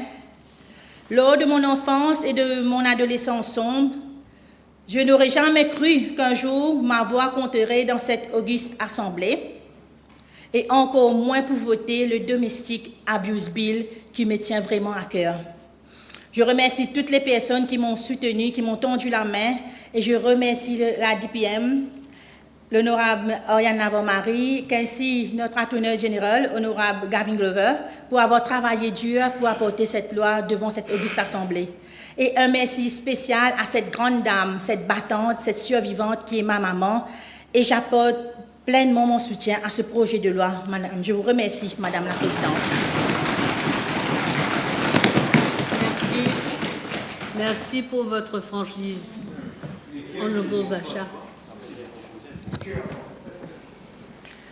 Madame la Présidente, aujourd'hui, nous ne débattons pas simplement d'un projet de loi. Il est question de vie, de victimes qui se réveillent chaque matin avec l'angoisse de prononcer un mot de trop ou faire un geste de trop. de femmes qui, chaque soir, ferment les yeux sans savoir si elles se réveilleront le lendemain, d'enfants qui grandissent en croyant que les cris, les insultes, les coups et la peur font partie de la vie de famille, des parents qui ont enterré une fille, des enfants qui grandissent sans leur mère, une sœur partie beaucoup trop tôt, victime de celui qui avait pourtant promis de l'aimer et de la protéger. En tant que femme, cette réalité me bouleverse. En tant que mère, elle me terrifie. Car aucune mère ne souhaite voir sa fille grandir dans un monde où elle devra un jour avoir peur de rentrer chez elle. Aucun parent ne souhaite que son enfant grandisse convaincu que la violence est une preuve d'amour ou un moyen de régler les conflits. Et oui, je parle principalement de femmes, car 90% des victimes de violences domestiques sont les femmes. À chaque féminicide, à chaque victime qui succombe à la violence domestique, ce n'est pas seulement une vie qui s'éteint, c'est une famille qui est détruite, c'est toute une société qui est profondément meurtrie. La violence domestique, Madame la Présidente, est l'une des formes de violence les plus cruelles, car elle détruit non seulement le corps, mais aussi la dignité, la confiance et l'espoir. Elle s'attaque au cœur même du foyer, qui est censé être le premier refuge de chacun. Derrière chaque statistique se cache un prénom, un visage, une histoire, des rêves interrompus et des proches qui continueront à vivre avec l'absence impossible à combler.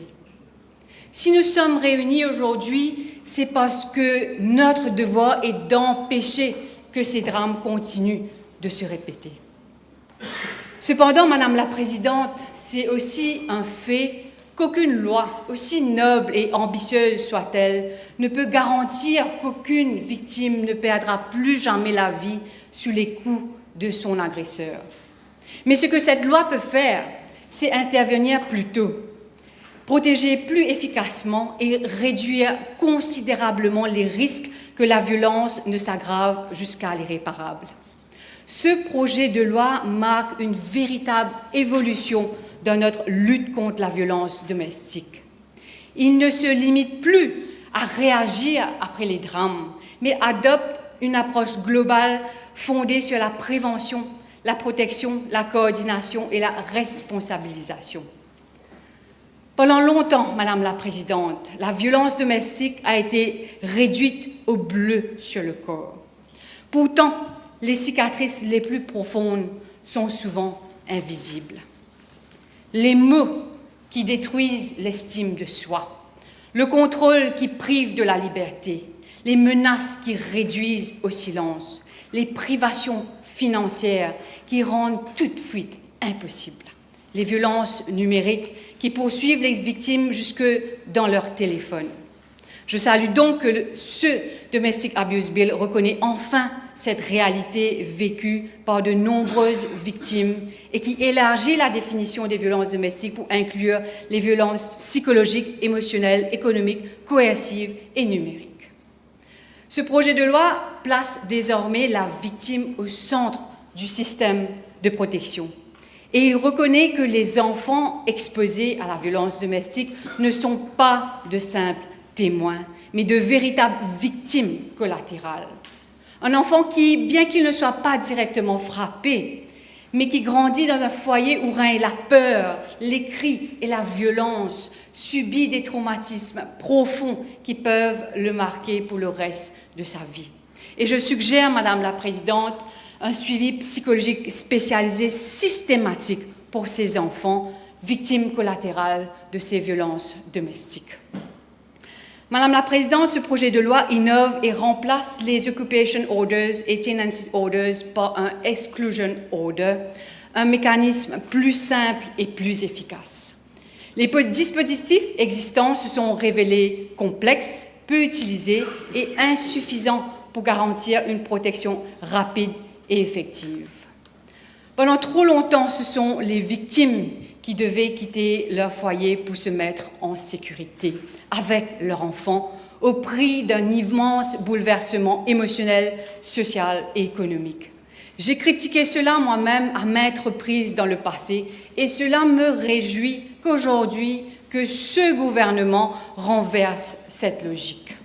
Avec l'exclusion order, le principe est désormais clair. Ce n'est plus à la victime de partir, c'est à l'auteur des violences d'être exclu du domicile familial et permet ainsi à la victime de conserver son logement, sa stabilité et son environnement tout en évitant les traumatismes supplémentaires liés à un déplacement forcé. Et lorsque l'exclusion du domicile n'est pas possible, le tribunal pourra ordonner à l'agresseur de fournir un logement alternatif convenable à la victime et à ses enfants. Et ce projet de loi va encore plus loin en demandant au tribunal de prendre en considération la continuité de la vie des enfants et de leur éducation. C'est une approche profondément humaine qui reconnaît enfin que ce n'est pas à la victime de porter les conséquences des actes qu'elle subit, mais bien à l'agresseur d'en assumer les conséquences. Ce projet de loi, Madame la Présidente, ne se contente pas de protéger les victimes après les faits. Il encourage toute la société à agir plus tôt. Avec la clause 5, les professionnels qui sont souvent les premiers à détecter les signes de violence, médecins, infirmiers, psychologues, travailleurs sociaux, conseillers familiaux et autres personnes ayant un devoir de protection auront l'obligation de signaler les situations préoccupantes. Et les citoyens, eux aussi, pourront alerter les autorités, surtout grâce à la clause 6. Toute personne qui effectue un signalement de bonne foi sera protégée contre toute responsabilité civile ou pénale. Ce projet de loi s'attaque également à un autre frein majeur, la peur de ne pas être entendue. Trop de victimes hésitent encore à demander de l'aide, par honte, par peur ou parce qu'elles craignent de ne pas être prises au sérieux au poste de police. Désormais, peu importe où les faits ont lieu, peu importe où réside la victime, le poste de police devra obligatoirement enregistrer la déposition et engager rapidement une enquête. Madame la Présidente, je salue un projet de loi qui non seulement promet une meilleure protection, mais qui donne les moyens d'agir plus vite et plus efficacement.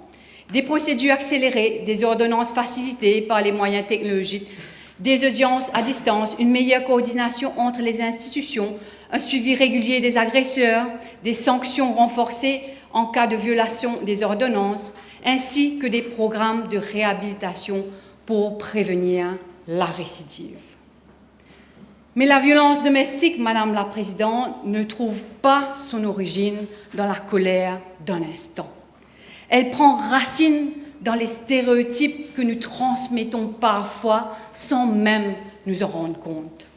Elle naît lorsqu'on apprend à un garçon que la virilité s'exprime par le contrôle ou le refus de montrer ses émotions, qu'un homme, pour être un homme, doit dominer.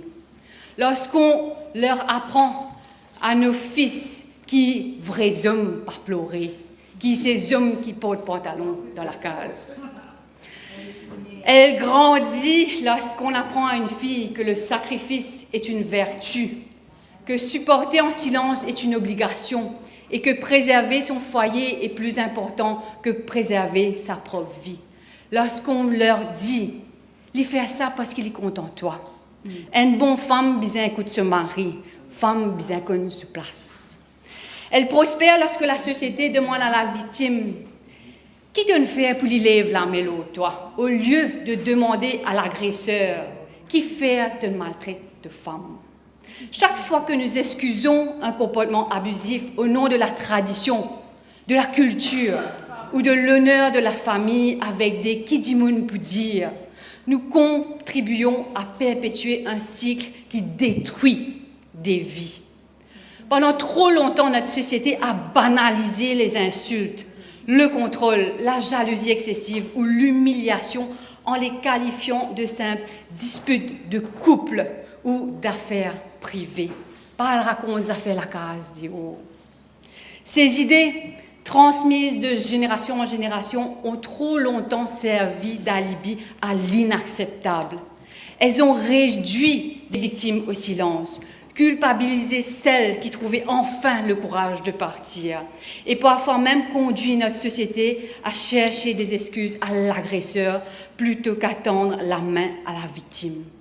La réponse ne peut donc être uniquement judiciaire, mais elle doit être profondément humaine et culturelle. Elle passe par l'éducation de nos enfants, à l'école comme à la maison.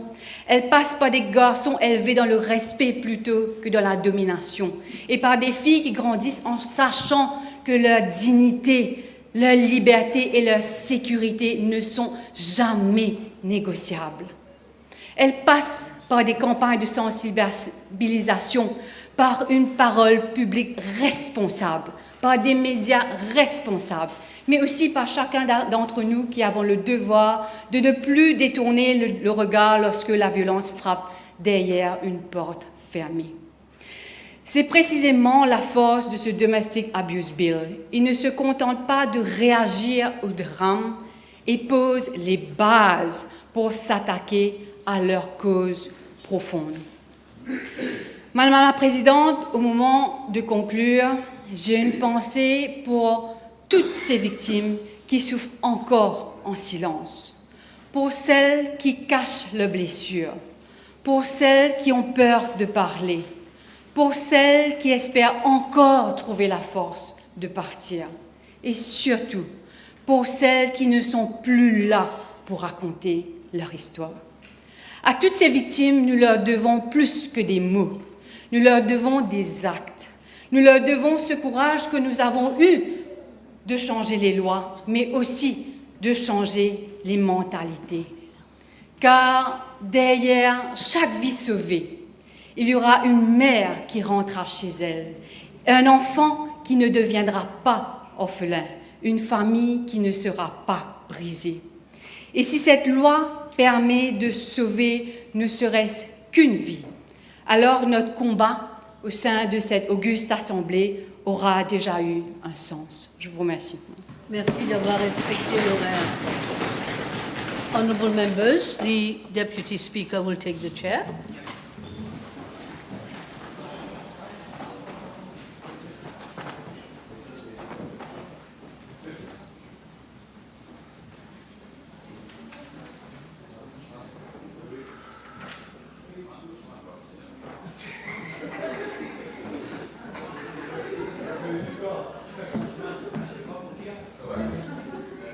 Please be seated.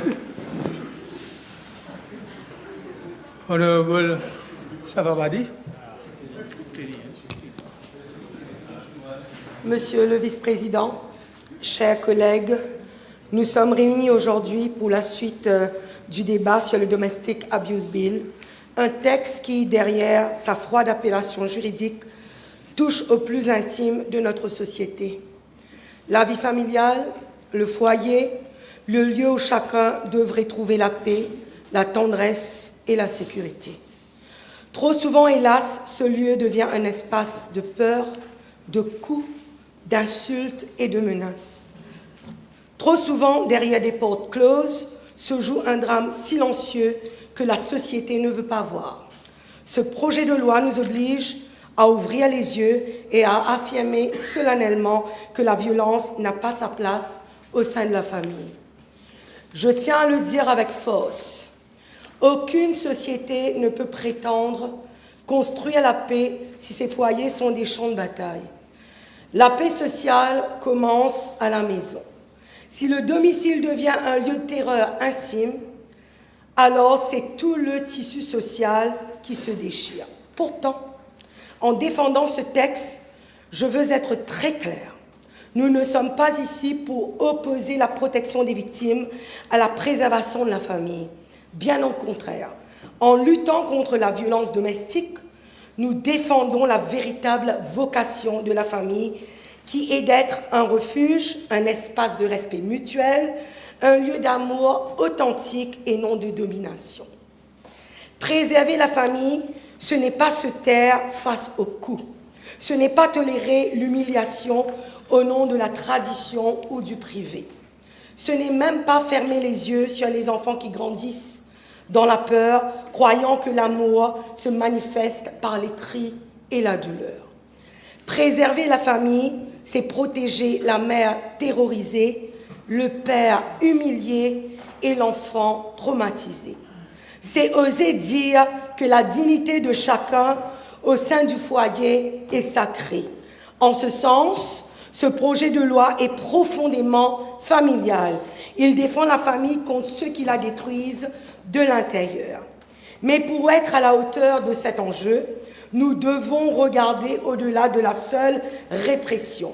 Oui, il faut des sanctions claires, fermes, rapides contre les auteurs de violences. Oui, il faut que la loi dise sans ambiguïté que personne n'a le droit de lever la main sur son conjoint, sur son enfant, sur un proche. Oui, il faut des ordonnances de protection efficaces, des interventions policières adaptées, des hébergements d'urgence pour les victimes, des dispositifs de suivi pour les agresseurs.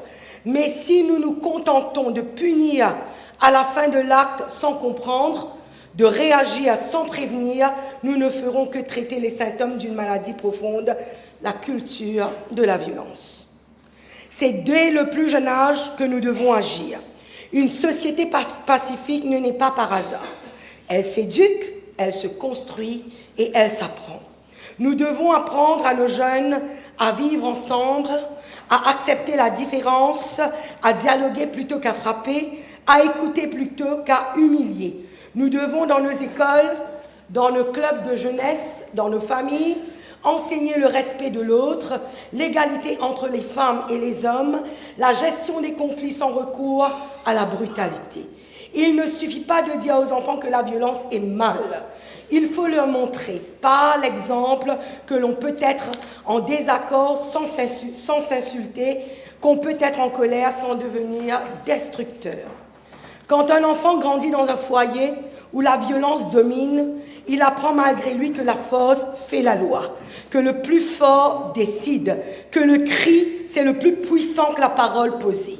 Plus tard, cet enfant risque de reproduire des schémas dans sa propre vie de couple, dans son rôle de parent, dans sa manière d'être citoyen.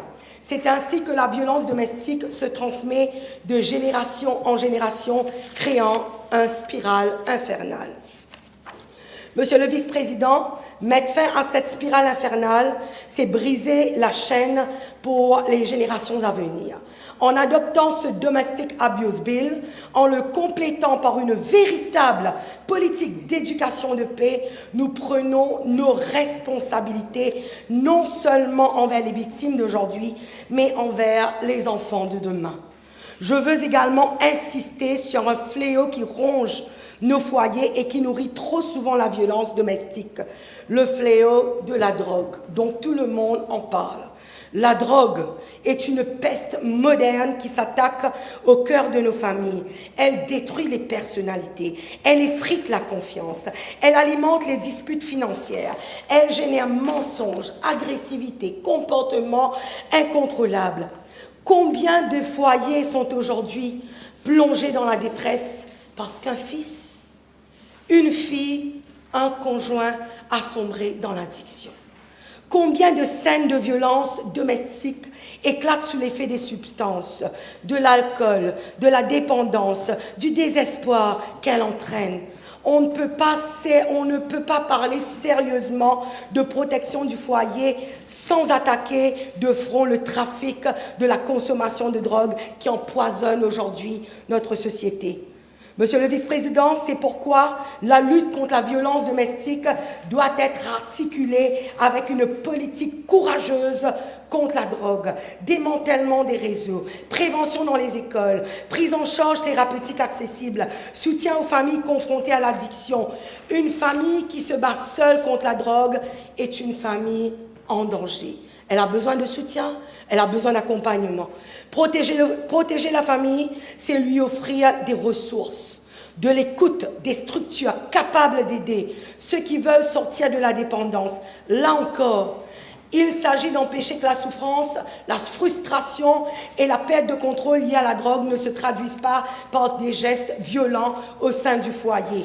Notre objectif, elle est bien clair. débarrasser notre société de la banalisation de la violence sous toutes ses formes. Trop souvent, nous tolérons violence verbale. Nous acceptons l'idée qu'une gifle, ce n'est rien. Qu'un homme doit montrer qui commande, qu'une femme doit supporter pour préserver le foyer. Ces discours tuent. Ils tuent silencieusement, en légitimant l'inacceptable. Ils tuent en convainquant les victimes qu'elles doivent se taire pour ne pas détruire la famille. Je le dis solennellement aujourd'hui dans cette auguste assemblée.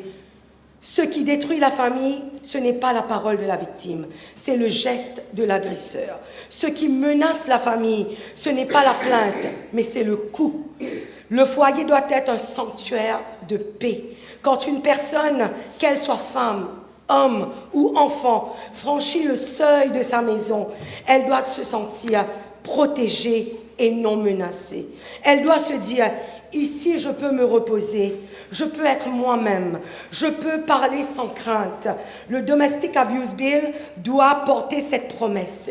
Il doit dire à la victime: tu n'es pas seule, la loi te voit, la loi t'entend et la loi te protège. Il doit dire à l'auteur de violence: tu n'as pas tous les droits parce que tu es le chef de la famille ou parce que tu apportes le salaire à la maison. La violence n'est ni un attribut de l'autorité, ni un privilège de la tradition.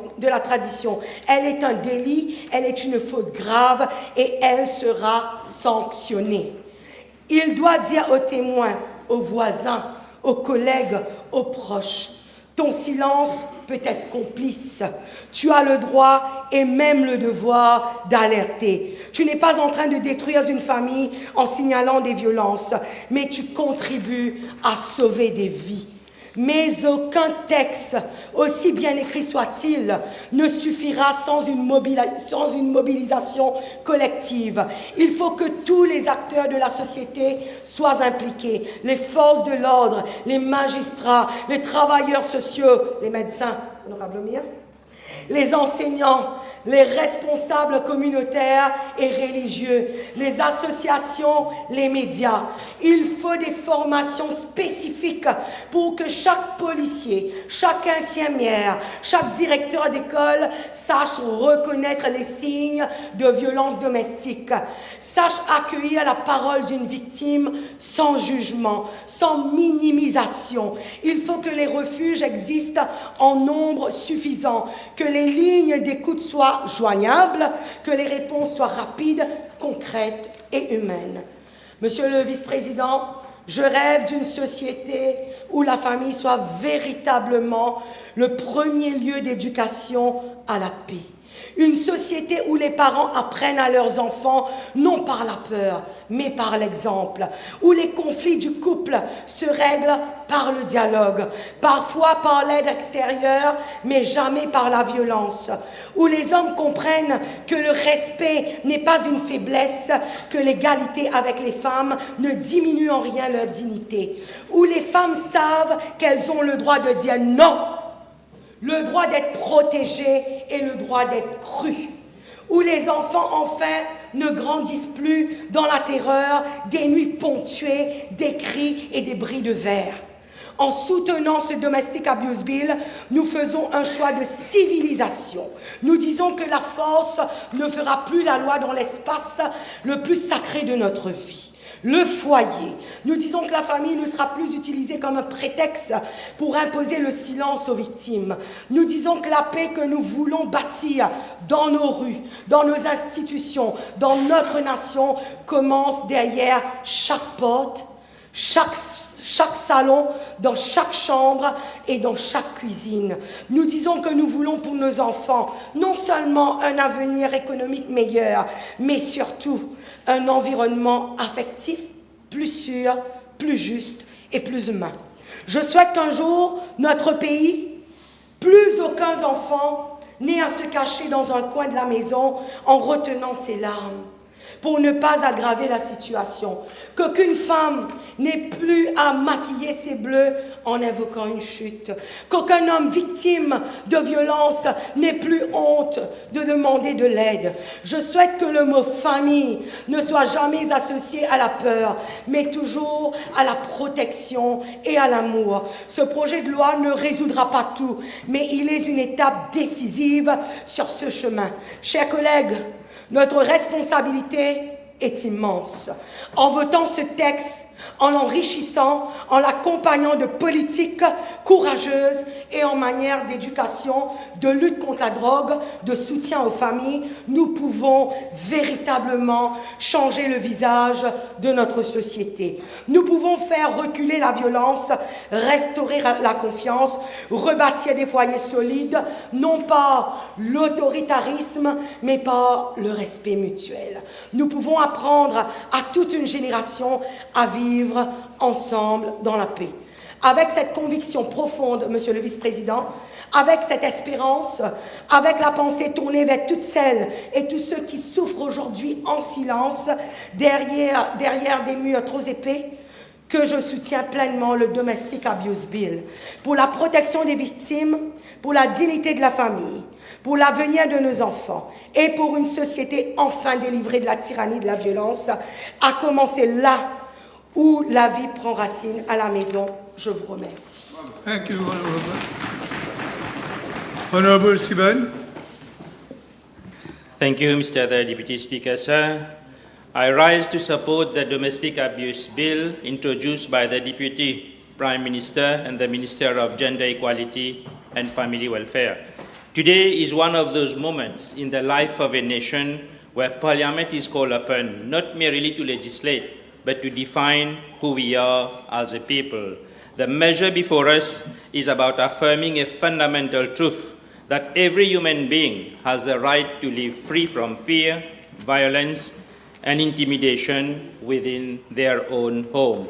One should know that home should be a sanctuary where children learn love and not violence, where partners and couples build trust and not fear, and where families nurture hope and not despair. Mr. the Deputy Speaker said, domestic abuse is unlike many other crimes. It often happens behind closed doors, hidden from public view, concealed by silence, shame, and dependence. Every case filed nearly represents a child who witnessed violence. Every complaint is the voice of someone who found extraordinary courage simply to ask for protection.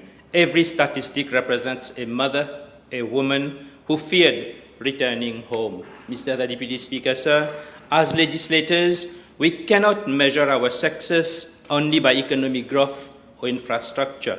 The true strength of a nation is measured by how it protects those who are most vulnerable.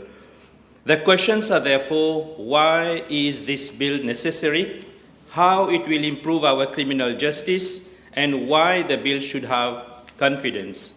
The bill sends a clear message that violence within the family is not a private matter beyond the reach of justice. It is a violation of human dignity, and the state has the authority, necessity, and the responsibility to intervene. Supporting this bill is supporting justice over abuse, dignity over humiliation, and protection over indifference. Domestic abuse can affect women, children, men, and older persons, whoever the victims may be.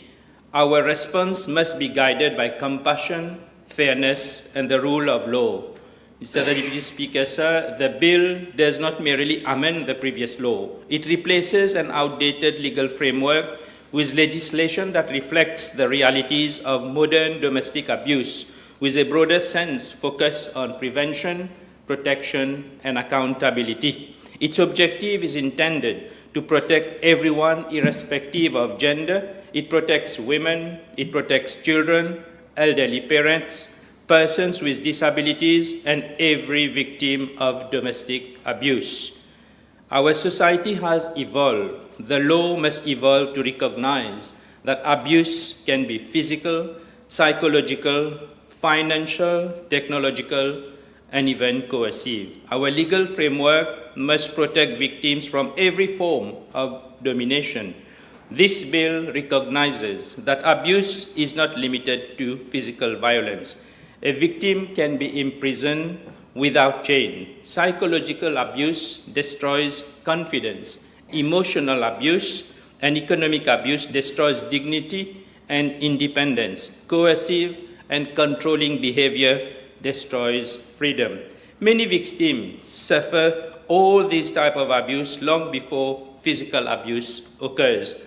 The most dangerous abusers are not always those who strike first. They are those who isolate their victim from family, monitor every movement, confiscate salaries, threaten children, dictate whom they may speak to, and destroy their confidence until they become prisoners within their own homes. In criminal justice, prevention is better than protection after tragedy has occurred. Every murder arising from domestic violence begins long before the fatal assault. It begins with intimidation. It begins with threat, humiliation, and coercive control. If the law intervenes earlier, lives can be saved. This demonstrates that the bill is preventive rather and merely than punitive. Mr. Deputy Speaker, sir, we must be well prepared to implement measures and save lives. Police officers must be better equipped to identify patterns of abuse rather than focusing solely on visible injuries. Modern investigations must also consider text messages, financial records, threats, witness testimony, digital communication, and repeated incidents that establish coercive behavior.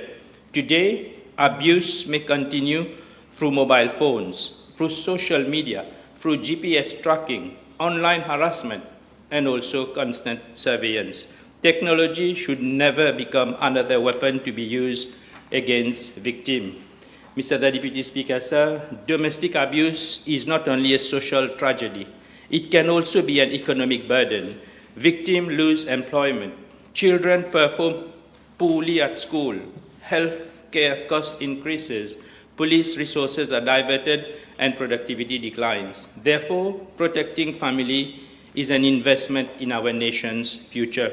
By broadening the legal definition of domestic abuse, Mauritius is aligning itself with the best international standards and recognizing the living reality of perhaps thousands of victims. Mr. Deputy Speaker, sir, the United Kingdom took a historic step with the Domestic Abuse Act in 2021 by recognizing that domestic abuse includes emotional, psychological, economic, as well as controlling the coercive behavior. The UK further acknowledged the devastating impact of abuse on children who witness violence within their home, and thus widened the scope of consideration to strengthen protection orders and support for victims. Australia has recognized that waiting until physical violence occurs is waiting too long. It has similarly adopted a modern understanding of family violence. Across Australian jurisdiction, coercive control, financial abuse, and pattern of intimidation are increasingly recognized as forms of domestic violence requiring legal intervention. New Zealand and Canada have also modernized their legislation by recognizing psychological abuse, coercive control, and economic abuse while strengthening the role of protection orders and victim support. In fact, across Europe, many countries have strengthened their domestic violence legislation in accordance with international human rights standards, recognizing that abuse is a pattern of behavior designed to dominate, isolate, and control another person. Mr. Deputy Speaker, sir, Mauritius should not stay behind, but do same and follow from successful international experiences. We are not copying other nations. We are joining a global movement that places the safety and dignity of victims above outdated perceptions of family violence. The bill sends a powerful message that abuse is abuse, regardless of whether it leaves visible bruises. A victim who is isolated from family and lives in fear every single day is abuse. A victim who is constantly threatened and is denied access to money is also abuse. These victims deserve protection under our laws. The bill encourages early intervention. Every experienced police officer, magistrates, and social workers know that domestic violence rarely begins with serious physical assault. Very often, it begins with insults, then intimidation, then isolation, then financial control and threats, which afterwards result in physical violence. By recognizing these warning signs earlier, the law allows institutions to intervene before tragedy occurs. In many countries, this preventive approach has helped to reduce repeated abuse and, more importantly, save lives. Mr. Deputy Speaker, sir, the bill also recognizes that protection of our children is essential. A child who grows up witnessing domestic abuse carries invisible scars for life. Studies across the world consistently show that children exposed to domestic violence are at greater risk of anxiety, depression, poor educational outcomes, and perpetuating cycle of violence in adulthood. Thus, protecting a parent is about protecting a child. Protecting a family is about protecting the future of our nation. One thing is clear, Mr. Deputy Speaker, sir, that no law, however strong, will succeed on its own.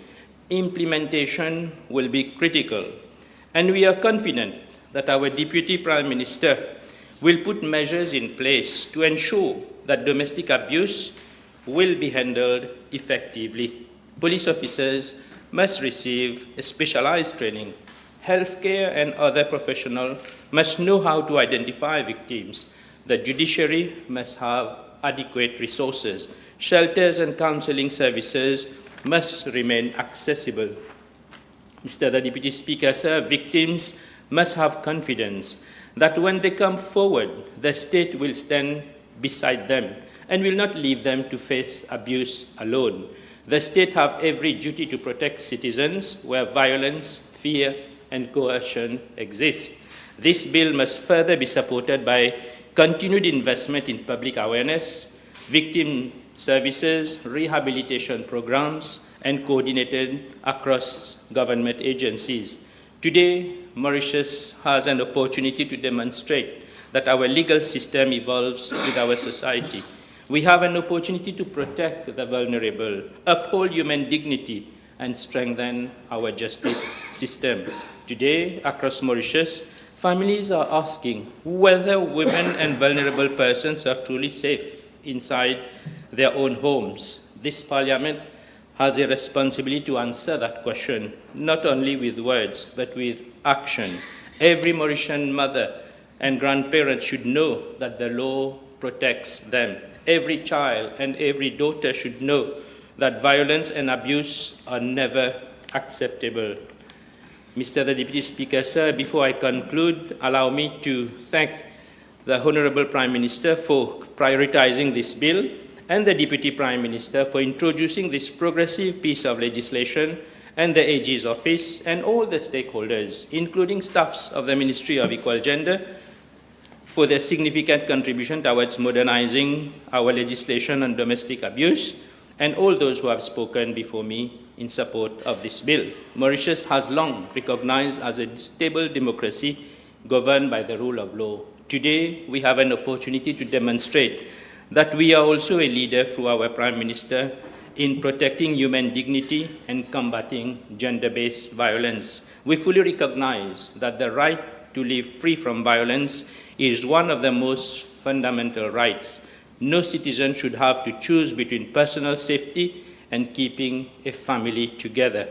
Mr. Deputy Speaker, sir, today we are protecting families. The bill is intended to ensure that every Mauritian home becomes a place of safety rather than fear. History will remember whether we had the courage to stand on the side of those who had no voice. The laws we pass today will become the values we proclaim tomorrow. It will shape the lives of people we may never meet. Let today's decision proclaim that in Mauritius, justice begins at home. The bill is not about politics. It is not about ideology. It is about humanity. It is about ensuring that no person should have to choose between silence and safety. The true measure of a nation is not found in the height of its buildings or size of its economy. It is found in the strength of its justice and in the compassion it extends to those who are most vulnerable. Mr. the Deputy Speaker, sir, history will record that this Parliament did not look away when confronted with violence behind closed doors.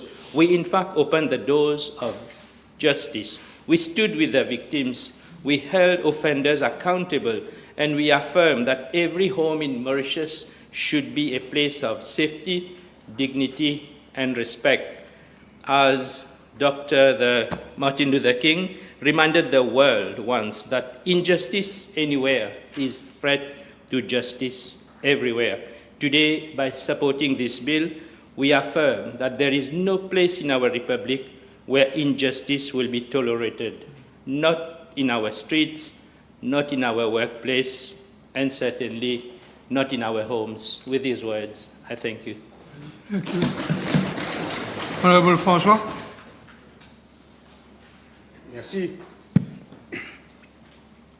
Elle a été séquestrée en voiture, brutalisée de coups sur tout son corps, frappée par son petit ami qui par la suite menace de se suicider. Si une déclaration est faite à la police en son encontre, c'est l'histoire de Joséphine et Joseph, deux jeunes. Et cette histoire m'interpelle profondément quand l'abus et la violence domestique touchent notre jeunesse. Face à la multitude d'abus domestiques, notre société est confrontée à de grands défis, tant sur le plan culturel, éducatif, légal que médiatique. En 2025, 7562 cas de violences domestiques, 986 cas ordonnances de protection, comme mentionné par Madame la DPM. À Rodrigue, les cas de violences domestiques signalés à l'unité de protection du bien-être de la famille sont les suivants. En 2022, 81 cas. 2023, 87 cas. 2024, 98 cas. 2025, 107 cas pour une population de 44 000. L'Espagne démontre une progression remarquable. Le nombre de féminicides a chuté de 30% en 20 ans depuis 2004. Monsieur le vice-président, je note l'effort du ministère de l'égalité des genres pour réduire de 24% le cas de violence domestique dans les prochains 5 ans, passant de 6 565 cas en 2025-2026 à 5 000 cas en 2029-2023 comme objectif vers une société socialement cohésive. Ceci dit, permettez-moi de féliciter l'honorable député Prime Minister NAVARRE-MARIE pour son leadership en matière d'égalité des genres et je remercie l'appui de l'honorable attorney général pour la représentation de ce texte de loi important à la Chambre. Ce projet de loi est une réforme progressiste significative dans la lutte contre les abus domestiques. Monsieur le vice-président, mardi dernier, c'était la journée internationale du parlementarisme, ce qui nous rappelle que le Parlement est à son meilleur lorsqu'il protège ceux dont les voix sont souvent silencieuses. Un Parlement digne de la confiance publique ne doit pas seulement adopter des lois, il doit veiller à ce que ces lois atteignent leurs objectifs et dans ce cas précis, protègent la femme et la jeune fille, l'enfant qui vit dans la peur, et l'homme qui peut souffrir en silence parce que la honte l'empêche de demander de l'aide. Ce projet de loi sur les abus domestiques est nécessaire, c'est pourquoi je salue et soutiens les définitions plus larges contenues dans ce texte de loi. Il élargit la protection, reconnaît les schémas d'intimidation, renforce l'accès aux ordonnances de protection et envoie un message clair selon lequel les abus ne se résument pas à des violences physiques. Elles peuvent aussi être du contrôle, de la perte, des menaces, de l'illumination, une domination économique, l'isolement, entre autres.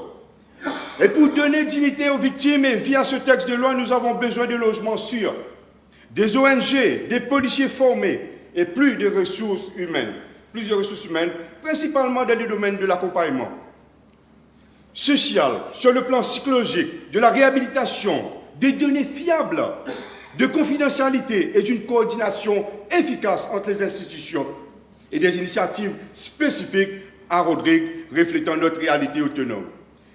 Monsieur le vice-président, l'abus domestique est l'une des contradictions les plus douloureuses de notre société, surtout sur le plan économique.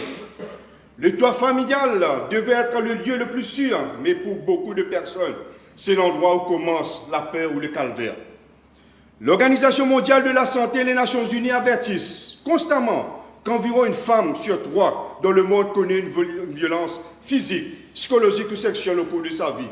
Derrière ce chiffre, il ne s'agit pas d'un nombre abstrait, mais c'est Lily, une mère qui cache les blessures de ses enfants. Et je suis touché par le témoignage du cœur de l'honorable Legovine.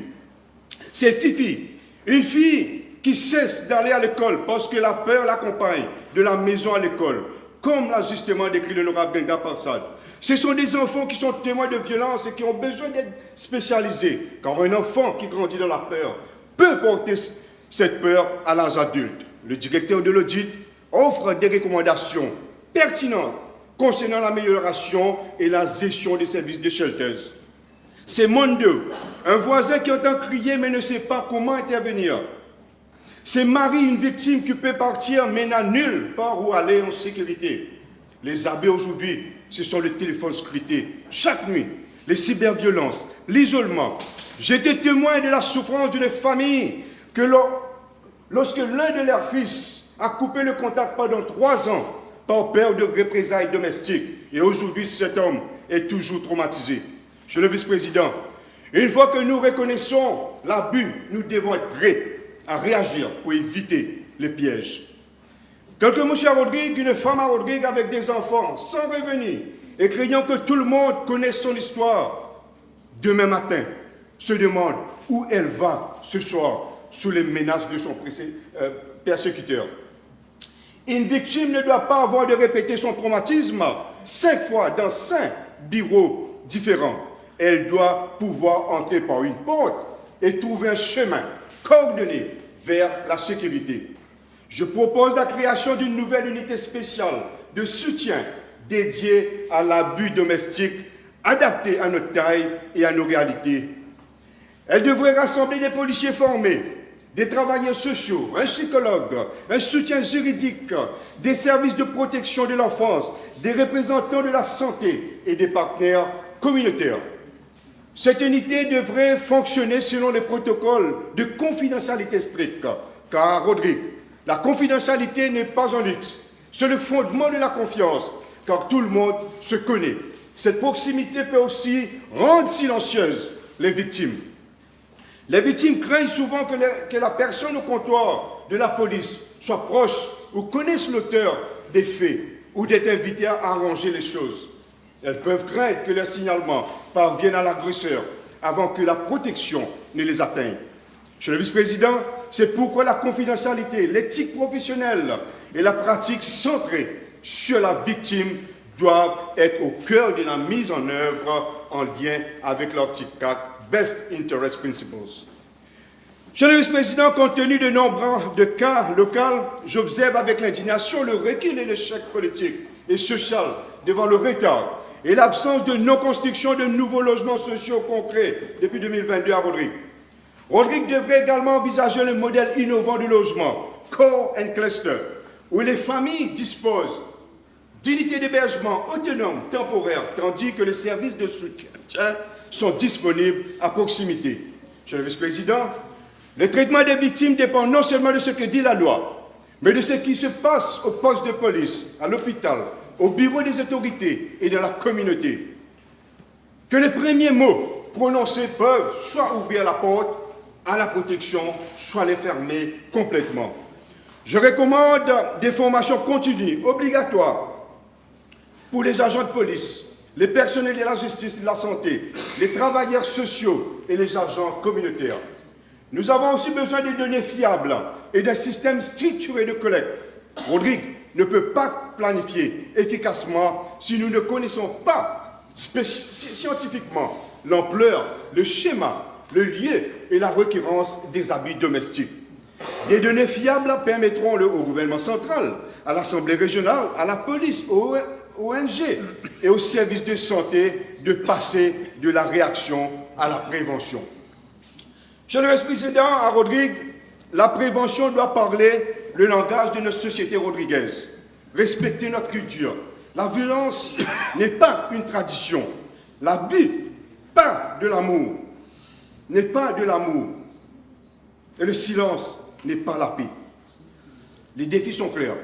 Et nous avons besoin des ressources humaines spécialisées, des services juridiques accessibles, du centre de réhabilitation et un programme structuré de réhabilitation, d'un financement durable pour des abris et un logement transitoire, d'éducation et de conscientisation publique continue dans les villages, d'une coopération plus consistante entre le gouvernement central, l'Assemblée régionale, la police, le service de santé, l'école, les écoles, les religions, les ONG et les leaders communautaires. À cet égard, je propose 5 mesures pratiques pour Audrey.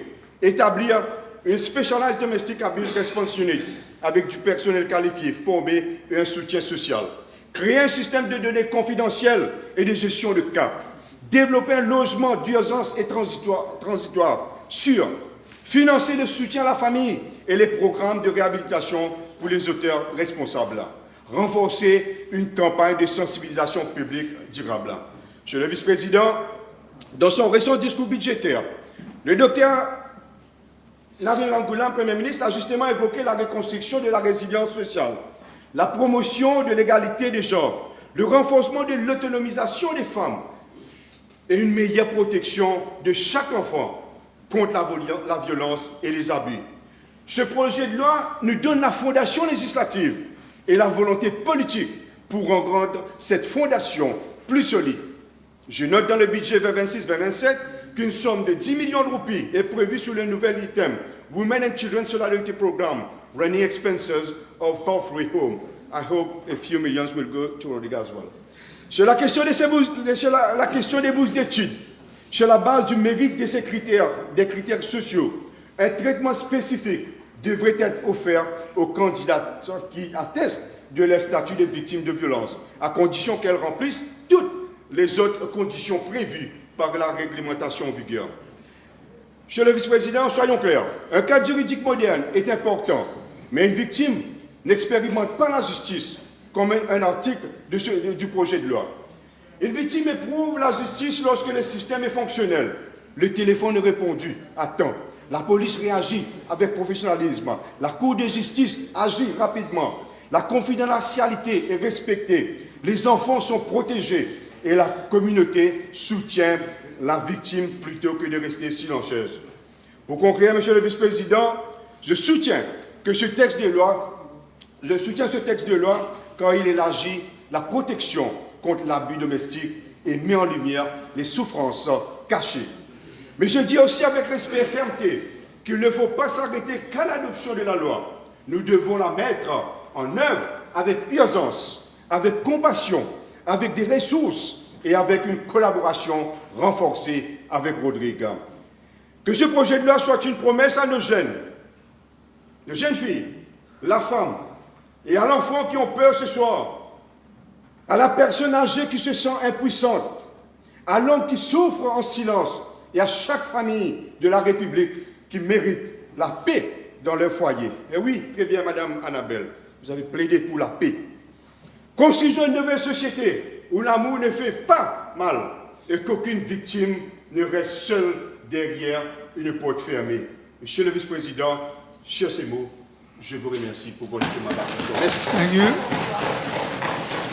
Honourable Nelsingen.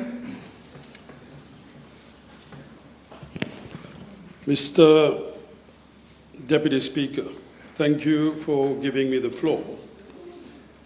I just want to highlight the number of points I would have liked to raise, possibly not. Number one, first of all, I would like to rebut some of the points raised by members of the opposition, especially the leader of the opposition. I have to agree that 2 other members of the opposition have been more or less consensual. Number 2, I just want to highlight briefly the objective of the bill and how we are moving from a physical-centric focus to a more broader approach, and also how today we are living in a different era and there has been evolution of society and there is what I would qualify as being a socio-evolutionary lag. And how we are shifting from a reactive law to a more proactive legislation, and also from a model of physical violence to more focus on economic, psychological, and emotional violence, and also a sort of innovation with virtual harassment, protection to also related parties, more important and innovative protection measures with an exclusion order, more coordination, and also reporting duties of health professionals and other professionals, and more severe punishment, and also rehabilitation. And I've been listening to many of my colleagues. It is true, and I fully concur, that we have to crack down on domestic violence. We have shifted from violence to abuse, which is more broader. But at the same time, don't forget that when we are referring to domestic violence, it's part of the puzzle. It is true that part of the Mauritian society, they are suffering from a more sort of ingrained illness. We have to address the issues. And also, in spite of the fact that we have to crack down on perpetrators of domestic violence, yet the challenge, and I have to commend both the Minister and the Attorney General to, at the same time, crack down on domestic violence, but also to rehabilitate. And fortunately, we are not spending enough time on rehabilitation, which is also very important. So, the bill of today is a milestone that will fundamentally reshape the social fabric of Mauritius, of society generally. And for nearly 3 decades, our actions were governed by the Protection from Domestic Violence Act of 1997. And what the leader of the opposition stated, I'm just quoting from his speech, on a perdu du temps. Incredible. 1997 to 2026, on a perdu du temps. What have they done over 10 years, Mr. Deputy Speaker? It is true. I've listened also to Honourable Duval.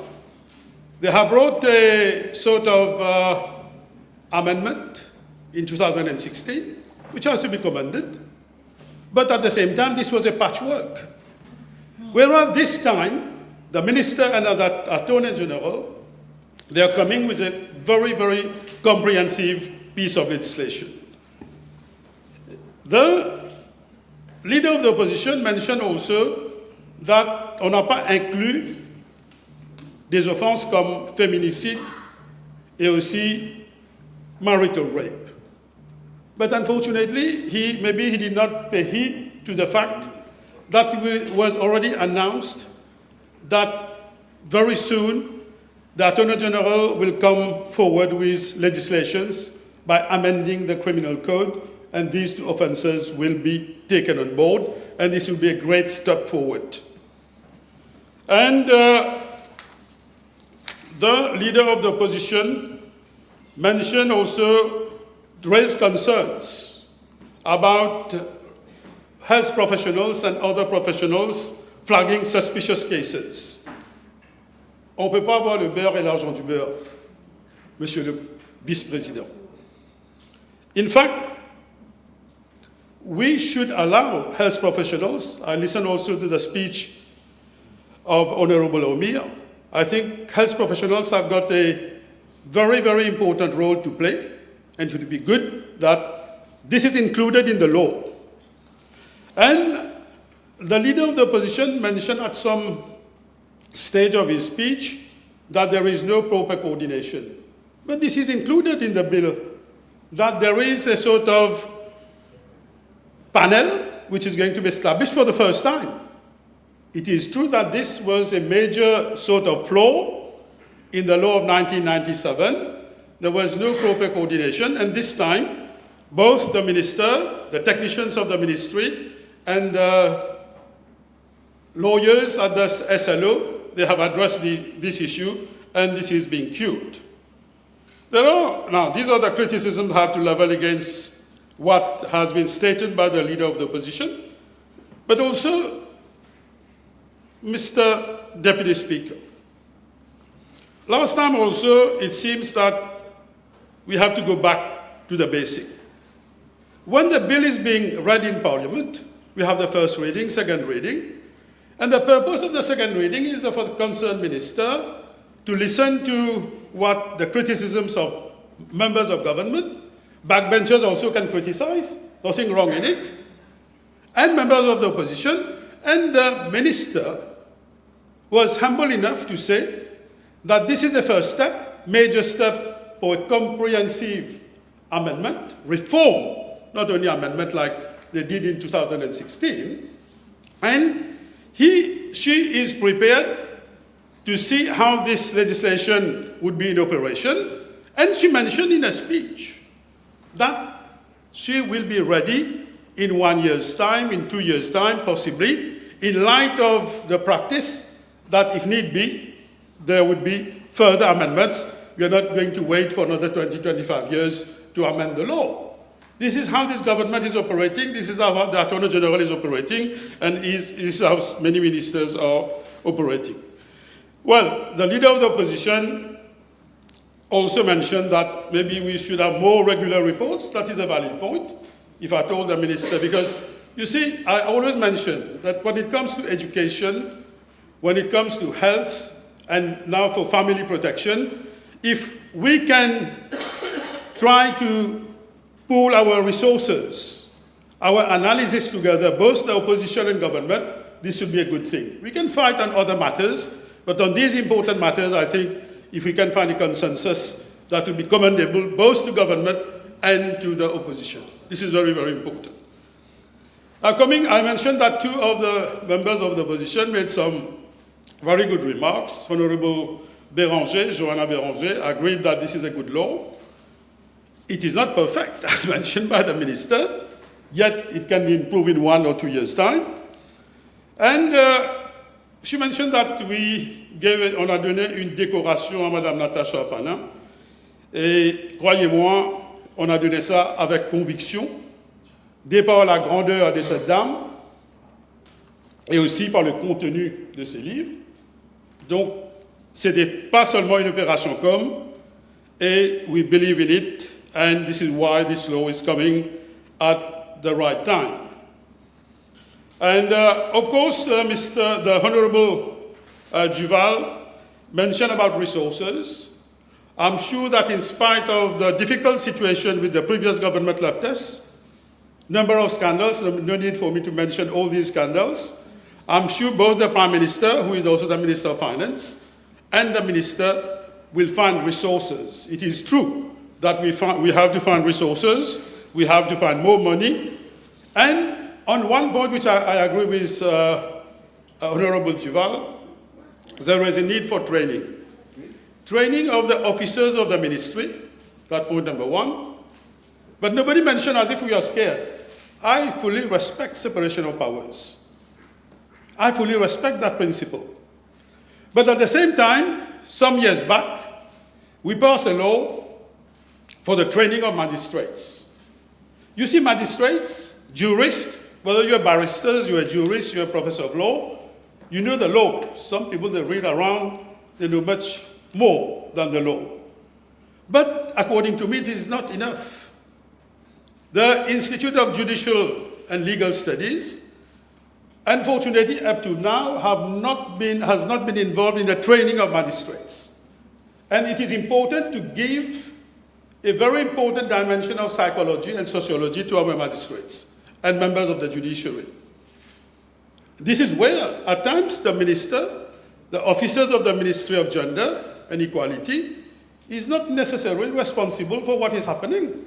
We cannot poke our nose in the affairs of the judiciary. I fully concur, I fully agree, yes. But at the same time, proper training has to be given to magistrates and even judges. Why not? So this is important. So these are some of the points which I wanted to rebut. Now, coming to the points I wanted to raise, I mentioned that we are leaving, Mr. Deputy Speaker, what worse in the law, actual law, leaving a physical-centric approach to a more broader approach. And we are taking cognizance of the evolution which has happened in our society. While the actual act served its purpose in a different era, it has fallen into what I would qualify as an undeniable socio-evolutionary lag. It remains blind, unfortunately, Mr. Deputy Speaker, to the realities of modern abuse, constrained by outdated physical-centric focus and crippled by passive, siloed administrative structures. This is where we are changing the structures. Today we permanently consign that obsolete framework to history. And with the Domestic Abuse Bill, we are introducing a modern, highly proactive, from a reactive model to a proactive model. And because it is not only physical violence which has to be taken into consideration. So this is why initially I mentioned this is a major comprehensive shift, comprehensive framework. And this legislation, Mr. Deputy Speaker, is meticulously engineered to achieve two non-negotiable goals. On one hand, providing an unyielding shield to crack down on domestic abuse through severe sentencing, and we have increased the sentencing, the punishment, which is very important. But at the same time, which unfortunately we have not helped enough, according to me, on rehabilitation. It's a major challenge. To punish more, but to rehabilitate is important in our modern society.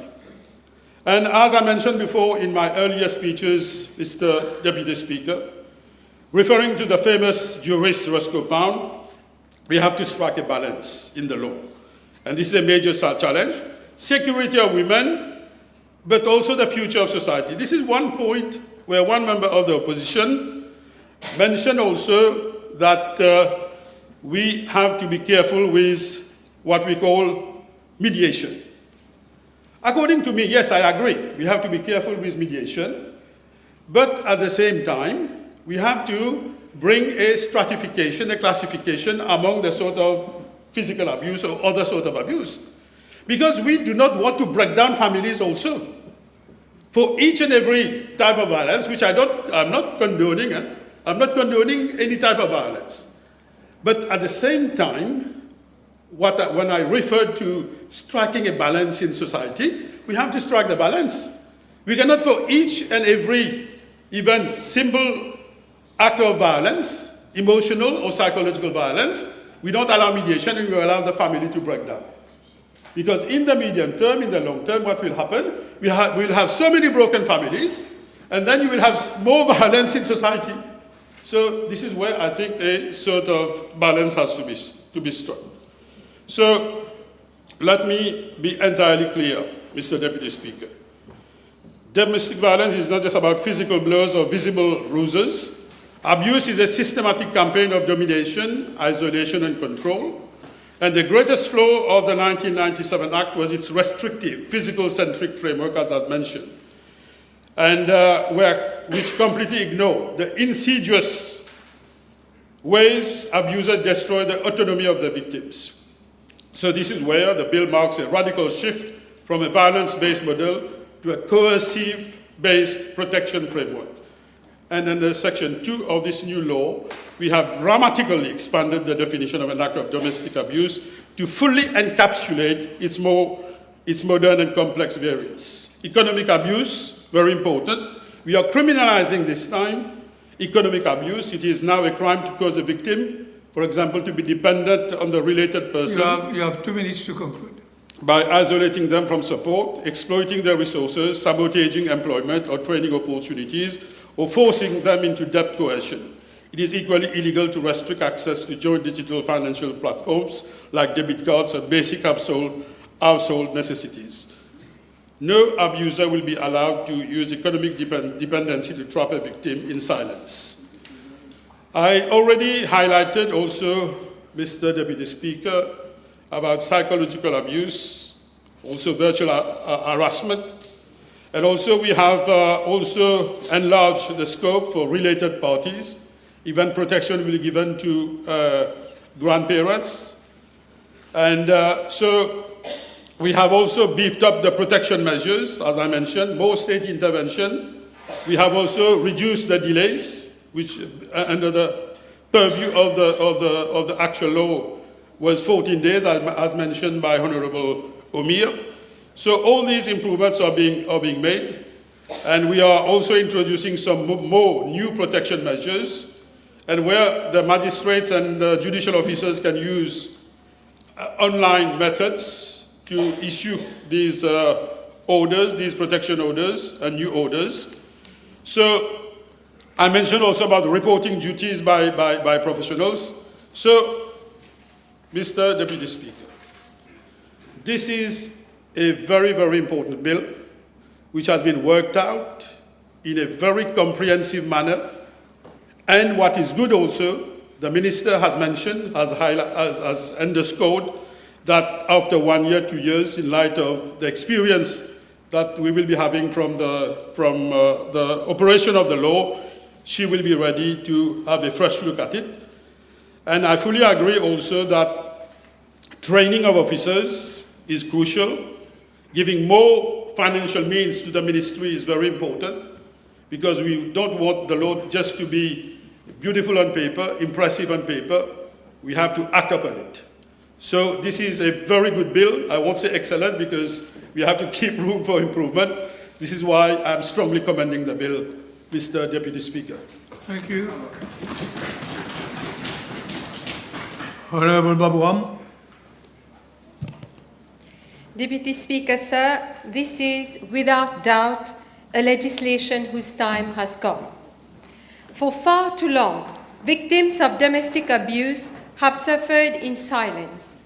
Some have paid the ultimate price with their lives, while many others continue to bear permanent physical and psychological scars. Our existing legislative framework, dating back to 1997, reflected the realities of its time, but society has evolved. Our understanding of abuse has deepened, and the law must evolve accordingly. This bill represents that necessary evolution. Deputy Speaker, sir, this legislation is about far more than domestic abuse. At its heart, it is about the protection of human dignity. It is founded upon a simple but fundamental principle. No human being should ever be subjected to violence, intimidation, humiliation, or coercion, whatever form those abuses may take. One of the most significant advances contained in this bill is the recognition of emotional and psychological abuse as offenses in their own right. For many years, countless women, and indeed many men, endured profound suffering without adequate legal protection, simply because the law failed to recognize injuries that leave no visible scars. Yet, emotional wounds can often be deeper and longer lasting than physical ones. Deputy Speaker, sir, if we are serious about combating domestic abuse, we must also confront its causes. Domestic abuse rarely exists in isolation. It is often part of a cycle of violence that passes from one generation to another. Many perpetrators are themselves products of environments marked by violence, neglect, and trauma. This reality does not excuse criminal conduct, nor should it ever diminish personal accountability. But if our objective is to build a safer society, we must also address the conditions that allow violence to reproduce itself. It is precisely for that reason that I warmly welcome the rehabilitation program introduced by this bill. A mature justice system is one that punishes wrongdoing while also creating opportunities for genuine rehabilitation. We owe that not only to offenders who are willing to reform, but also to future victims whose suffering may be prevented if destructive behavioral patterns are broken. Rehabilitation is therefore not an act of leniency. It is an investment in public safety and in the long-term well-being of our society. Rebuilding society cannot occur without re-education. Harmful cycles must be broken, and individuals must be encouraged to believe that they can rebuild their life through genuine reform. Deputy Speaker, sir, domestic abuse also presents complex human realities that cannot simply be reduced to legal principles. Relationships are built upon affection, emotional attachment, and shared responsibilities. Victims often remain with their abusers for reasons that may appear difficult to understand from the outside. Children, financial dependency, emotional attachment, fear, hope for change, and family pressures all play a role. I am certainly not suggesting that anyone should remain in an abusive relationship. Every victim deserves protection and the opportunity to live free from violence. But unless we understand the realities that influence those decisions, we risk oversimplifying a problem that is profoundly complex. How many parents still encourage their daughters to remain in abusive households for the sake of their children? How often do victims suppress their suffering because they fear the judgment of others? The familiar expression, "Di moun ki pou dire," continues to weigh heavily upon far too many lives. Deputy Speaker, sir, on another note, I also warmly welcome the inclusion of economic abuse within the scope of this legislation. Economic control is one of the most effective instruments through which an abuser exercises power over a victim. Some women are prevented from pursuing employment because an excessively possessive partner refuses to allow them any independence or cannot tolerate the idea of them interacting with male colleagues. Others earn an income, yet are deprived of any meaningful control over their finances.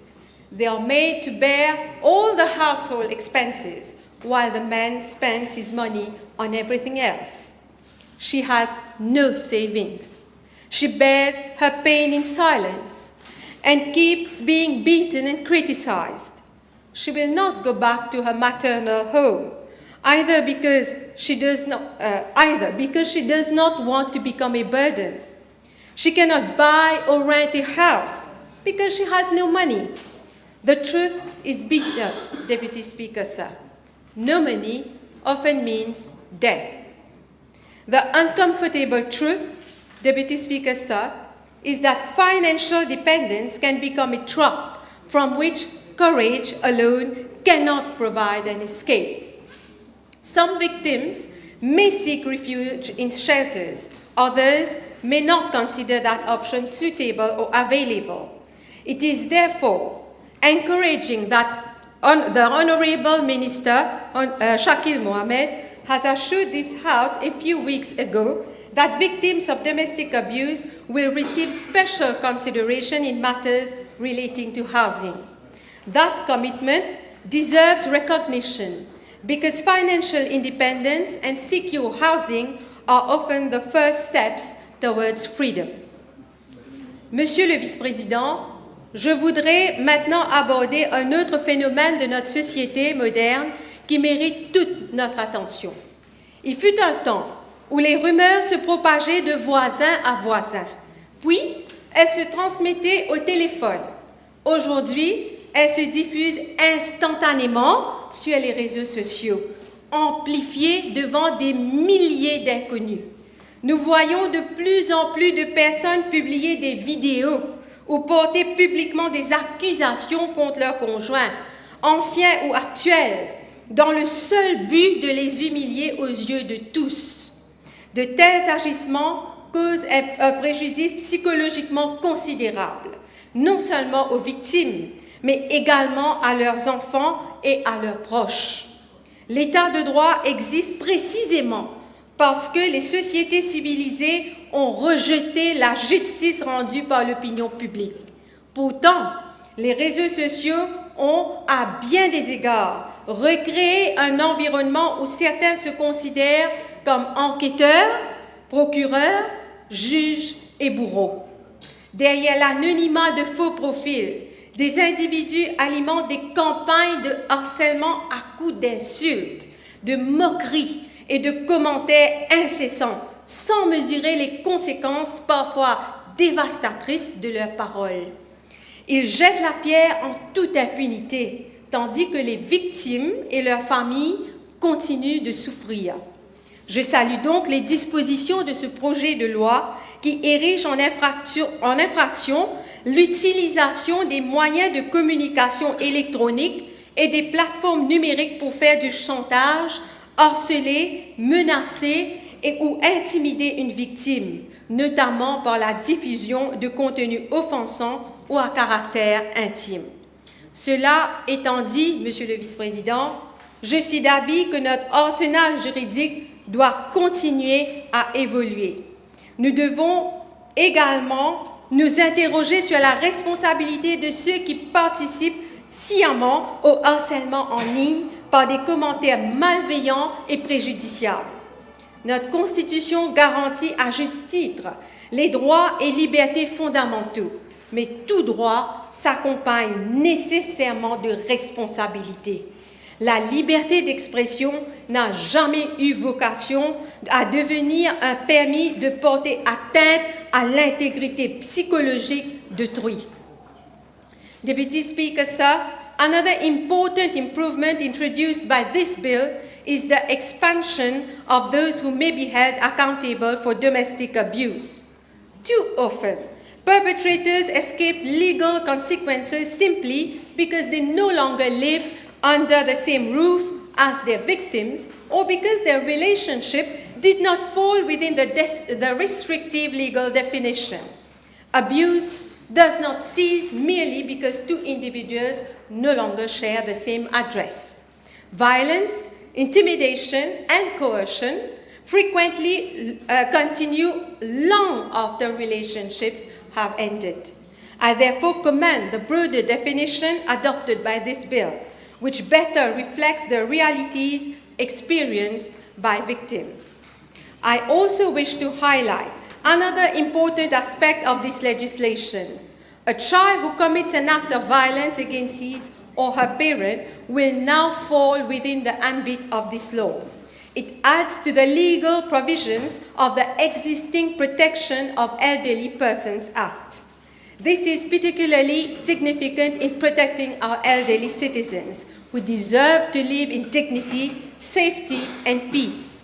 We know that substance abuse and illicit drug dependency can sometimes fuel violence within families, with elderly parents becoming the first victims of those seeking money to sustain their addiction. This bill sends a clear message that abuse is unacceptable regardless of who the perpetrator may be. Whether the aggressor is a spouse, a former partner, or even an adult child, every victim deserves the protection of the law. Our elderly parents who devoted their lives to raising us should never have to spend their final years living in fear within their own homes. In closing, Deputy Speaker, sir, I wish to commend the Honourable Deputy Prime Minister and Minister of Gender Equality and Family Welfare for introducing this timely and progressive piece of legislation. I give this bill my unequivocal support. I look forward to have more lives saved, more families rescued, and a stronger social fabric for a better and healthier Mauritius. Thank you, Deputy Speaker. Thank you, Honourable Member. Honourable Pentia. Deputy Speaker, sir, I beg to move for adjournment of the debates. Yes, the motion needs to be seconded. Seconded? Yes, seconded by Honourable Mohammed. The question is that the debate be now be adjourned. Those in favour say aye. Those against say no. The ayes have it. Honourable Prime Minister. Yes, Mr. Deputy Speaker, I move for the adjournment of the House to Friday, the 10th of July at 3 p.m. The motion is seconded by the DPM.